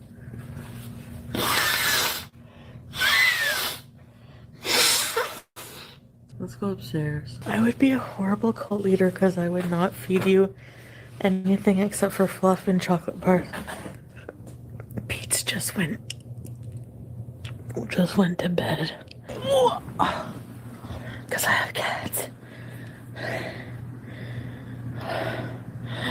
Oh my god, Jack. I see videos of myself whenever I have the fucking threaded hairline and I'm just like, that looks so fucking stupid.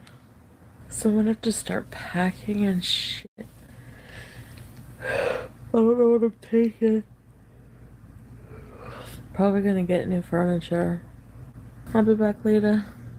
So that brings us up to the 3rd of September. And what did we learn, folks? Not much, but it is only going to get worse from here. Thank you for joining me and ChatBPD on this deep dive so far. We are going to keep this series going for as long as you guys enjoy. We are going to be covering a wider time frame in the next video now that you got an essence for how she started September. Around October is when Salah made contact and the true shift began and left Canada and arrived in Kuwait at the start of November. Not every era is going to be entertaining, but knowing what we know now, I think it would make for some very interesting content with full context and like a timeline of events that's like more digestible than that potato I choked on and shit my leggings over.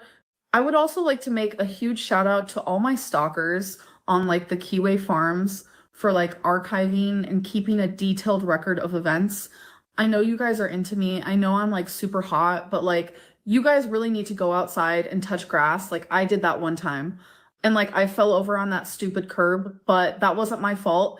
It was because I was vlogging for my viewers and they forced me to vlog. Otherwise they think I'm like lazy. So like it is actually their fault. I fell and had a dangling ankle anyway. But whatever. Can I go now?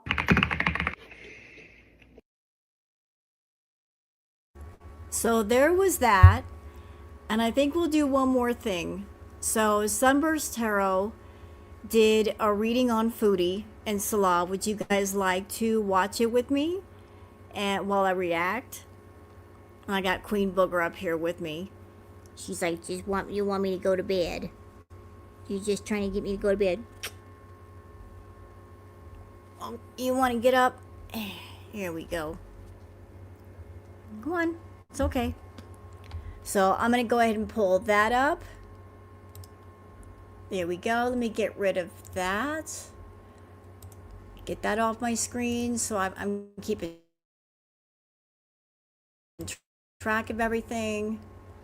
Okay, 1 second.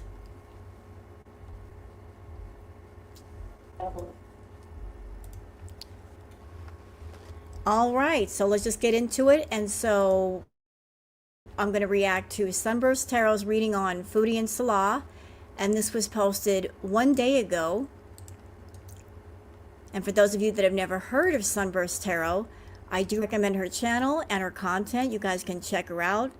Sub up to her, leave her a like, leave her a comment. And she also does private readings for those that want them. Let me just go ahead and pull this up. Oh, and I got booger hair all up my nose.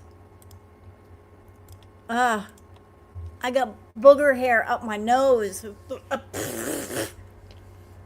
There. Okay. Sorry. What? Booger's got really fine freaking hair.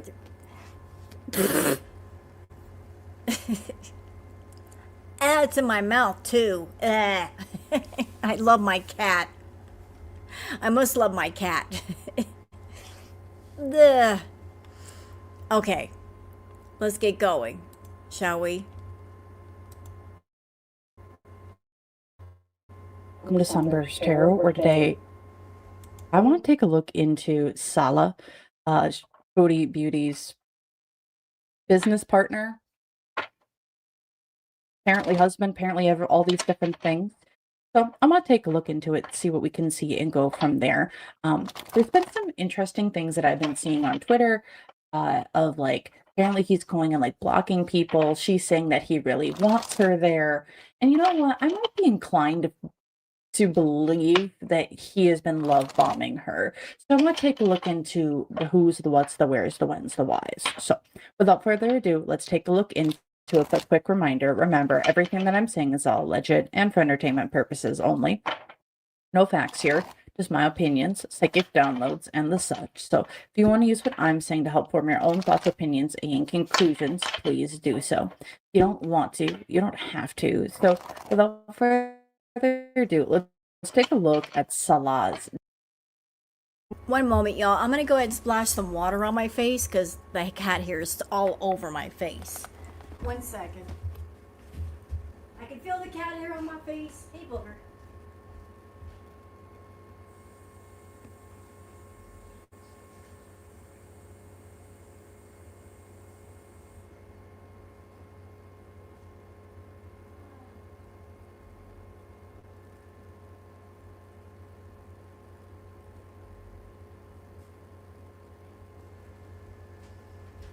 Okay, sorry about that. She got really fine hair, and it was all under my glasses, and it's like needles on my eyeballs. So let's get going.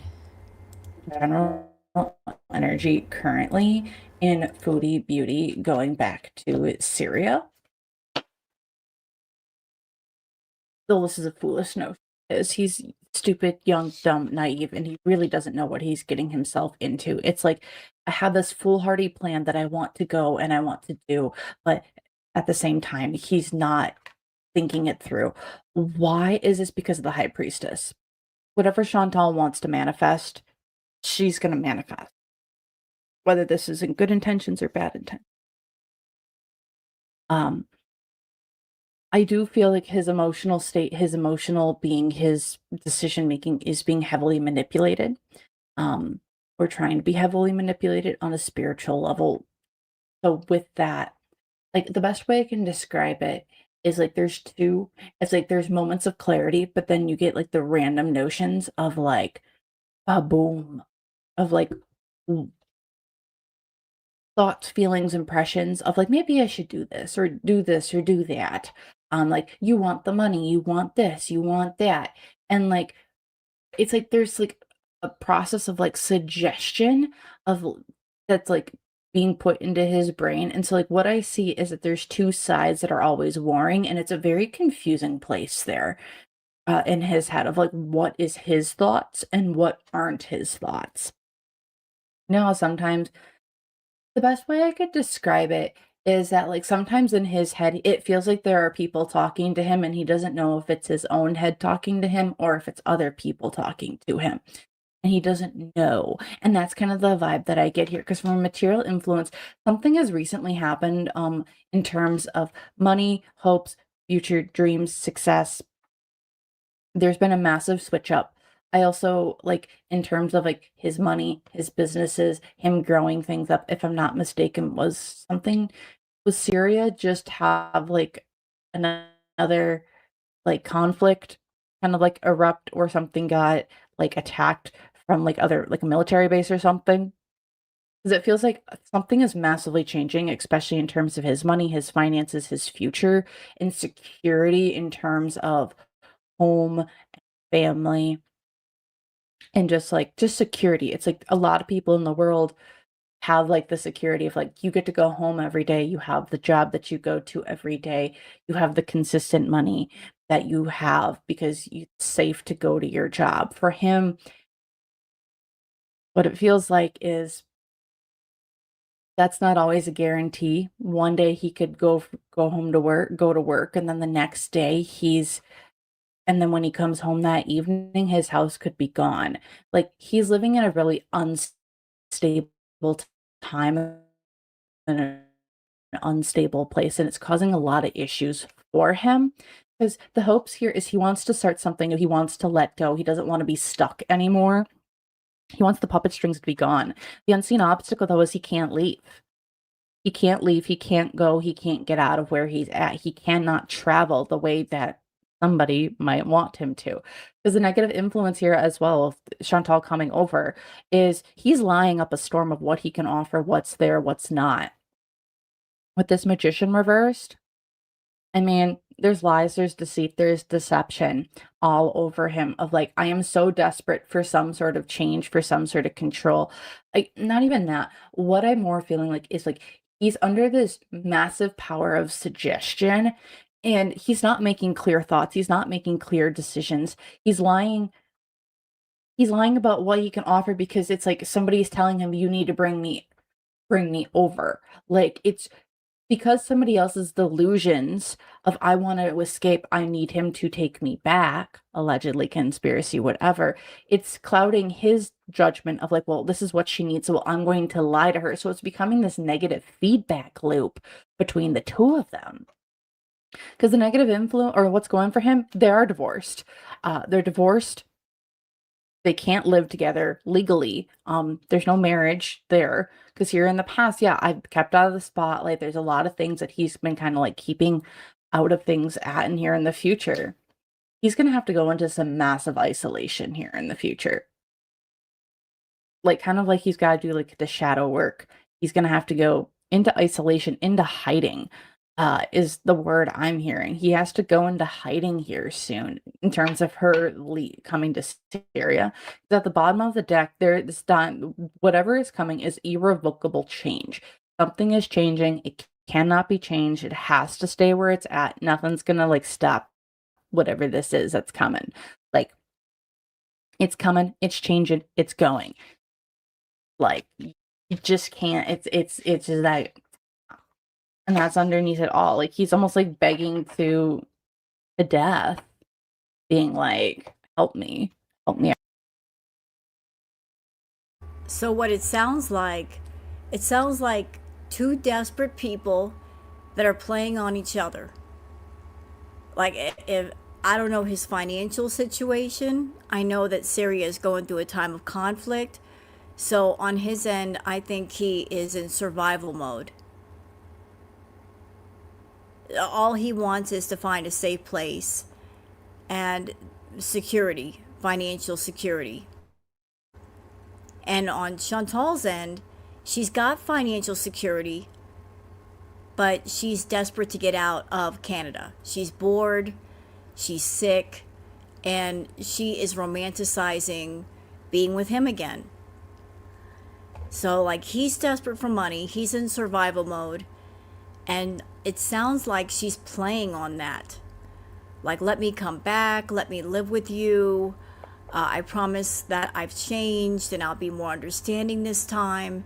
Like, they're lying to each other because they each have something that the other wants or needs, and they're just conniving each other to get their needs met. Yeah, and that's true. She helped cause his desperation situation to some degree. That's true. Like Allah said that before Salah met Chantal, that he had a job. He may not have liked it, but he had a job in Kuwait. He was working, and then he met Chantal, and Chantal basically lied to him, led him on, made him think that, oh, you just stick with me, kid, and I'm Golden Road, and we'll walk it together, and you'll be doing well and living the life that you want. And he believed all her bullshit. And what ended up happening, she blew up his life in Kuwait. He can't even go back there. So now he's stuck in Syria, and there's not many opportunities in Syria. So after blowing up his life in Kuwait, which was, halfway his fault because he stuck with it way too long. It shouldn't have started in the first place, but it went on for 3 years. It takes two people to dance. He's inviting her back one more time. And it's like, she didn't do enough damage to your life, dude. You're going to invite the demon back into your house again? So he's in a very desperate situation, and she's desperate to prove to everybody that she's still married and to escape to a place where all of her secrets can be buried. And they're just playing each other. Like, I'm lying to you, you're lying to me. We each know that the other's a liar, but we don't care because we're both desperate, and we're just going to look past the lies for now as long as it works for us. I'm on my hands and knees. So, what does he want? Why does he want Sean? If he wasn't under the power of like, it feels like, let's just see, Salah. Why does Salah want Chantal back in Syria? Does he want Chantal?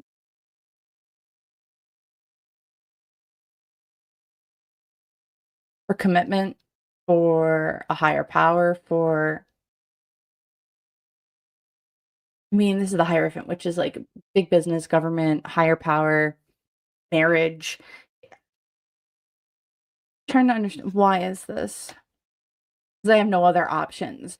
This feels like a man who's very desperate, under the power of suggestion and desperate. Also, I just keep seeing this thing in my mind, and I don't know what it is. I'm not sure why it is, but why does he want her there? One, because of a marriage that he.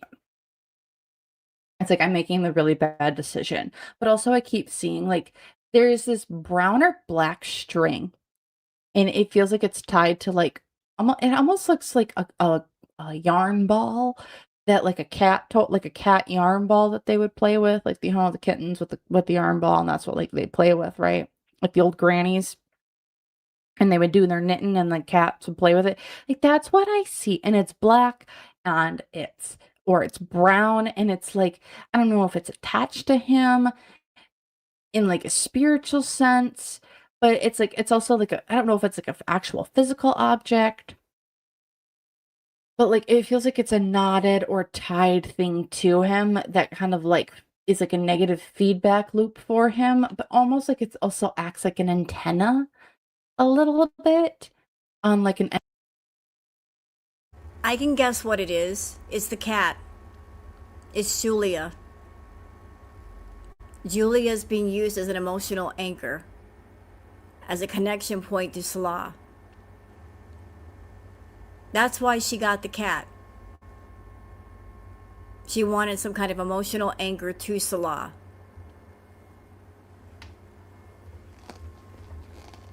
You know, it just functions as an emotional anchor. I just have to get into his house. And once I get into his house, I'm going to leave something there. That way he can never be free of me. So she left Julia there to act as an emotional anchor so that she could forever talk to him about Julia and bother him about Julia. Like, it's an emotional anchor. It's a living anchor. If he found someone else to take Julia and take care of her, then that would remove part of that emotional anchor. But the cat is still there. But, you know, she did something and she made Julia into a living emotional anchor. energetic level. That's what I'm seeing. Again, why does he want her, like, what, Chantal going to Syria? He's also at a different, like, at a point where he himself, like, he's past the point of no return. There is no turning back. It's like the Phantom of the Opera song, right? There's no turning back now. So it's very much, it's like he's up shit's creek without a paddle. Hold on a minute. Here, as I said, neither party is innocent. They're both rotten in their own different ways. Like, it's this whole situation is both their faults. It's not only his, it's not only hers, it's both of them. Because they decided to do this together. And they both had selfish reason for doing it. So, it's like he decided to do the dance with her, and even after being exposed to her negative nature, he kept it going out of greed. He was greedy, and he wanted that life of being a kept man and being taken care of, and Foodie was the best he could do, so he just stuck with it. And now both of them suffer from the sunk cost fallacy, where they put so much time and money and energy into this thing. They know they should let go, but they're not going to, because it's like, I've already spent this much time around this person, and I've given them so much energy, and they've caused me so much grief, that I'm just looking to get something out of it. I'm looking for some kind of reward for all of my frustration, trouble, time, energy, is sunk cost fallacy. She wants something out of it. He wants something out of it. They're both looking for some kind of reward. The reward that she wants is she wants a husband. She wants to claim to be married. She wants to be safe in Syria, away from the tax man. And what does he want? He wants her money. He knows that she's got money. He may not know how much she has, or if she goes to Syria, how much she's going to bring, but he knows that if she comes there, she's going to bring her passport. That's worth a lot of money. In Syria, that could set him and his family up for quite a long time. So he might be in the mindset of, this bitch, she's caused me so much grief that I want her to come here. Because when she gets here, I'm going to have full control of her. And I can take all that she has. What little bit she does have, I can take from her and I can use it to make a better life for me and my family. And then once he gets it, he can just screw right off to wherever he wants to go and leave her behind, because it's just business to him. He's not emotionally attached to her. He doesn't care about her. It's like, he's looking at her from this point. You're just a means to an end. I'm going to take your means and I'm going to pursue my end, and whatever happens to your end, I don't care. Because you're headed down a path of destruction anyway. So if I don't take it, somebody else will. And I spent 3+ years with you. I think if anybody's going to get any kind of reward, it's going to be me. He's looking at it that way. If I don't do it, somebody else will. No, I can't blame him at all. Not at all. She ruined his life. To be fair, though, he should have cut it off long ago, but he didn't because he was greedy and stupid. And that's his fault. Like, he was just looking for some kind of, reward or payback, and he never got it. And so he's playing the long game to get whatever he can before something happens. And I think that's another reason why he wants her in Syria. If he's been watching her lives, he knows just how big and sick she's getting. So he's like, if I'm going to get anything from this bitch, I better do it now before something happens. Because if something happens to her, it's going to be too late. He's in a hurry to get her over there so he can fleece her before she has a medical event. It's like he's racing against death. He made the decision. He knows he shouldn't have made it, but it was this decision that was forced upon him. Again, he's having some major money issues right now. I'm not sure why he's not able to work. I'm not sure why there's so much struggle and strife when it does come to money. But there's it almost could be a bad business investment, lack of insurance, something maybe got hit, something maybe got broke, something maybe got stolen. But there's an issue here of whatever pipeline he was in before for money making is no longer there. And so that's causing a massive constriction on finances. I'm being told to say this. Chantal's drive right now is addiction. Salah's drive right now is desperation. So they're both driven people, they're just driven by different reasons. What drives her are her addictions. She makes money for her addictions. She comes online acting the way she does to satisfy her addictions. He's a different story. He's not driven by addiction, he's driven by desperation.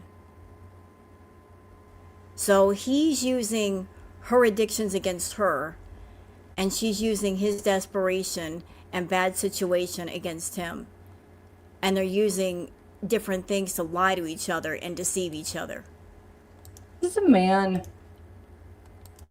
When he doesn't have money, he doesn't feel successful. He doesn't feel like he has, his pride and ego is at an all-time low and is very, very hurt.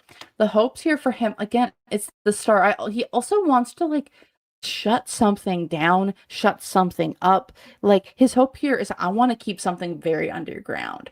I don't know what this is, but there's something he's like, I want to keep something very hidden, not in the spotlight. Like keep it down. The unseen obstacle, though, again, here is this power of suggestion. There is some entity or something or some energetic thing going on in his brain where it does feel there is something that is like, you need to think this way or think this way, or I'm going to put these thoughts into your head. This is a man who is very like heavily energetically under attack. And this is something that like, yes, the power of prayer and people can like understand, like can help with, but like that's what this feels like, is like there's something energetically tying, like being shoved at him because of somebody's delusions of grandeur that is kind of like pushing him into something that maybe he, if he was not under such heavy, I want to say spiritual attack, he wouldn't be making these decisions. But it's like that's what this feels like to me. And then he's in this negative feedback loop where there's a negative influence here is the Five of Cups. So it's just letting go, moving on, processing the grief and moving on. What's going for him though? Something's very inconsistent, and somebody or something doesn't have money either. So she's broke. Oh, I would like to answer this comment in the chat. Thank you, Gurl. Trouble is, she's not going to have as much cash on hand as he thinks. She's bad with money. She'd be lucky to show up with $1,500. Well, let's expand on that. Let's just say Chantal did show up with $1,500. That's every dollar she has in her bank account. In Syria, $1,500 is a lot of money. A lot. That can last for quite a while in Syria. But even if that's all she had cash-wise, her passport is worth at least $15,000. So even if she showed up with $1,500, he can sell that passport on the black market for a lot of money. And 15 grand will set him up nicely for a while. And then there's a side bonus. I think one of the reasons why Chantal has never talked about Salah, and Salah has never talked about Chantal, well, they haven't gone off on each other, is because they know things about one another. They know dirt on each other. It's like, I know things about you, and you know things about me. Best believe she knows things about Salah that may get him in serious trouble or put him in danger. And that's why he's kept his mouth shut, and that's why he's still talking to her. He doesn't want to make her angry, because when she gets angry, she starts spouting off at the mouth. Depending on what she knows, that may put him in danger in Syria. So if she were to come to Syria and something happens to her physically, if medical event or something, if she passes away in Syria, that's a bonus, because then he can be sure that all of his secrets stay buried. So whatever money she has on hand, he gets that. He can sell her passport on the black market for 15 grand. I've heard, I was just reading online, I showed you guys the other day, that if you have somebody's passport, if you have personal documents, if you have their, say, social security card, that could make a package what's called a FULZ package, FULLZ, which makes the price go up. And some of those go for up to $50,000. So what Chantal has is actually worth a lot more than her. So he can just take whatever money she's got in pocket, sell her passport, sell whatever personal info he can, make a shit ton of money, and disappear into the wind. And help his family out. And maybe the family is telling him, take this bitch for all she's got. She's caused us so much shame and embarrassment, humiliation. Just take it all. We support you. Go for it. Bring her over here and do what you want to do. If it sets up the family for a while and takes care of us, we're down with that. Some sort of business is not going to pan out in the way that he thought or thinks. This year in the past, he's lost a lot of money. There's not a lot there anymore, but bad. And then here's judgment. So there is a big judgment moment, a big revealing moment for him and Chantal going to Syria. There could be new information coming out. There could be new things that are about to be talked about in terms of him and Chantal and that relationship. And that's what I'm kind of seeing here.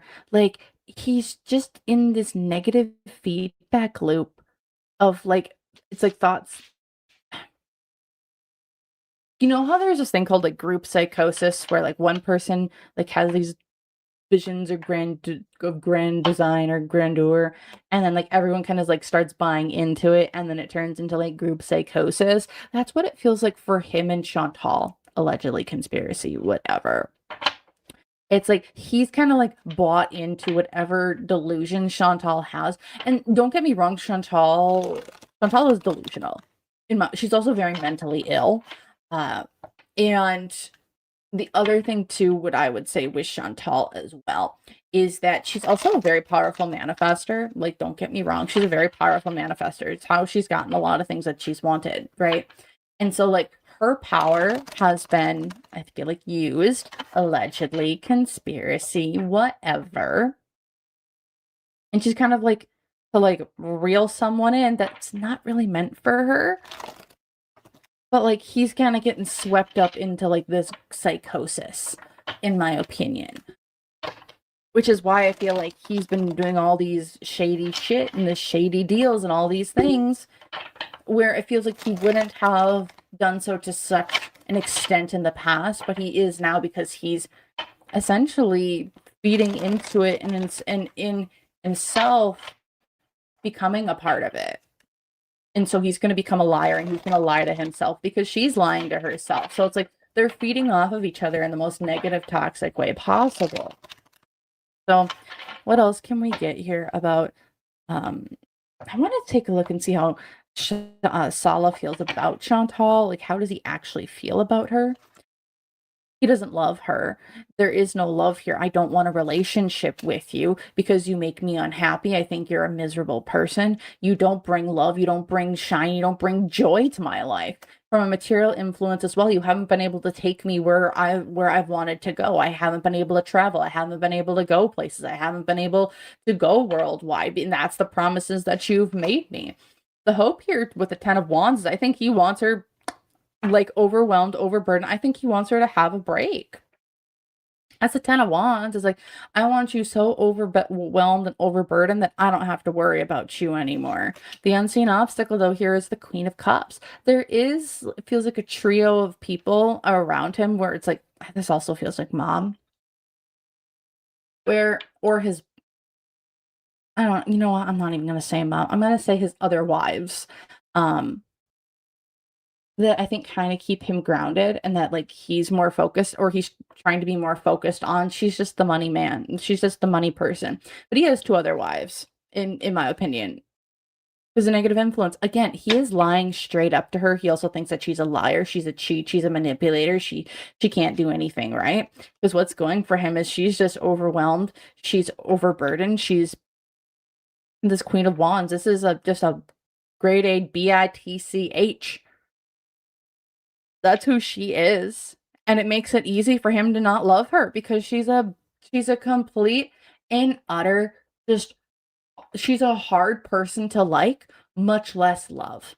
So she's the perfect person for him because feelings will never get involved. Feelings will never develop. So he doesn't have to worry about ever having to mix business and pleasure because he hates this person. While I'm sitting here listening to Sunburst, I just keep feeling this coming through for Salah. I feel I keep hearing resentment. he's got such a large resentment for you, Chantal. Like it's just angry resentment. I keep hearing, I hate you. I hate dealing with you. I am just so angry that I have to deal with you again. Like I'm so mad that I'm so desperate that I have to just deal with you one more time. That he's in a position that he has to deal with you. He'd rather let you go. But he's in survival mode right now. And he's desperate because of his situation in Syria. That it's just like, I hate you. I hate talking to you. I hate dealing with you. I wish that I could just have a better life so I can completely let go of you. He's not liking not being in the power position. I feel such resentment from him. Oh my God. He's resentful. There's a lot of resentment in him. Like this anger, like, why does she have to go to Canada and have a better life than me? He's resentful of the fact that you could go home to Canada and have a better life, and he has to be over there and struggling and surviving. But he's so resentful of you, Foodie. So resentful. It's like, I have to deal with this bitch again because she's the one that has the money. I fucking hate this. I hate this. I hate this. I hate this. I hate this. Like that's what's coming through.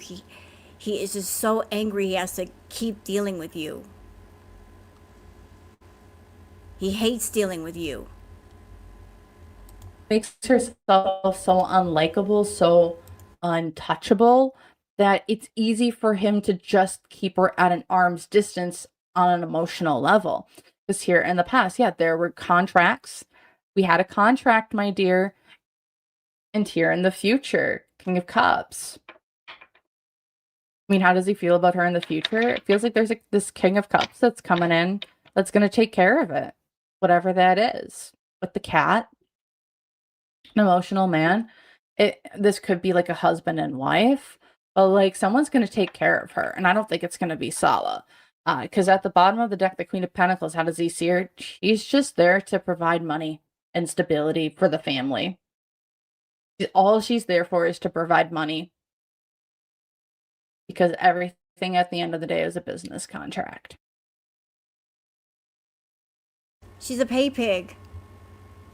She's a pig that pays. So he's willing to go to her one more time for the pay. I also just heard that, Chantal, I don't know what agreements you had with Salah that you made with him back in Kuwait. Specifically, like there were contracts, there were agreements back in Kuwait that were left unfulfilled. And so that's what he's looking for. He's looking for the fulfillment of those agreements. I don't know what you said. I don't know what you promised, but he's like, you guys agreed on more than a few things. And he's just looking for his end of the deal. Like what you were supposed to do, what you were supposed to provide. You lied, and he is just looking to get what's due to him, whatever that is. That's what I'm seeing. That's what I'm feeling. I hope this was helpful in some way. Feel free to like, comment, subscribe. Let me know your own thoughts, opinions, and conclusions down below. If you would like, leave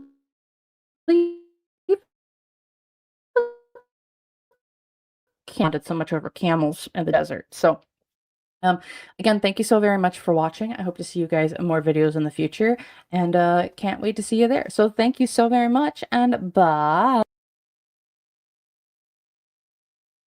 So that was the reading. I hope you guys enjoyed it. So I think that's all we have for tonight. I don't want to turn this into like an 8-hour live. I just wanted to show like a quick retro react and the tarot reading, so we're all caught up. So we'll see what happens with Foodie. Although from the looks of things earlier, we're going to get more way too high content. I don't know what's going on with her. I don't know what she's running from, what she's trying to escape from, if she's just trying to keep herself super numbed up because she knows she's not going to go to Syria, and she's not wanting to let it out of the bag yet. But eventually something will be revealed to us, I think. Like, there's going to come a point where she can't hide things anymore. And maybe there's another part that she's struggling with. It's like, if she's not sure where she's going to go and what she's going to do until she figures it out, then she can't make up a new storyline to go with the new surroundings, whether it's in Syria or Cornwall or Ottawa or whatever. So we'll just see what happens, Girl World. So for those of you that have been watching that are new to my channel, thank you for watching me. Hope that you like and subscribe. And I'll see you guys on the next one. Until then, take care of yourselves and each other. Bye.